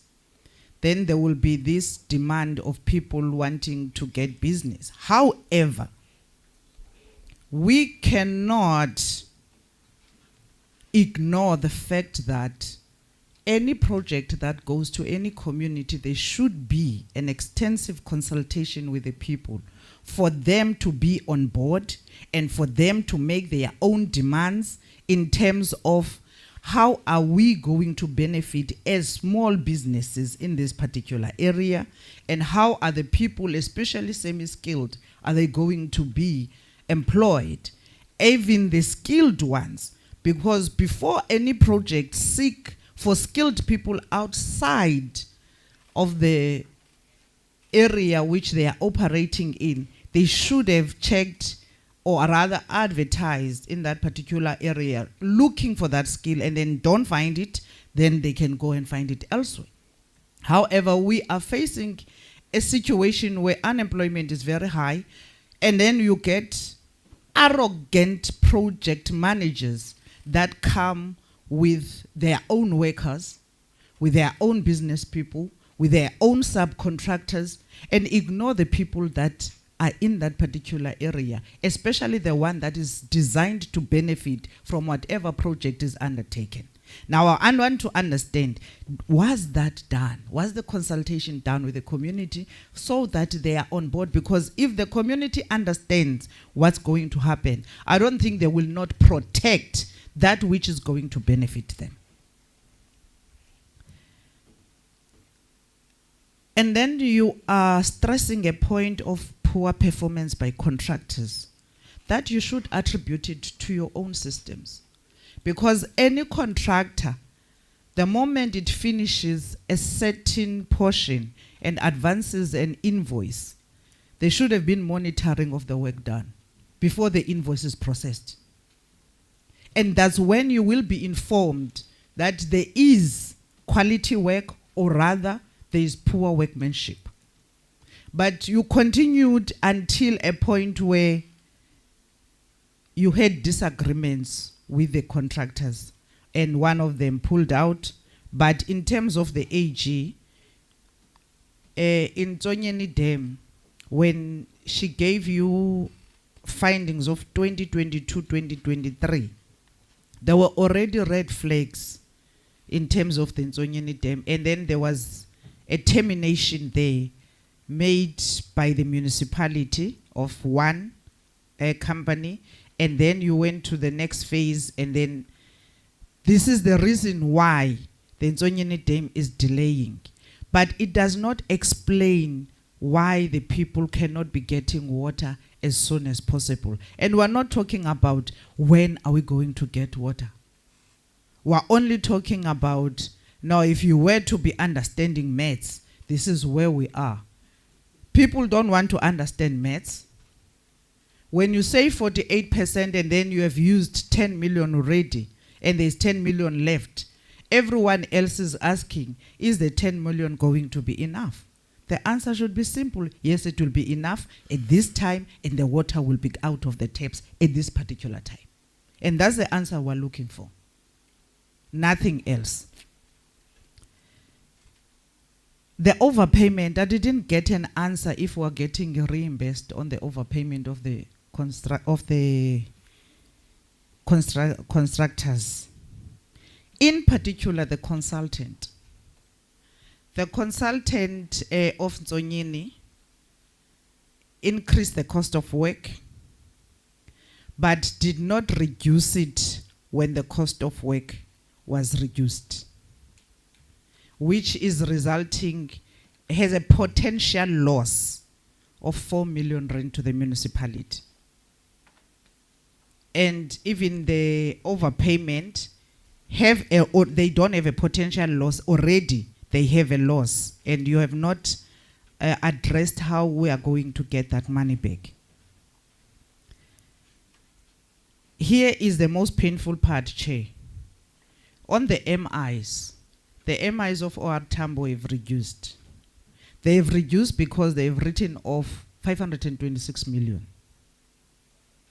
The council wrote off 526 million after investigation, yet there are no consequences.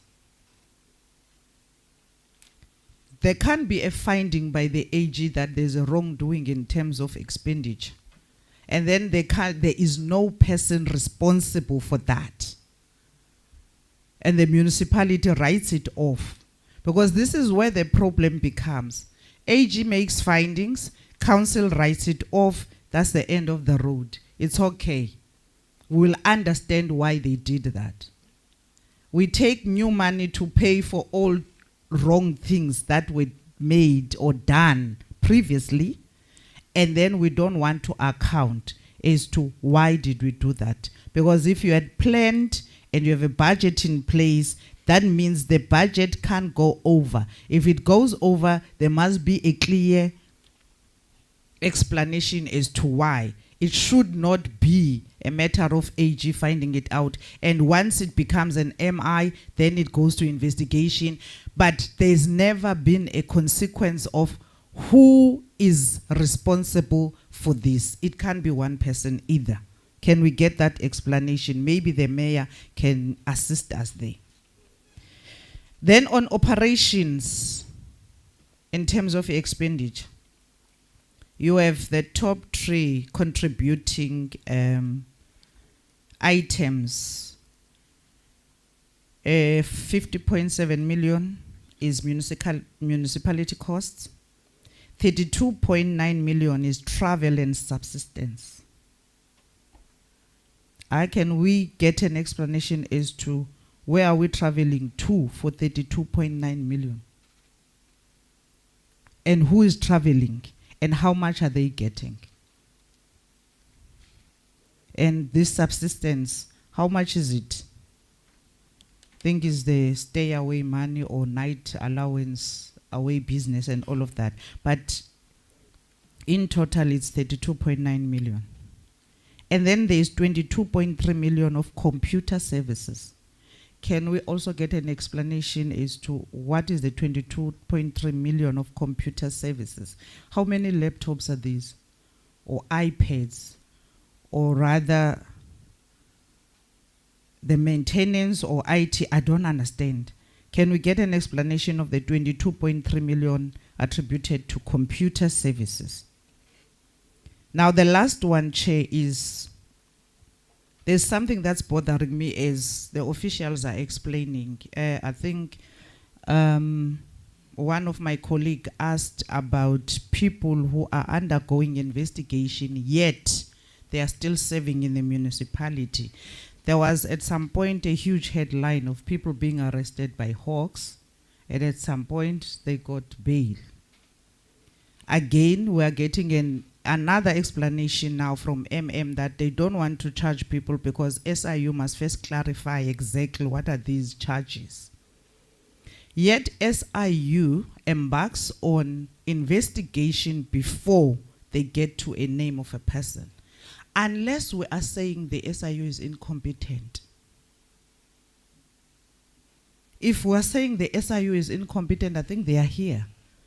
They can explain as to why did they make those referrals. Because we can't continue with a culture of people not being suspended. We're not saying dismiss, suspend them, get them off the system so that the investigations are not damaged, or rather they are threats and everything. Anyone who's under investigation, especially of corruption with maladministration and expenditures are concerned, and yet they are still going to take decisions of the very same maladministration, of the same expenditures. It cannot continue like that. Preliminary investigation that inform any law enforcement agency are because there are investigations done that inform them that these particular individuals are implicated. Therefore, when they are forwarded to the municipality, the expectation is that the municipality will then remove those people while we investigate until they are cleared, if they would be cleared. But this culture of continuing as if nothing happened, it cannot be condoned. We might as well close shop and allow everyone to come in until the court decides. So thank you, Chair, and those are the questions I have at this moment. All right. Thanks, Honorable Honorable Nondenja, I had a hand up. Yeah. Thank you, Chair. Let me first correct the issue of the KSD to say, except for KSD, 3 municipalities are stagnated and 1 has regressed over the past 2-3 years. One of my questions wasn't answered, where I asked what happened to the employees whose cases were set aside by court. I wanted to know if they are still employed on the same positions, where they moved around, or are they sitting somewhere getting paid or not. That wasn't answered.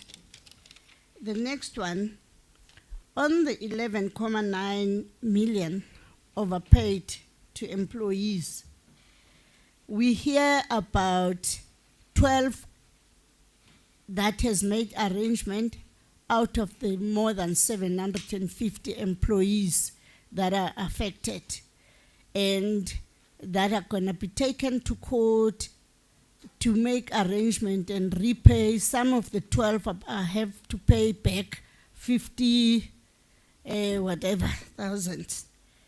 And the question is, what consequence management was applied in this case? The employees were paid, they didn't pay themselves. But how was the decision taken and who was responsible? There must be some consequence management along the line. It can't be all loaded on the employees to say, because they were paid, they have to return the funds. Yes, they have to. But what happens to those who approve that and implemented it? Thank you.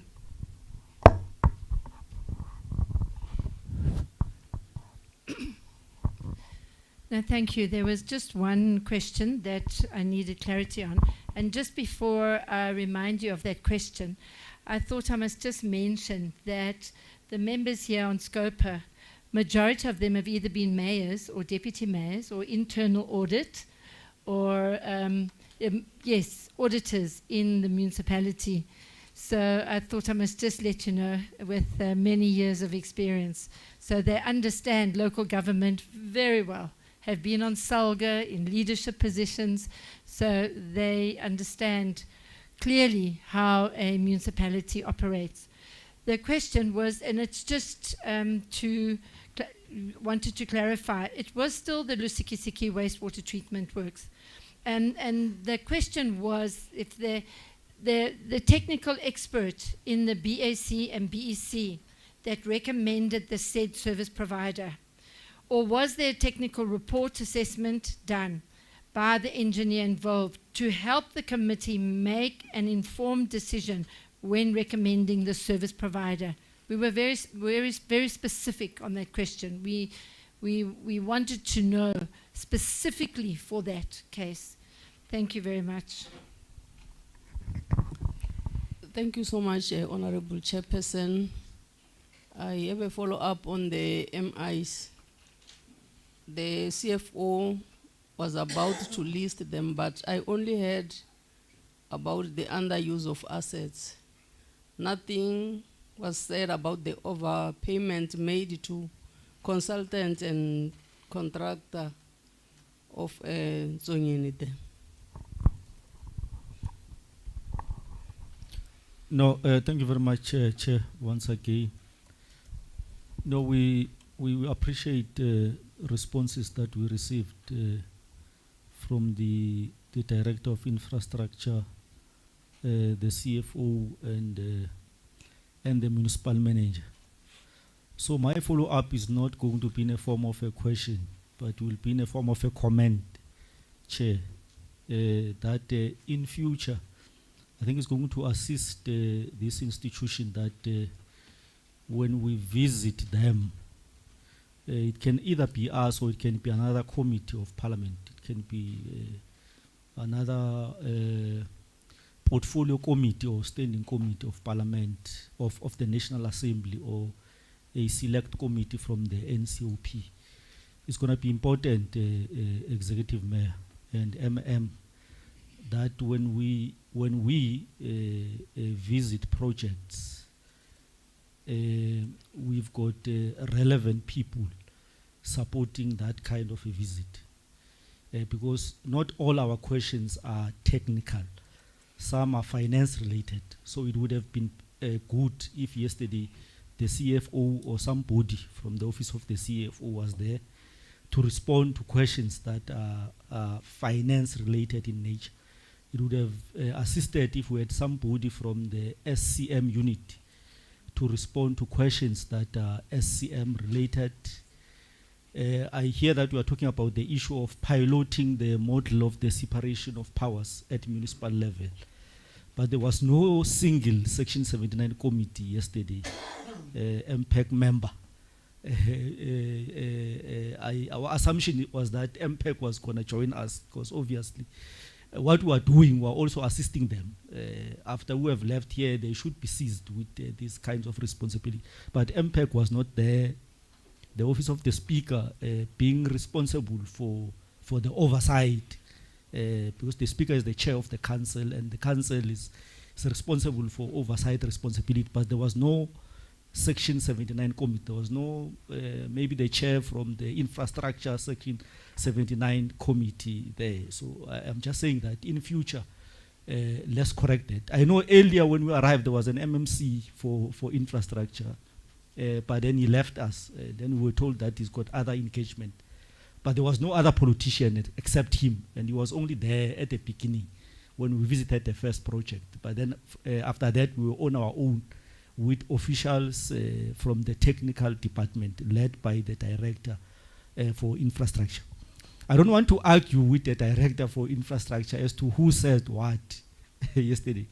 I don't want to take that matter further, but if I want to, I can take it further, because we've got voice recordings of our yesterday's engagement in relation to the matters that I've raised. The issue of the payment for the security, the toilets, the site for phase 3C. I think that question, I remember very well, it was asked by Honorable Madlala, and the response was that the contractor will be appointed is the one who will pay retrospectively all the cost. I remember very well. And with regards to the issue of buying of the material, it's me who asked the question, and the response was that yes, the municipality is buying the material, and then they deduct that money when they have to pay the contract. But I don't want us to go to those engagements. That's why I'm making a recommendation that in future we need to avoid that. Let's have a person from finance, so that when there's a question from finance, let a person from finance respond. When there's a question from ACM point of view, it should be a person from ACM response, so that the people from technical services, from infrastructure, they must only respond to questions that are related to issues that are of technical nature, so that they don't respond to everything else, and then today, then they change and says, no, we did not say that, we did not understand us, and stuff like that. So for us to avoid that, so that's the comment that I just want to make. Thank you very much. No, thanks, Chair. My follow-up as well it's not much. I think one, Chair, my follow-up will be on the 5.6, the salaries that were paid to people even after they would have terminated. Please, can the CFO through you, Bob Mayor, give us more details in this? Because I mean, it's a lot of money. You know, if you pay people salaries, that amounts to that amount of money while they are no longer working for you. That's a lot of money. It's not something that we can take slightly. Yeah. So I think it's very important. We'll be doing disservice to young people of this country if we don't ask this question. Given that they are unemployed, you would have rather use such funds to ensure that we create employment program for young people of the country. That's number one. Chair, I think I must also mention the reason why I was asking on the issue of who sits in these committees is because I think in line with what Honorable Mente is saying, I know that I think it's your water and sanitation director and also a project manager that would have been picked by a specialized crime. That would have been picked facing some allegations of fraud in relation to a tender to a tune of 168 million. So I would be very worried if these two individuals sit in any of these bid adjudication committees that are awarding tenders. I think me and you, Honorable Executive Mayor, would agree that even in our church where we go, if we are found to be having or attending such cases, you are asked to be on step aside. So I would be very worried if you are really presiding or you are sitting over whereby you have two people who are sitting in these committees whereby we are deciding who must get what tender, whereas they have such allegation over their heads. I think I wanted to just pass that. And lastly, but not least, I think as well, Honorable to Chair, to the Executive Mayor, I think I must state that I'm very worried about one, the Ntsomini or Ntsoloveni. Yes, you know, given that 143 million was spent out of the 200 million budget in that wall, it is not what when I got there I expected to see. At least I expected to see some sort of progress that shows that there will be a dam at some day.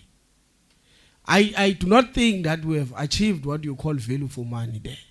It can be an argument for another day, but I'm pleading that the Executive Mayor must look and ensure that we look into such project. And that project, in terms of in terms of when you explain in terms of the number of people that project will service, there are a number of our people there who do not have water. So it's in project, that project we must make sure that we continue with such projects, but we must just make sure that we close down the taps. We close down the taps, no people must eat from, though that is a very good initiative. That is going to ensure that our people have dignity, have good drinking water. So we can't allow people to loot the money of the state using such important projects in the lives of our people. I thank you, Chair. No, thank you.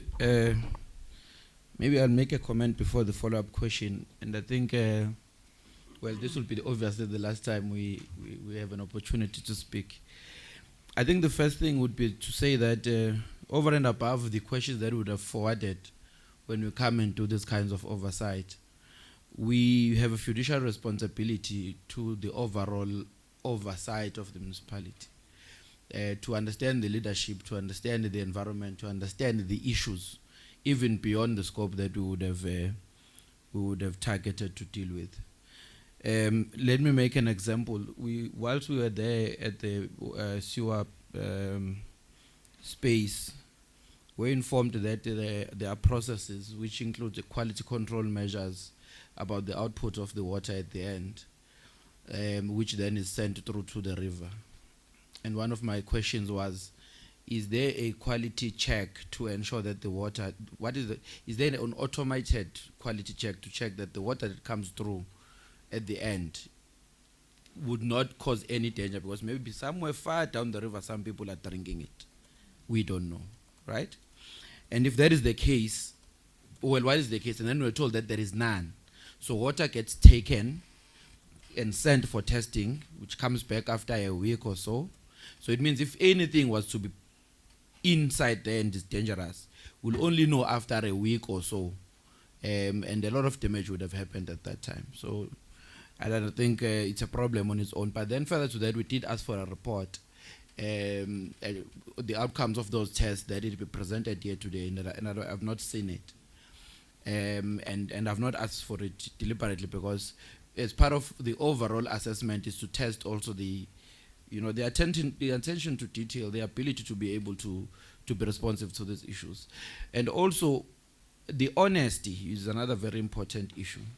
We are meeting with the municipality for the first time.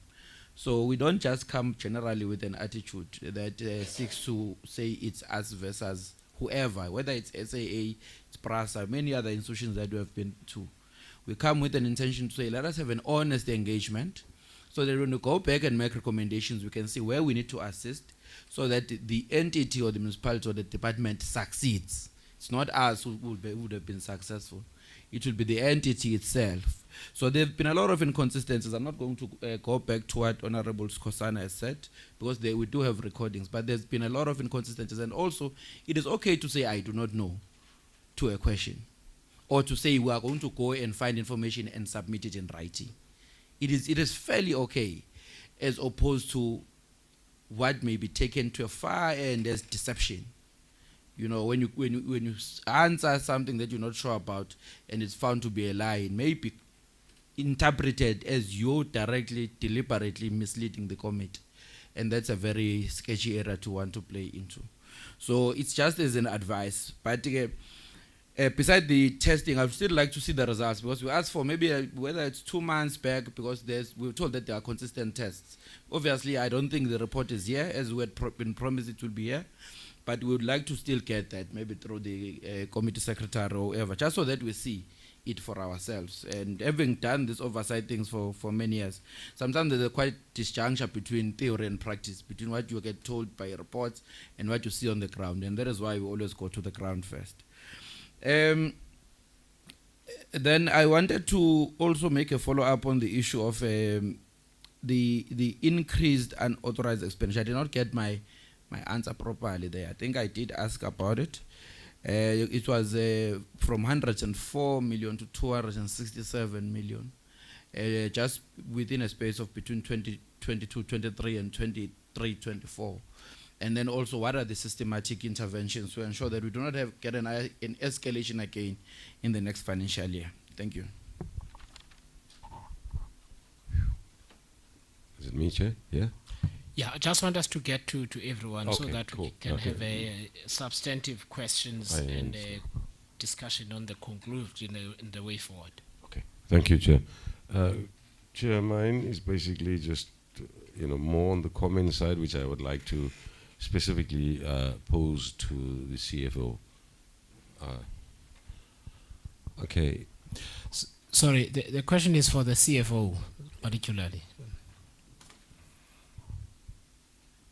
CFO, specifically, I just specifically wanted to point out, and I'd like, my colleagues that sit on the MACO, who are politicians, and for, to understand and begin to grasp that I think it is clear after everything that you've seen come out of our discussions thus far, it is my personal conclusion, and I speak for myself, that your internal audit committee within your department is definitely totally ineffective based on all the reports. That is my opinion on your internal audit. And I say that again with due respect, sir.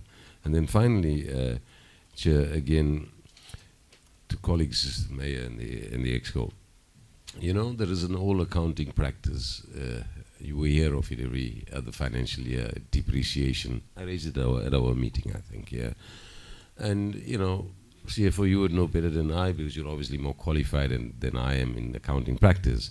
But you cannot expect South Africans out there to always swallow that when your municipality and I speak for municipalities across the country, when you need to make your financial statements kind of look decent and balance out, you go and depreciate assets at an exorbitant amount. I mean, you can't spend 50 million in this financial year, and then the next financial year, you say, hey, things are not looking too great. We've had huge irregular and fruitless expenditures.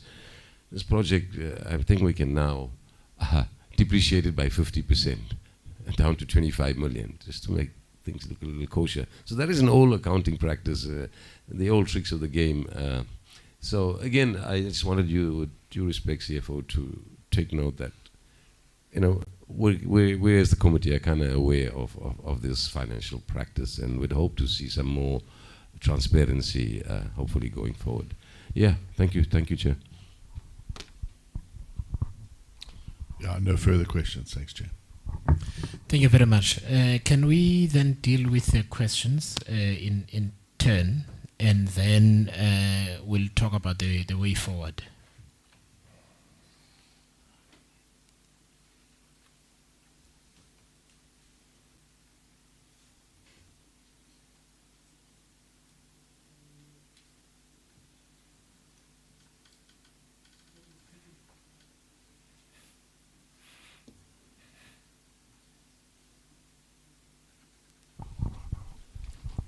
Thank you very much, Chairperson. Maybe let me start, Honourable Member, with the last part, that the internal audit is we do have an internal audit, but the internal audit is separate from us, so that they can play an oversight role, and so that we implement their recommendations. I think you were out a little bit when the internal audit was pointing out to say, yes, there is some improvement on the internal controls.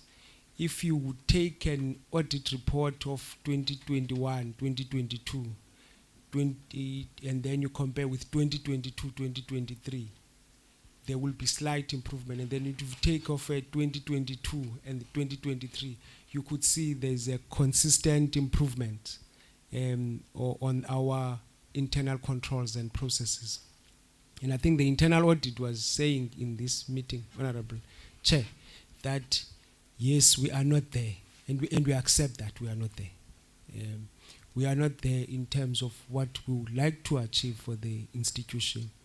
And it's one of those things that keep us awake at night, so that we make sure that we're really at a position where all of us, we are comfortable, but we can see the direction that we are taking, and we're happy with the progress that we are taking as an institution.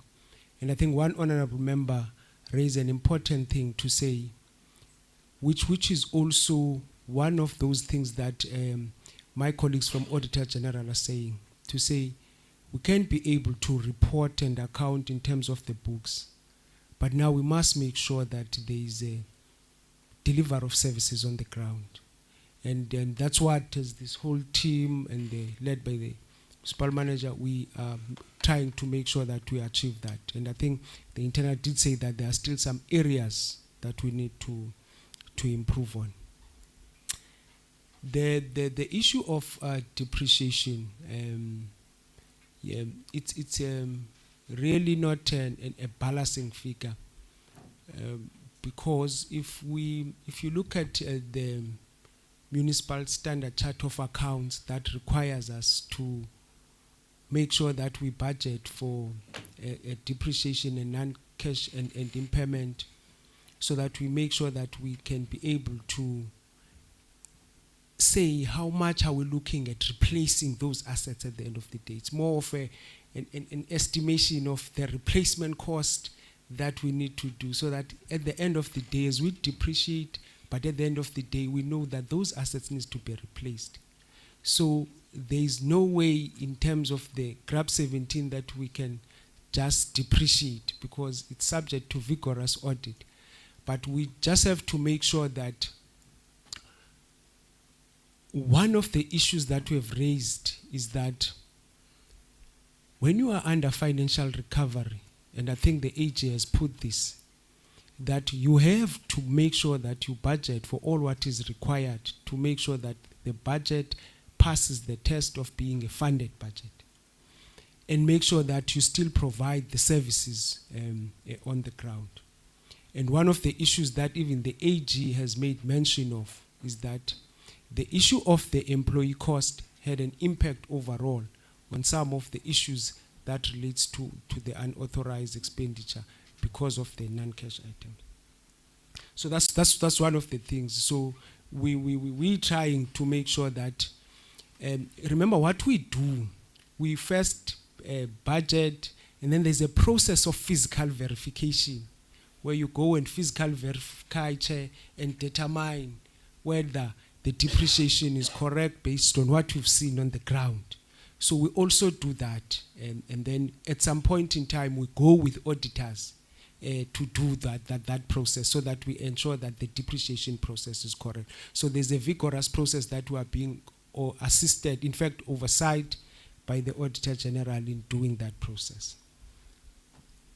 The second issue is the issue which was raised, and I've indicated that the honorable member, maybe I didn't explicitly detail the reasons which are on the MI, Chair, on the 2 MIs.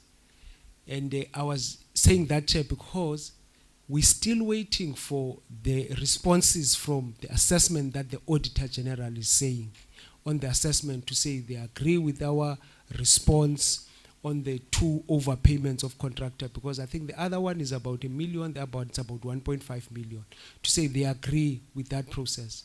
So that if they don't agree, we agree on the process that we say, how are we going to recover, if we have to recover. What process, sorry to interrupt, what process have you proposed to the Auditor General? We have given a detailed analysis on some of the actual figures where we differ on the actual figures on the contractor. I think it's on the contractor where we differ on the actual figures. But there is some element where we say there was an overpayment, but the process is where we differ on the actual figures that were overpaid. I think that's where the process is, that we have submitted that, and the process that we think we're going to do to recover in terms of that. So I hope.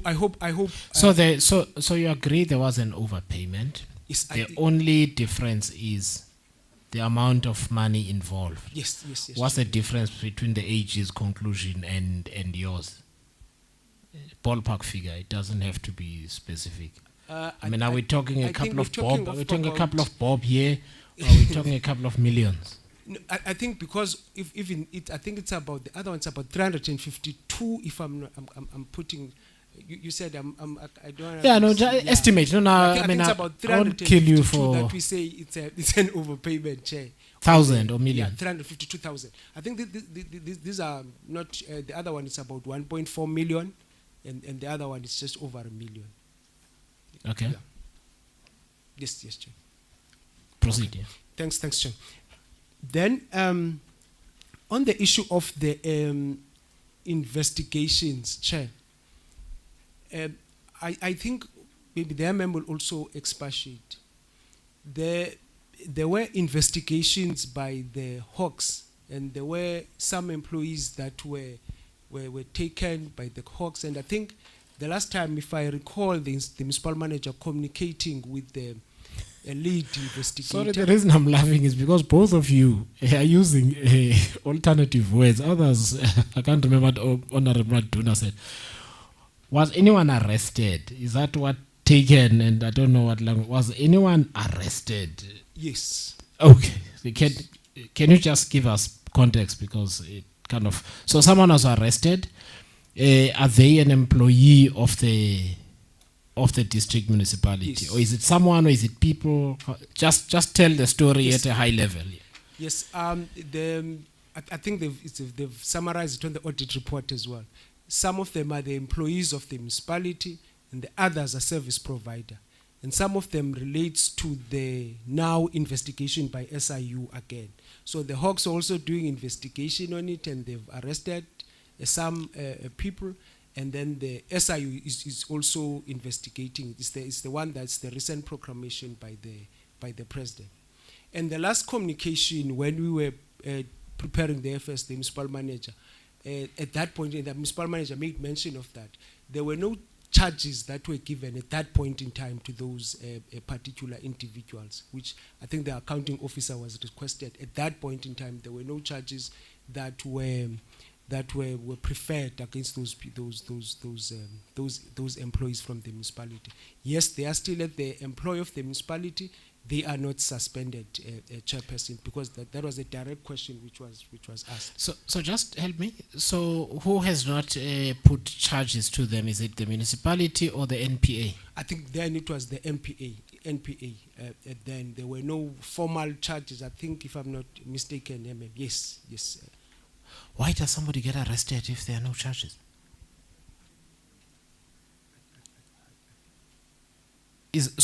Okay, just explain this to me again. You can appreciate my confusion, right? Yes. Someone gets arrested. They are informed at that point that you are arrested on suspicion of something. I don't know, murder or like driving recklessly or whatever the case might be. So what then happened? Thereafter they were arrested. Was there a court appearance where the charges dropped? There has to be a legal definition of what then happened. Okay. Or is there somebody who can assist us dealing with the matter? I mean, it doesn't have to be you because you're on the stage. Maybe MM or somebody, you can deal with it. It just seems odd. Yeah. Okay. But I think the MM will finalize when it's taking, or you want it to... No, I just want us to clear up the matter because I noticed that there is language that is not specific, right? And I just want to understand what we're talking about. The issue is that, Chair, from where we're sitting, at that point in time when we were preparing AFS, the employees were going to court, and I think it was the issue of postponement. And they were not, because I believe in court you must be formally charged now, and then you're given, here is the charge sheet. Here are the things that are in your docket, but they were charged in connection with the investigation which was happening with regards to the overpayment. The overpayment of prepayments, that relates to the prepayments, which was also an MI, which was resolved later. So they were charged, but I think at that point in time, but I think we will check with the municipal manager now, maybe with the investigating officer, if those employees were formally charged. Now moving... I think they were. Okay, let me put it this way. So somebody sometimes is remanded, and you're not a lawyer, probably you're an accountant, and I'm hoping that there are some lawyers here. So when somebody is arrested and they are held, sometimes the bail application is postponed because they've not been asked to plead yet or something. But there is some step that takes place. I just don't think that in South Africa the cops come, arrest someone, and then release them, and the person has no idea why they were arrested. This is how I am understanding what you are saying, and I'm appreciating that you're not an attorney, but somebody has got to be able to help us out of this because it doesn't make sense. Is there anyone who can help us out of the... No, it has to be out of the municipality because these are your people that we are talking about. Somebody's got to help us. Because I want to get to a question of... I want to get to this question. When an employee is arrested for something that could have happened, let's say it's not a personal matter where, I don't know, I had a fight with my friend and I called him names and he laid charges of crime and injury. So, that might be something else. But something that should be of concern to the institution. That's a question I want to get to, but let's clear this matter first. What is the municipality's attitude towards that? Is that person just allowed to continue? What is the process? So that's a question I want to get to. But we need to clear up this matter because I don't understand what happened here.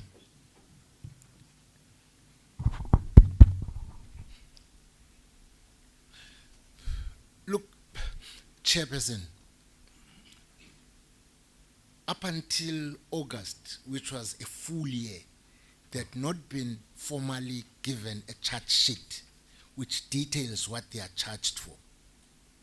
At the time we're preparing financial statements, they have not been formally charged, but the case kept on being postponed. No, leave the financial statements out completely. I'm just concerned with the substantive issue now. I am now aware that recently they've been given a charge sheet. They've been formally charged. Wow, okay. Yeah.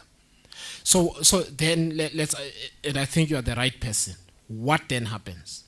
Now somebody has now finally been charged. They work here. I think Honorable Madonna referred to the church with 3 colors to which he and the executive mayor belong, that there is a step aside, for instance. The question is, when somebody's been charged and there's now been a charge, so this show is now on the road, what is the municipality's policy regarding that, those kind of employees?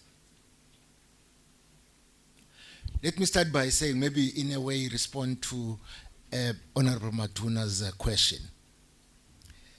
The person who was a director then who was charged is no longer the director.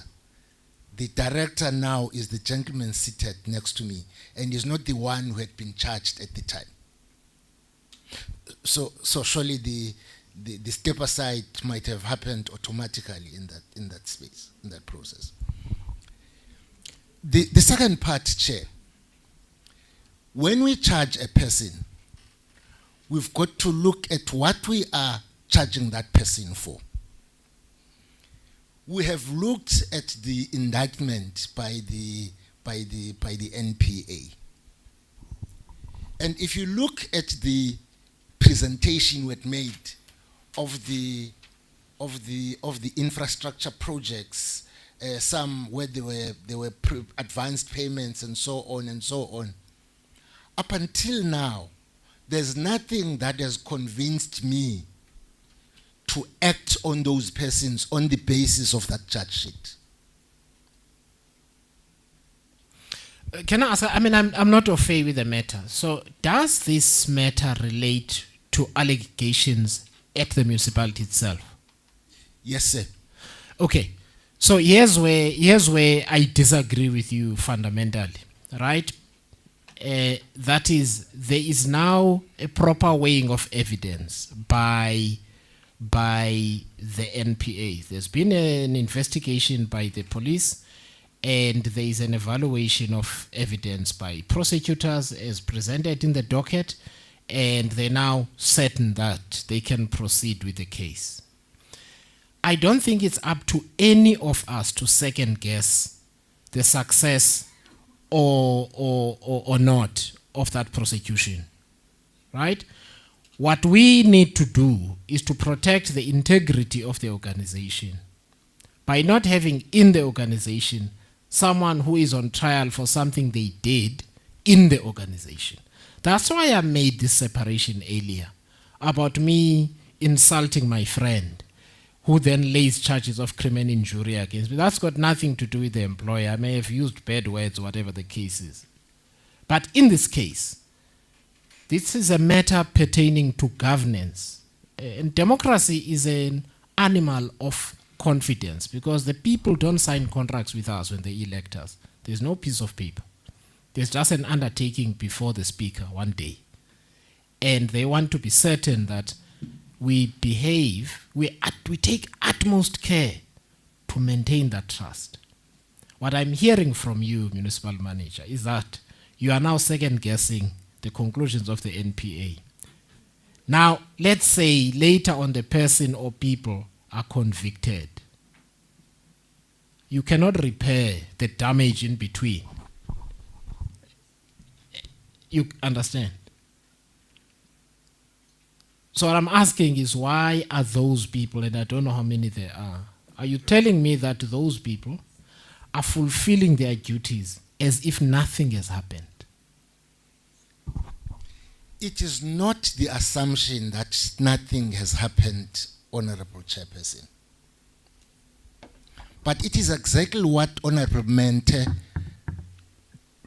it's a picture that she drew as she was premising her questions. She painted a picture of the last term very well. No. Let's leave Honorable Mende out. But I've got to, because that's what she said, which... No, my own question does not emanate from what Honorable Mende said at all. Let's leave it out for now. Honorable Maduna here, this is where this comes from, not from Honorable Mende. Honorable Maduna says, what term did you use? You said they were captured or taken. And someone said they were picked up. And then I intervened, if you recall. This has got nothing to do with Honorable Mende. I then intervened to say, what is this word that we seem to be running away from? Is it arrest? And then the answer was, yes, it is arrest. That's where I am. Let's leave Honorable Mende out of this. For now, it's got nothing to do with her. I'm asking a question of principle. Somebody has been arrested for offenses that pertain to the very institution for which he or she works. And you are saying your answer to the committee is that you've looked at the charge sheet and you don't think there's anything to act on for you. But the National Prosecuting Authority has taken a grave step that may deprive that person of their freedom and incarcerate them if they are convicted. But you don't think it's serious enough. That's my concern. You might not have put it that way, but it comes across that way. In the same vein, Honorable Chairperson, those persons may be subjected to this process for the next 5 years, which means in terms of your argument, you'd have said, I must have placed these persons on precautionary suspension.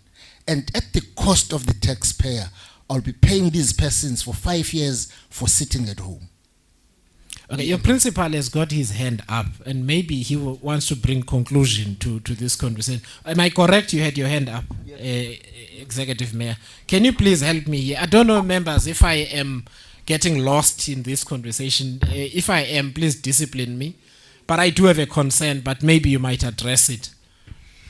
Thanks so much. I'm not too sure if the purpose is to address it, but it will somehow be related to the issue that has got to do with the referrals.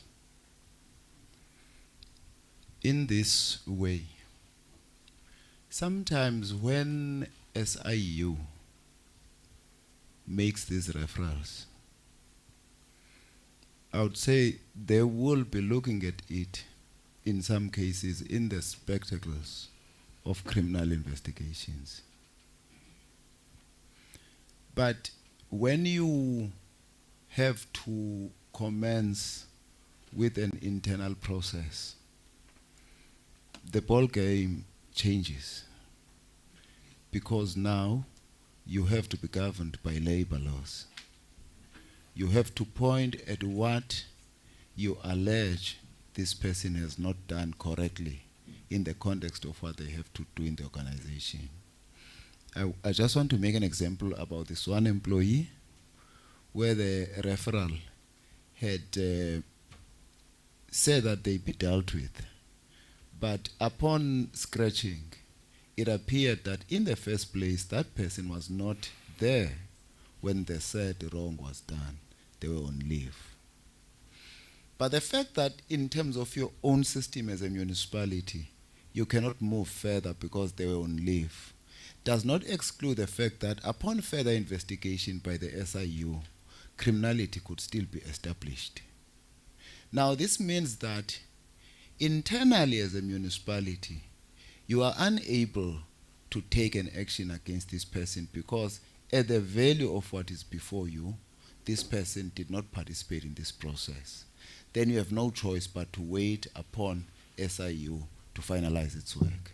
I'm raising this example because also in cases like this that have got to do with criminal investigation, I want to draw the attention of the members of the committee to the fact that, again, even there's two dispensations that run the show. It will be the criminal dispensation, it will be the labor dispensation.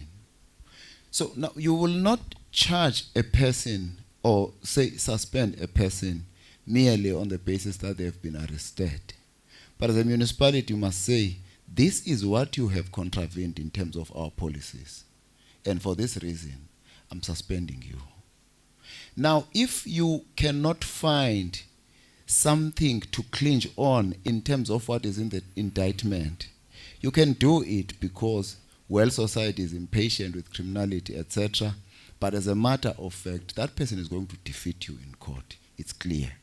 So, on the other hand, as an institution, we are careful of jumping into actions where we cannot at least foresee a slight possibility of victory when we do our work. But be that as it is said, I would be of the opinion that, in light of the fact that there's since been formal charges now, which I believe could provide us with more flesh into the alleged irregularities, we will have delayed in reviewing our stance as an institution as to whether to suspend or not.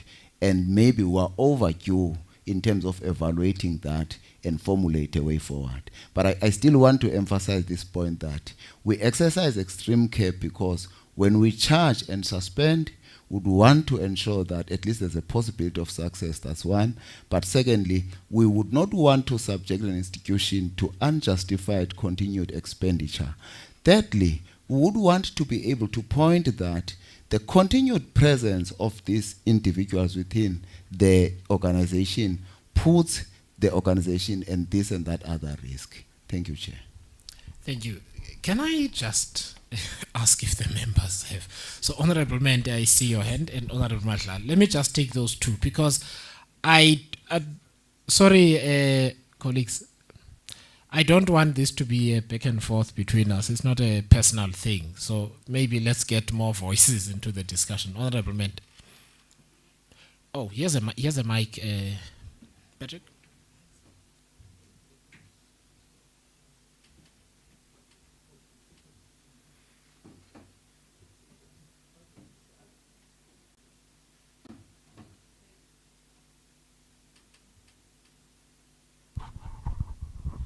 Oh, thank you very much, Chair.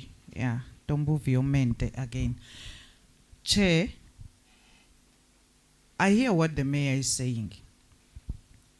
The problem here lies in the law enforcement agencies that have been entrusted with investigating and uprooting any criminal elements within our society and our organizations.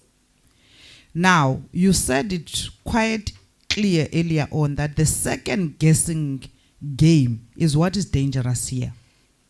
Be that as it may, I want to ask a question to the MM.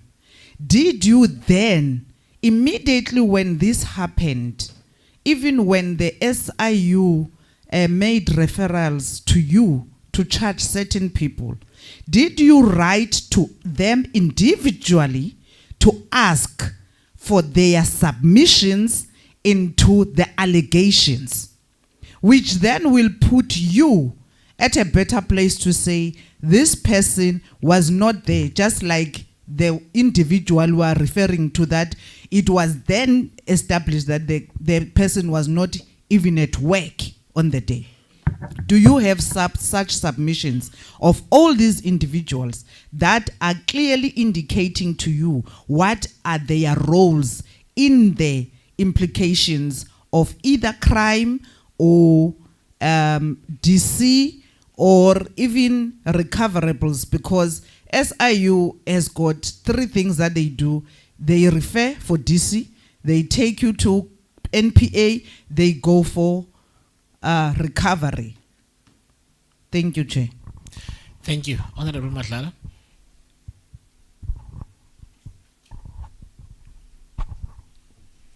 Thank you, Chair. Well, the disciplinary procedure collective agreement, which is by SALGA, makes exactly a provision for precautionary suspension.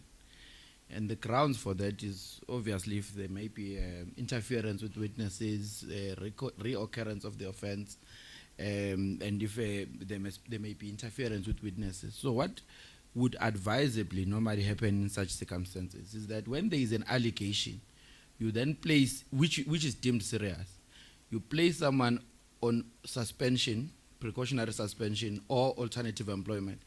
Then you conduct your own investigation as a municipality, right? You are not going to wait for that one because, like you are saying, it may take forever, but this has been brought to your attention and you must protect the integrity of the municipality. So then you conduct your own internal investigation. And remember, obviously, that will take long because of the principles which are not the same.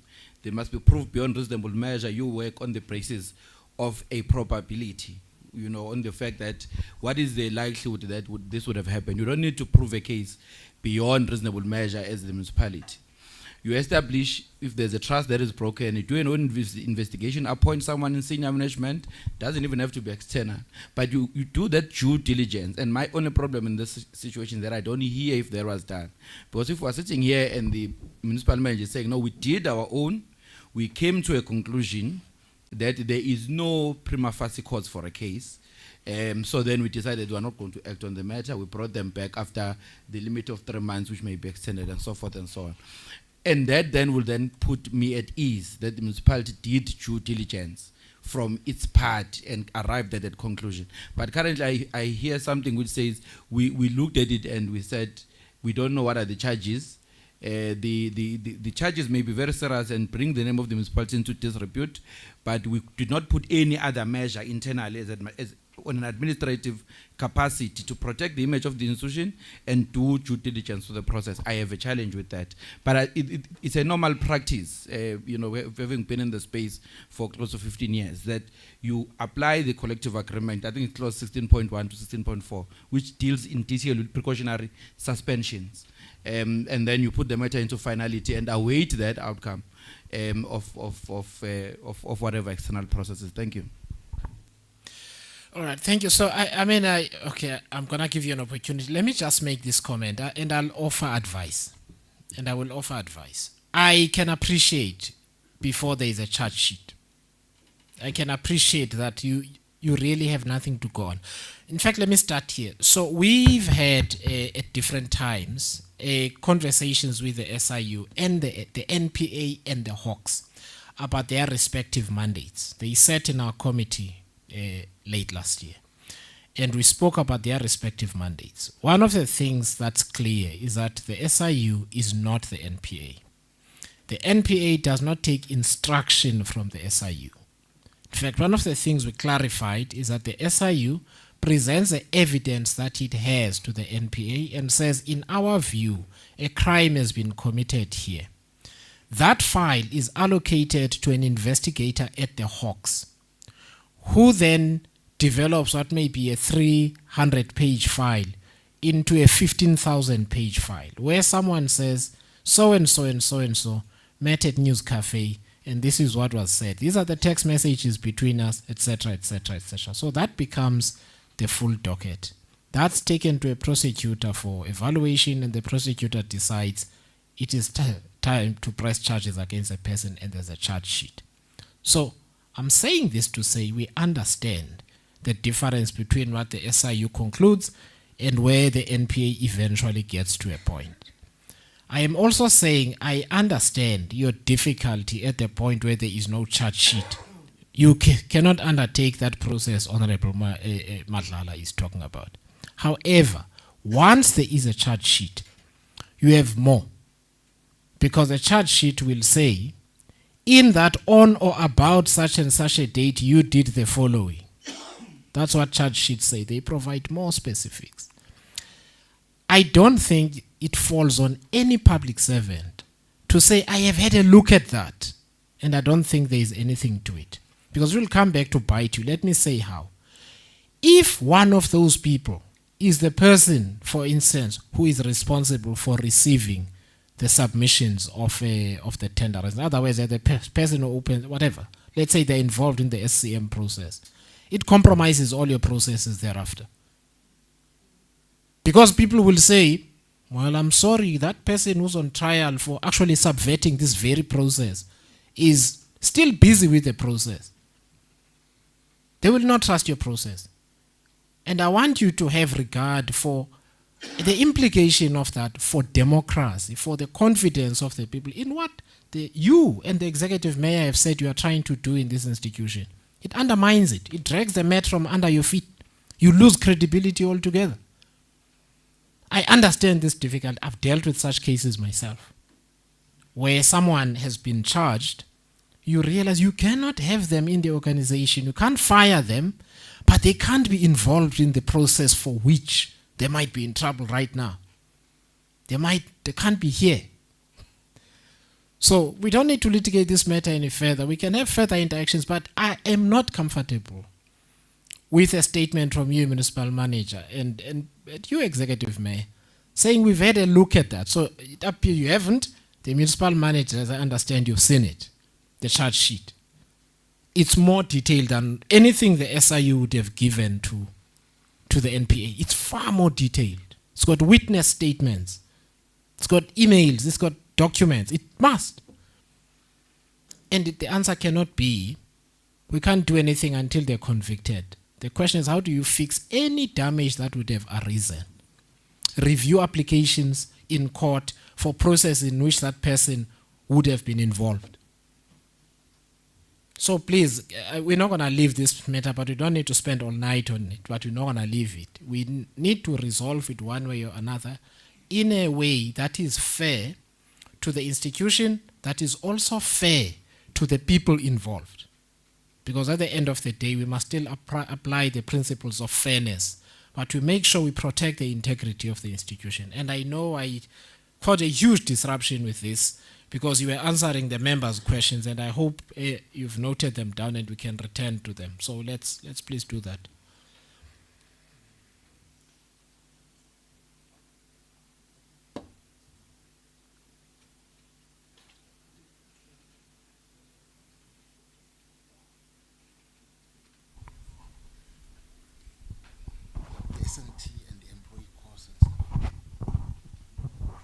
Thanks very much, Chair. I think there was a question on the, if Chair, one that we've missed, you'll just remind us. Okay, there was a question on the prescribe,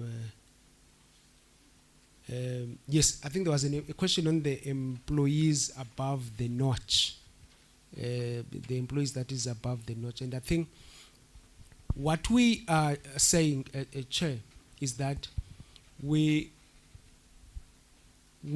have developed the job descriptions, because one of the things that we have picked up is that there were no job descriptions. So we said once we've developed the organizational structure, we develop the job descriptions, and then the job descriptions are supposed to be evaluated. You do the process of job evaluation, and then that job evaluation will allocate people to the correct task grade.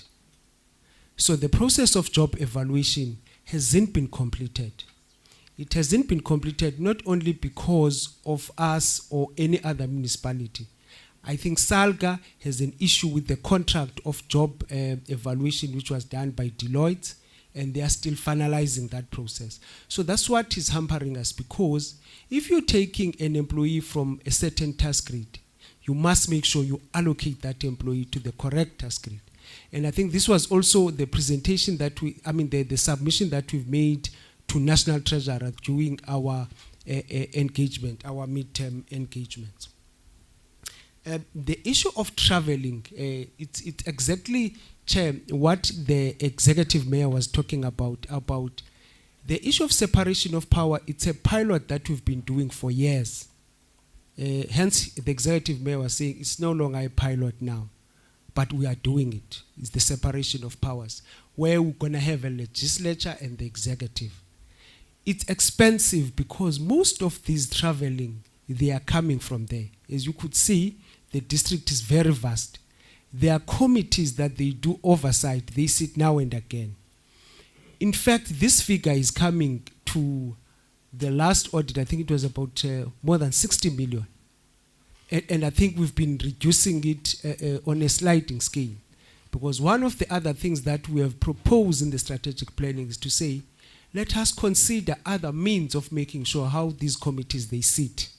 maybe those that they can sit virtually, to limit that traveling and traveling expenses and accommodation for all those members that are there. If you look at the budget for the executive, for the legislature, there's quite a lot of that because it's a requirement in terms of the sitting of their committee as per the separation of powers.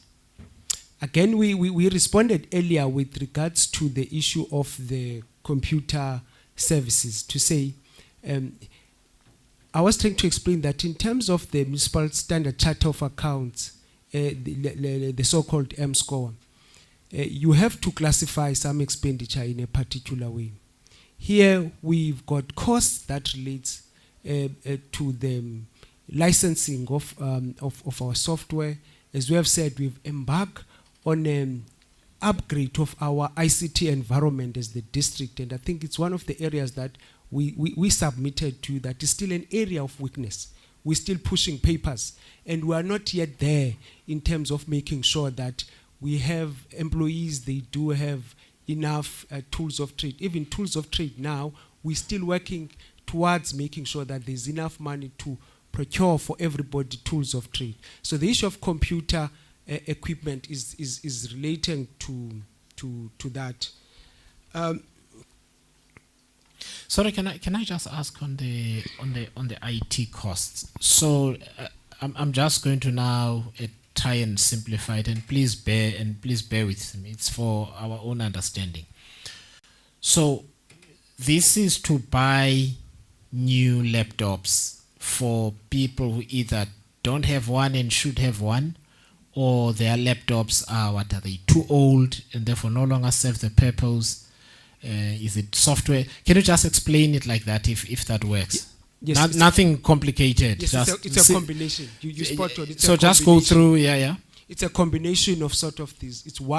It's the upgrade of all our ICT infrastructure, number one. When you say ICT infrastructure, we mean everything to connection. Because one of our weaknesses, which is on the audit report from the prior years, is just weaknesses on ICT. Right. So we had, if you look at the budget and the expenditure, it really talks to what we've budgeted for and the expenditure. It talks to a massive upgrade on the ICT, which we are not yet there. It's something that we still have to do over the MTRF to meet the demand. So it's a combination of all those things, Chairperson, as you alluded. Then the second, sorry, and so what's your kind of completion? How far are you? Are you like, I don't know, 30, 40, 50% in? Did you decide to do a 1 year expense and then you find for the next few years? Is it a multi-year initiative? It's a multi-year that we budget on it every year to make sure that these things we do it. We've got an ICT steering committee that is chaired by someone from outside, and where National Treasurer, Provincial Treasurer, Cocta, they sit also to assist us on there was an assessment which was done, Chair, maybe let me start there, which was done by Cocta, National Treasurer, to say these are the weaknesses that we have to deal with. And we said, due to our financial constraints, we cannot deal with these over 1 year. So it's something that on each particular year, we take a certain portion of that assessment to say, this is what we do. So what we can do as well, we can share that ICT assessment maybe where we are in terms of the expenditure, in terms of what we are doing to upgrade our ICT environment. Thank you. Just do that with the Secretariat. Thanks. So, and then the other issue which was asked was the issue on the there was an overpayment that the honourable member asked on the salaries, which was about 63,000, which was, I think this was the finding, which didn't even end up being on the audit report, which I said at that point, I think the termination, what we are doing is that on analysis of employees, I think one of these employees, we discovered that I think it was an employee that was not working for a couple of days, and all the HR processes were followed. And the salaries were terminated. And on termination of the salaries, I think there was a lapse of a date where you find that the pay date is 25. We got our paychecks today. The pay date is on the 25, and the termination was done, I think, between the 24th and the 25. And automatically that person was paid already on the system, because already the review process has been done, the SAR was on the system. But what we've done, we've recovered that money, because that person, you'll find, has got leaves and so forth. So it was about 63,000, honorable member, and then we've recovered that amount on the overpayment. We've recovered already the 77% has been recovered. I think there's one that is going to be recovered on some of the termination of some of the benefits.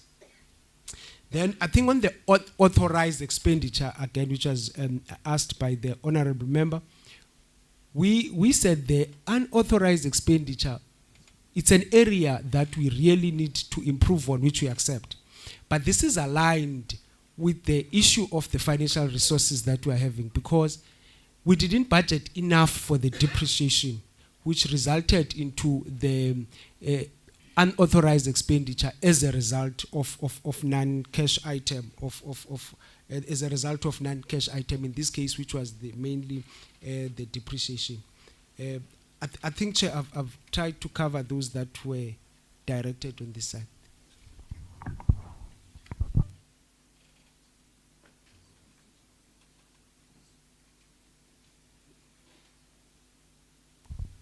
We fully agree with the assessment or with the comprehension of the honorable member of the wrongs that happened when the danger allowance was paid. We 100% agree with her analysis. It is for that reason that we have taken decisions to recover that money. We are very clear that a cent that was paid towards danger allowance at the time must be recovered. Because we believe that, as well summarized by the honorable member, what happened or what was happening in the previous term or in the council before this one, she is spot on. So all of these decisions are these decisions that were taken at the time. So we fully agree with the picture and the reason why we should be recovering that money. It is that for that reason that we went to council, and council agreed that we must recover this money. And it is for that reason that we've already filed a case in the High Court so that this money is recovered. Out of more than 750 employees, 12 have committed to pay back, as we said. About 750 are receiving their papers, High Court papers, so that they go defend this matter in court. So we are working hard to make sure that this money is recovered.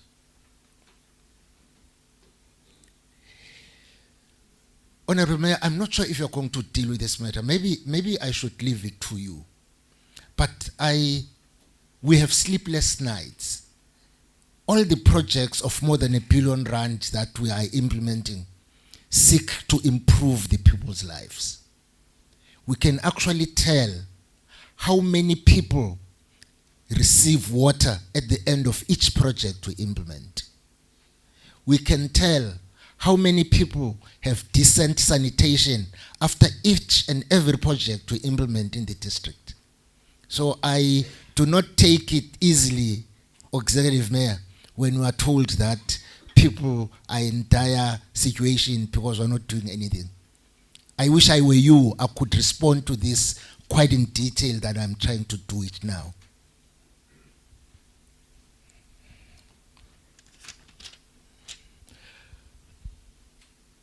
Thanks, sir. Thanks.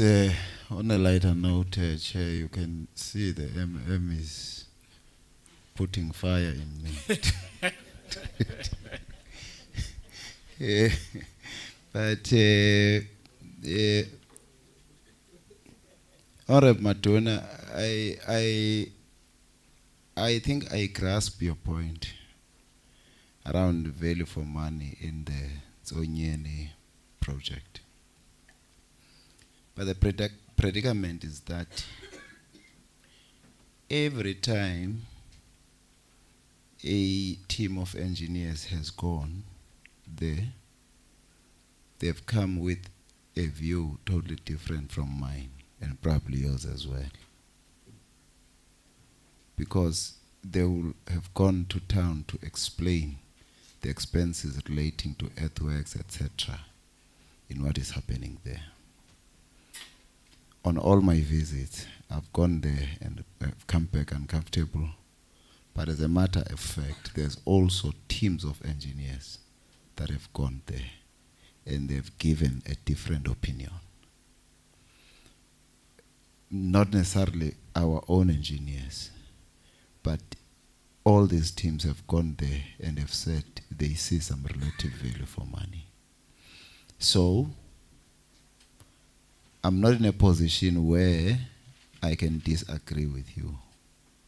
But at the same time, I'm compromised because I have not had an engineer that's gone there and said there's no value for money.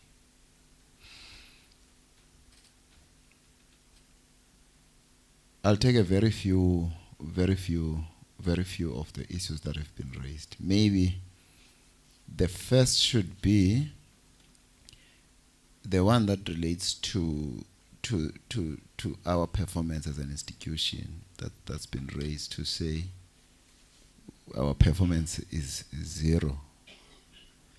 Very respectfully, I beg to disagree.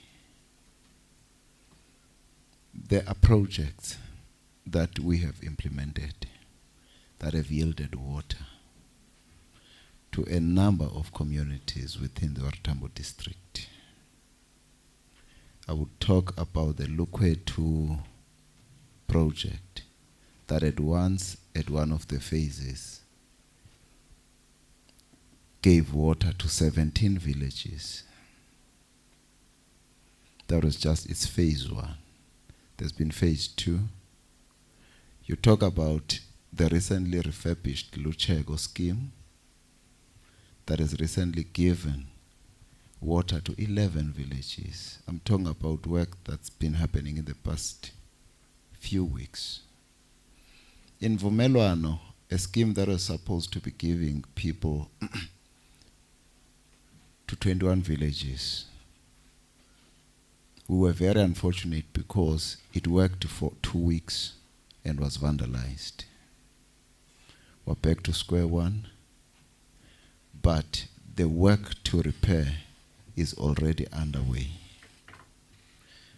If you were to look at the sanitation projects, they will give you a totally different picture from a zero performance.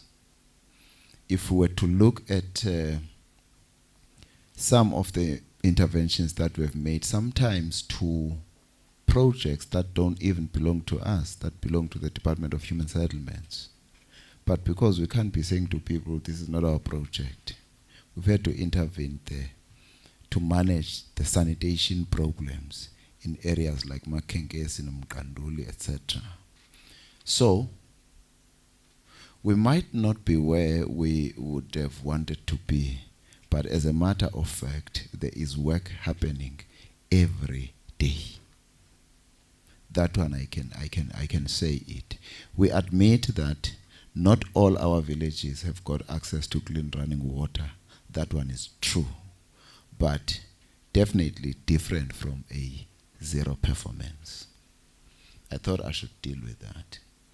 Now, there's this issue of extortions, because these are extortions, versus consultations that has been raised. It's extortions because we do consultation with communities.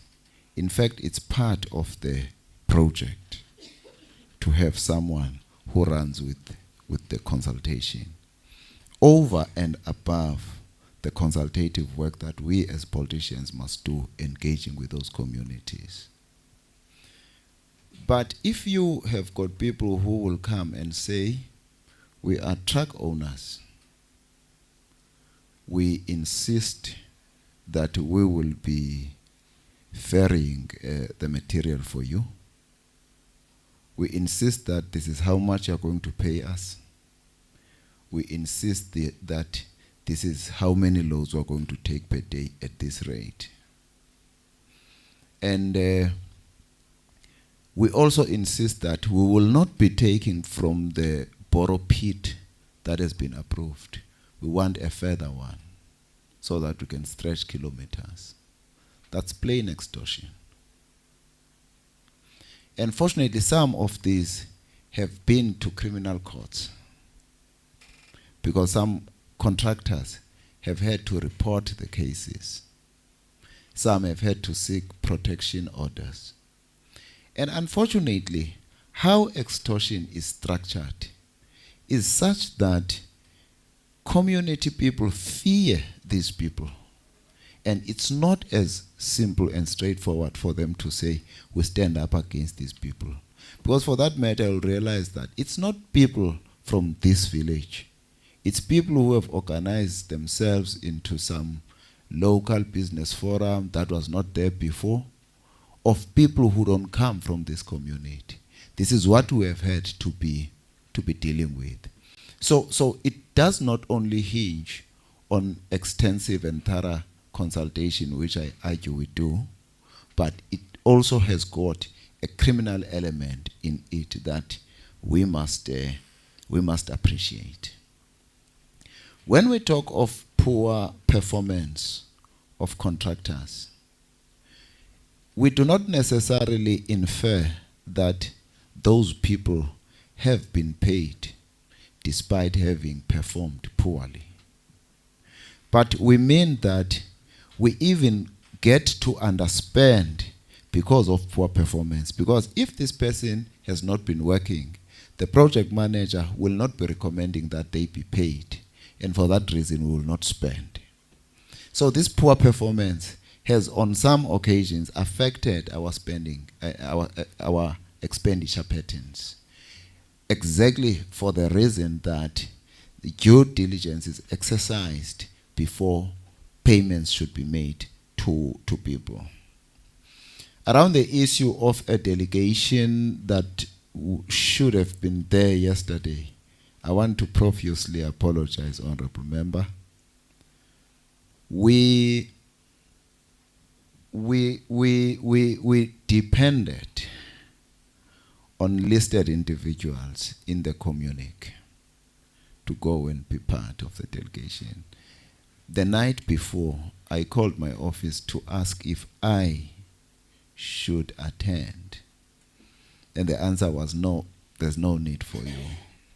And now, even the attendance of Councillor Ndabeni, I said, please go attend, we'll see when they chase you. Because there was no specific mention of him having to be part of the delegation. So we did not withhold any human resource out of malice. We thought that all human resource that would have been required was made available. But we learned from the comment that moving forward, there are certain specialities that we must make sure form part of the delegation. And probably we will have to refine the delegation with the Secretariat moving forward. It's a point that we take very seriously. Thank you, Chair.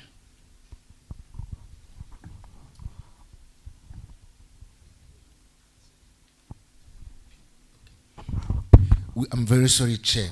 There are questions that Honorable Ndanjwa had raised. She has been raising them and we have not responded. Please, I was about to ask.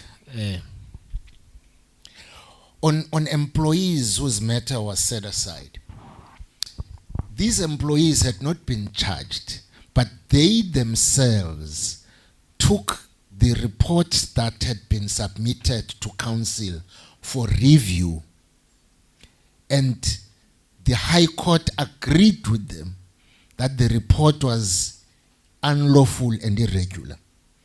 And therefore nothing could be done to them because they are the ones who actually applied for the review in court of the report that council had adopted.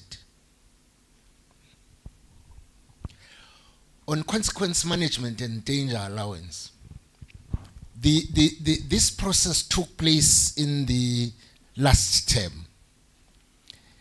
The corporate services director, who was at the forefront at the time, his contract came to an end, so he's no longer with the municipality.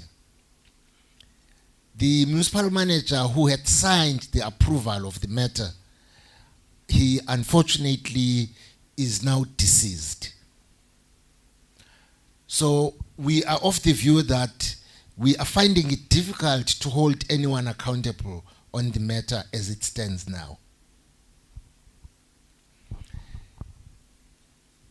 The Office of the Executive Mayor and the Executive Mayor himself are working hard, or have worked hard, to resuscitate the IGR structures in the district as part of making sure that we work together, we support each other, we share the experiences, we share the challenges that various local municipalities are experiencing.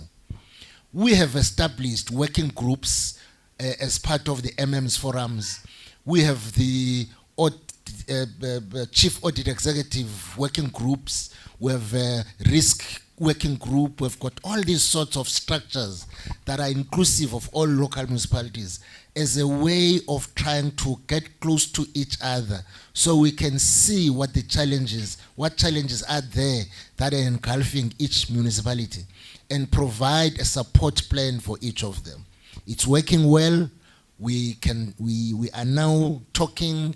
We can sit around the table and share experiences, and we're learning from one another. So in that way, we are pretty convinced that the picture will change in the district very soon. Thanks, Chair. There was a question about the write-offs, you remember, from Honorable Mend.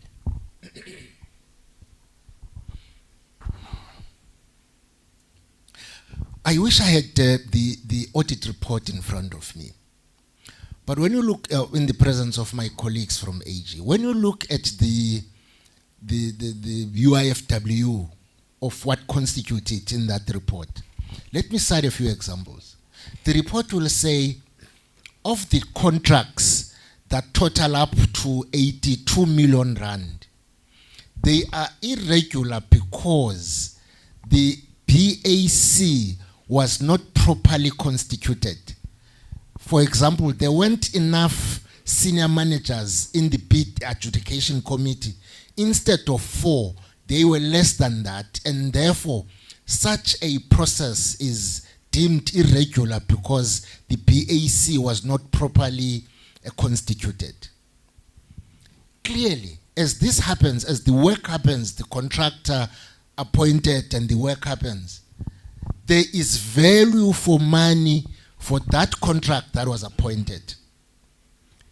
There is no money lost in the process, but the BAC that decided on the appointment was not properly constituted. So you will have no way to recover because no money was lost in that process. Another example in the list that is there, my colleagues from AG, I wish they can talk on this one. You have a list of contracts that were allowed to work beyond the period of the contract. Let's say trucks are, a panel of trucks is appointed. They have a period of 3 years. They work at the end of 3 years. The municipality continues to engage that contract beyond the contract period. Water is delivered accordingly. No extra money is paid to the contractors that are delivering water. So there's no money lost. But the honest fact of the matter is that they should have been replaced once the contract ended at the end of 3 years. But they were not removed. Instead, they continued to engage them. But all the services that are required were delivered. No money was lost. So even in that case, you will find it difficult to point at a person you may have to chase to say, pay back the money because the money was improperly used. Because all the money went into the service that was required, except that the people that provided the service, their contracts had ended at a particular period. Then you have a list of those, and an amount of money will range to about 2 to 300 million rand. And other examples I may not cite as it stands, but you then find no way where you can point at a person to pay back the money, because in Tara's look at what had happened, there was no loss of money. There was all the value for the money that was paid. So in such cases, you will find it difficult to say, I'm holding you accountable, pay back the money that had been used, because the value for the money that was paid can be seen. And a whole range of other examples, which makes it difficult to actually point at a person that must pay back the money that had been used. But my colleagues at AG, I think, are free to speak on this one so as to deal with all these cases that are there, if, of course, they can do so. Thanks, Chair. Thanks. But maybe to add to that, after the MPEC has considered part of these amounts, there are those that it refers to the municipal disciplinary board, which is a structure that for some time had been dysfunctional, but was since resuscitated and is fully functional now. So it ceased with those cases where people must be personally held accountable when they are of the opinion that those monies that are regarded as wasteful expenditure need to be recovered. So the Municipal Disciplinary Board is working on that category. Thank you. All right, thank you very much. So this is not our last engagement, at least with some of you. I can see there are very tired faces around the room. So tomorrow we are together with some of you out that way in Mqanduli. I promise I won't bring out my whole village to intimidate you. Okay, Honorable Member, there's a smaller question than Honorable Member. I always get into so there's a thing in our committee where I allow a follow-up question, and then the follow-up question leads to other follow-up questions. But I will allow it. It's not often that we are in Mtata. So Honorable Member and Honorable Mat. Let's start with you, Honorable Matuna, because and I'm giving you 120 seconds to just ask the question. And don't even land. Just ask it while you're flying. GNU partners are not passing the mic. No, thanks, Chair. No, thanks, Chair. Chair, no, my question perhaps was just about the 5.6 million. I think it also included the amounts of employees whereby you did not have contracts or employment files with. That is why it was totaling up to 5.6 million. So I thought that I think the CF only answered on the time lags. So I was just speaking about all those cases. You said 5.6 million, right? You sounded like a billion. Honorable Mende. Now the GNU partners are switching off the mic. Yeah. Yo, for the progressive caucus. We have a vet issue. That's why they are sabotaging me. No, Chair, a special request that can we get the following list after the CFO has responded, in particular on the operational expenditure. Can we get the itemized list of the traveling? Because you are splitting it into two, both legislature and the executive. Just itemize it. And then a list of the ICT as well as a breakdown of the municipal cost. Then on the job descriptions, Chair, can we be at least finished with the organogram of the municipality? and the qualifications thereof, because I'm not comfortable with addressing that issue of AG with designing job descriptions when we are not told that if a person was maybe a low ranking manager and then earning a salary of a DG, then we're going to address that by giving a person a salary when that particular position is not within the municipality ranks. So let's get that organogram. Then the last thing is on the persons that are involved, especially with the explanation of the mayor that there are those that have been referred to the structure of the disciplinary in the municipality. Can we get that as well? Because that there is something uncomfortable, Chair. People design emergencies, let contracts lapse, and do not start a process of advertising new contracts with the hope of just renewing whatever is existing. And that is always a collusion between officials and service providers, so that they do not get out of the system. Hence, we have this now problem of extortions, because many people get tired of not getting an opportunity to serve within their municipality, and then there's favors. Certain individuals or certain companies are favored by the municipality. Can we get that breakdown of whatever was written off? What are those cases and what were the steps taken? Thank you. Thank you. Okay, let me just hand over to, I think there was a question for the CFO specifically. Please note Honorable Mentor's request, and the Secretariat has noted as well. Yeah, and we'll make sure we get that information. Chair, I just need to investigate what the honorable member is talking about, because... No, just ask him. Yeah. Can you just clarify, Honorable Maduna, so that we can get an answer quickly?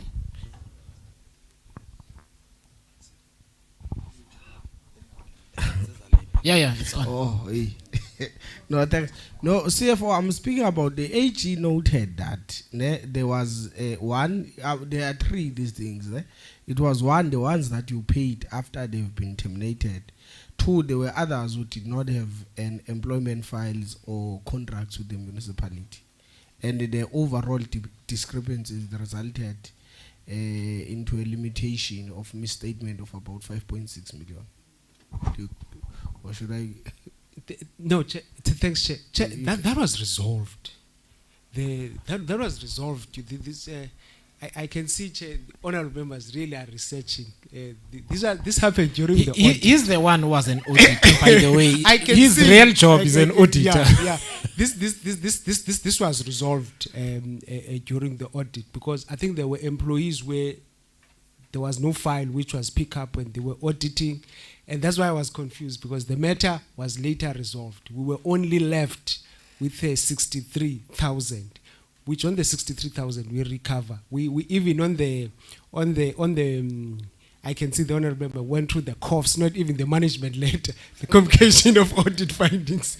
I think even when we were reaching the stage of the management report, those matters were resolved. But I think he's got the point. There were such issues during the audit which were later resolved. That is why I was lost. Okay. But I hope... So the matter existed but was resolved. Yeah, but can I get his services next time to come and help us? We could see. No, he's chosen a side. So I just want to... I just want to get to conclusion. So tomorrow we're in Randuli, so if we can have, I think it's the same procedure as Lusikisiki, because it's the same type of work that we're going to be looking at. So I just want to correct myself, because it's very important that we do. So I'm going to correct myself. So when I was talking about the company that the director was arrested, there were two cases in Alfred. So one involved Barloworld, the other one did not involve Barloworld. the arrests came out of an incident not involving Ballowell. So I just want to place that on record. The arrest still happened, so the concern is still there. I'm just fixing the specifics of what I said so that I don't cause confusion and unnecessary anxiety with anybody. So what we're going to do is we are going to, once we've completed our visit, once we get to Parliament, we are going to prepare a report with recommendations for the Speaker, for the House. Once we have tabled that report, we will share it with you in any event for completeness, so that you see what we've tabled before Parliament. But you can always, we must serve before Parliament and then share it outside Parliament. What we will do, however, in the meantime, is we may ask you some, in fact, most likely we'll ask you some questions so that that report is as accurate as possible from our perspective. So there will be follow-up questions that we ask. Secondly, we are going to be interacting with you on a regular basis. Don't worry, we won't sit on your necks and talk to you every week, no. But there is a situation that comes with the audit calendars and the reporting calendars and the tablings before Parliament and so on, and the Auditor General's reports.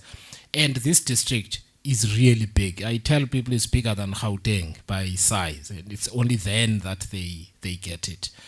And I don't have to tell you, I am from here, you are all from here. It's got very dire needs that need attention. I said at the beginning that we want to get the same outcome that you've told us that you are trying to get. So it's important that we work together, so that by the time we get to the next audit outcomes, and they are tabled by the Auditor General before the committee, we have stayed informed of the issues, particularly on the issues about which we are concerned that we discussed today. So it is clear that the water issues are very important to the committee, not just the ones that we looked at, but right across the board, even those we could not get to, because water is life, firstly.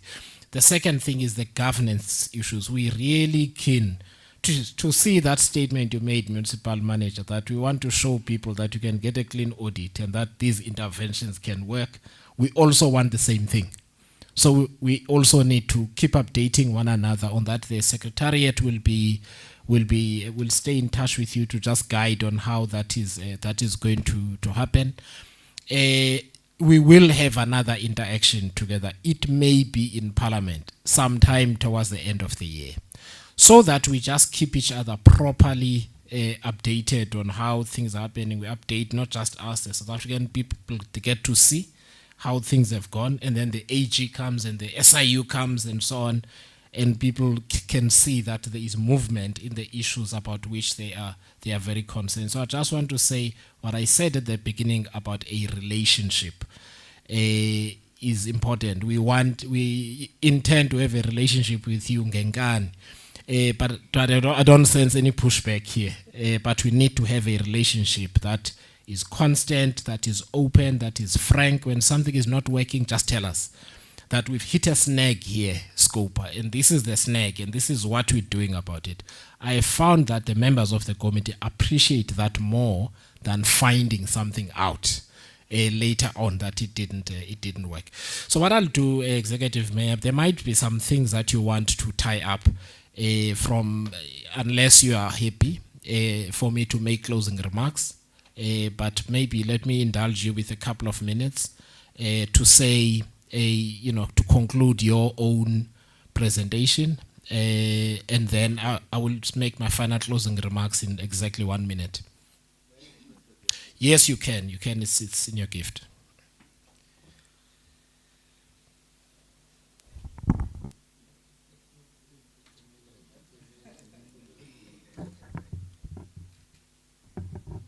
Yeah, it seems to be on. Just speak. Let's see. Just try.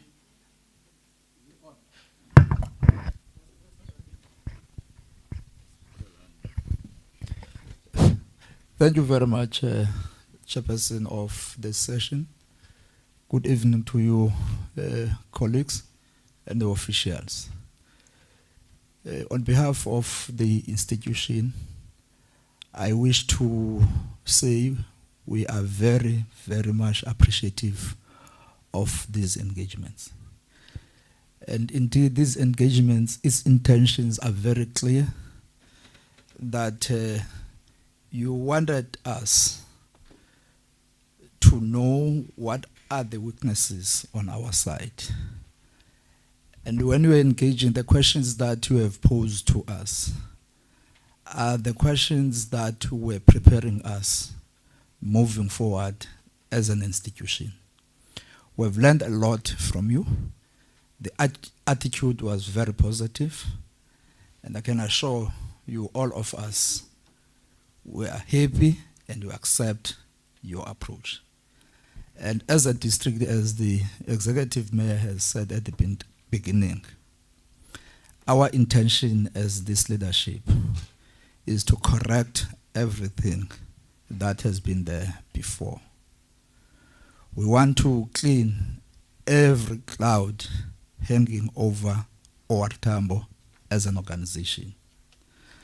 Because we do know that a lot has been said about this institution in the media and everywhere else. It is this leadership during this term that has taken a resolve that whatever we are doing, let us be guided by a book. Hence now we can safely say that there is an improvement. More than weaknesses, we are improving a lot as ORTAM. So with those few words, honorable members, we thank you very well. And we have seen that indeed your GNU is working. And also thank you very much to our official and the executive mayor. They represented us very well. We are proud of them, and I will be waiting for continuous engagement with yourselves. Thanks, sir. Thank you very much, Honorable Deputy Mayor. I just want to say that this municipality is named after one of the founders of our democracy.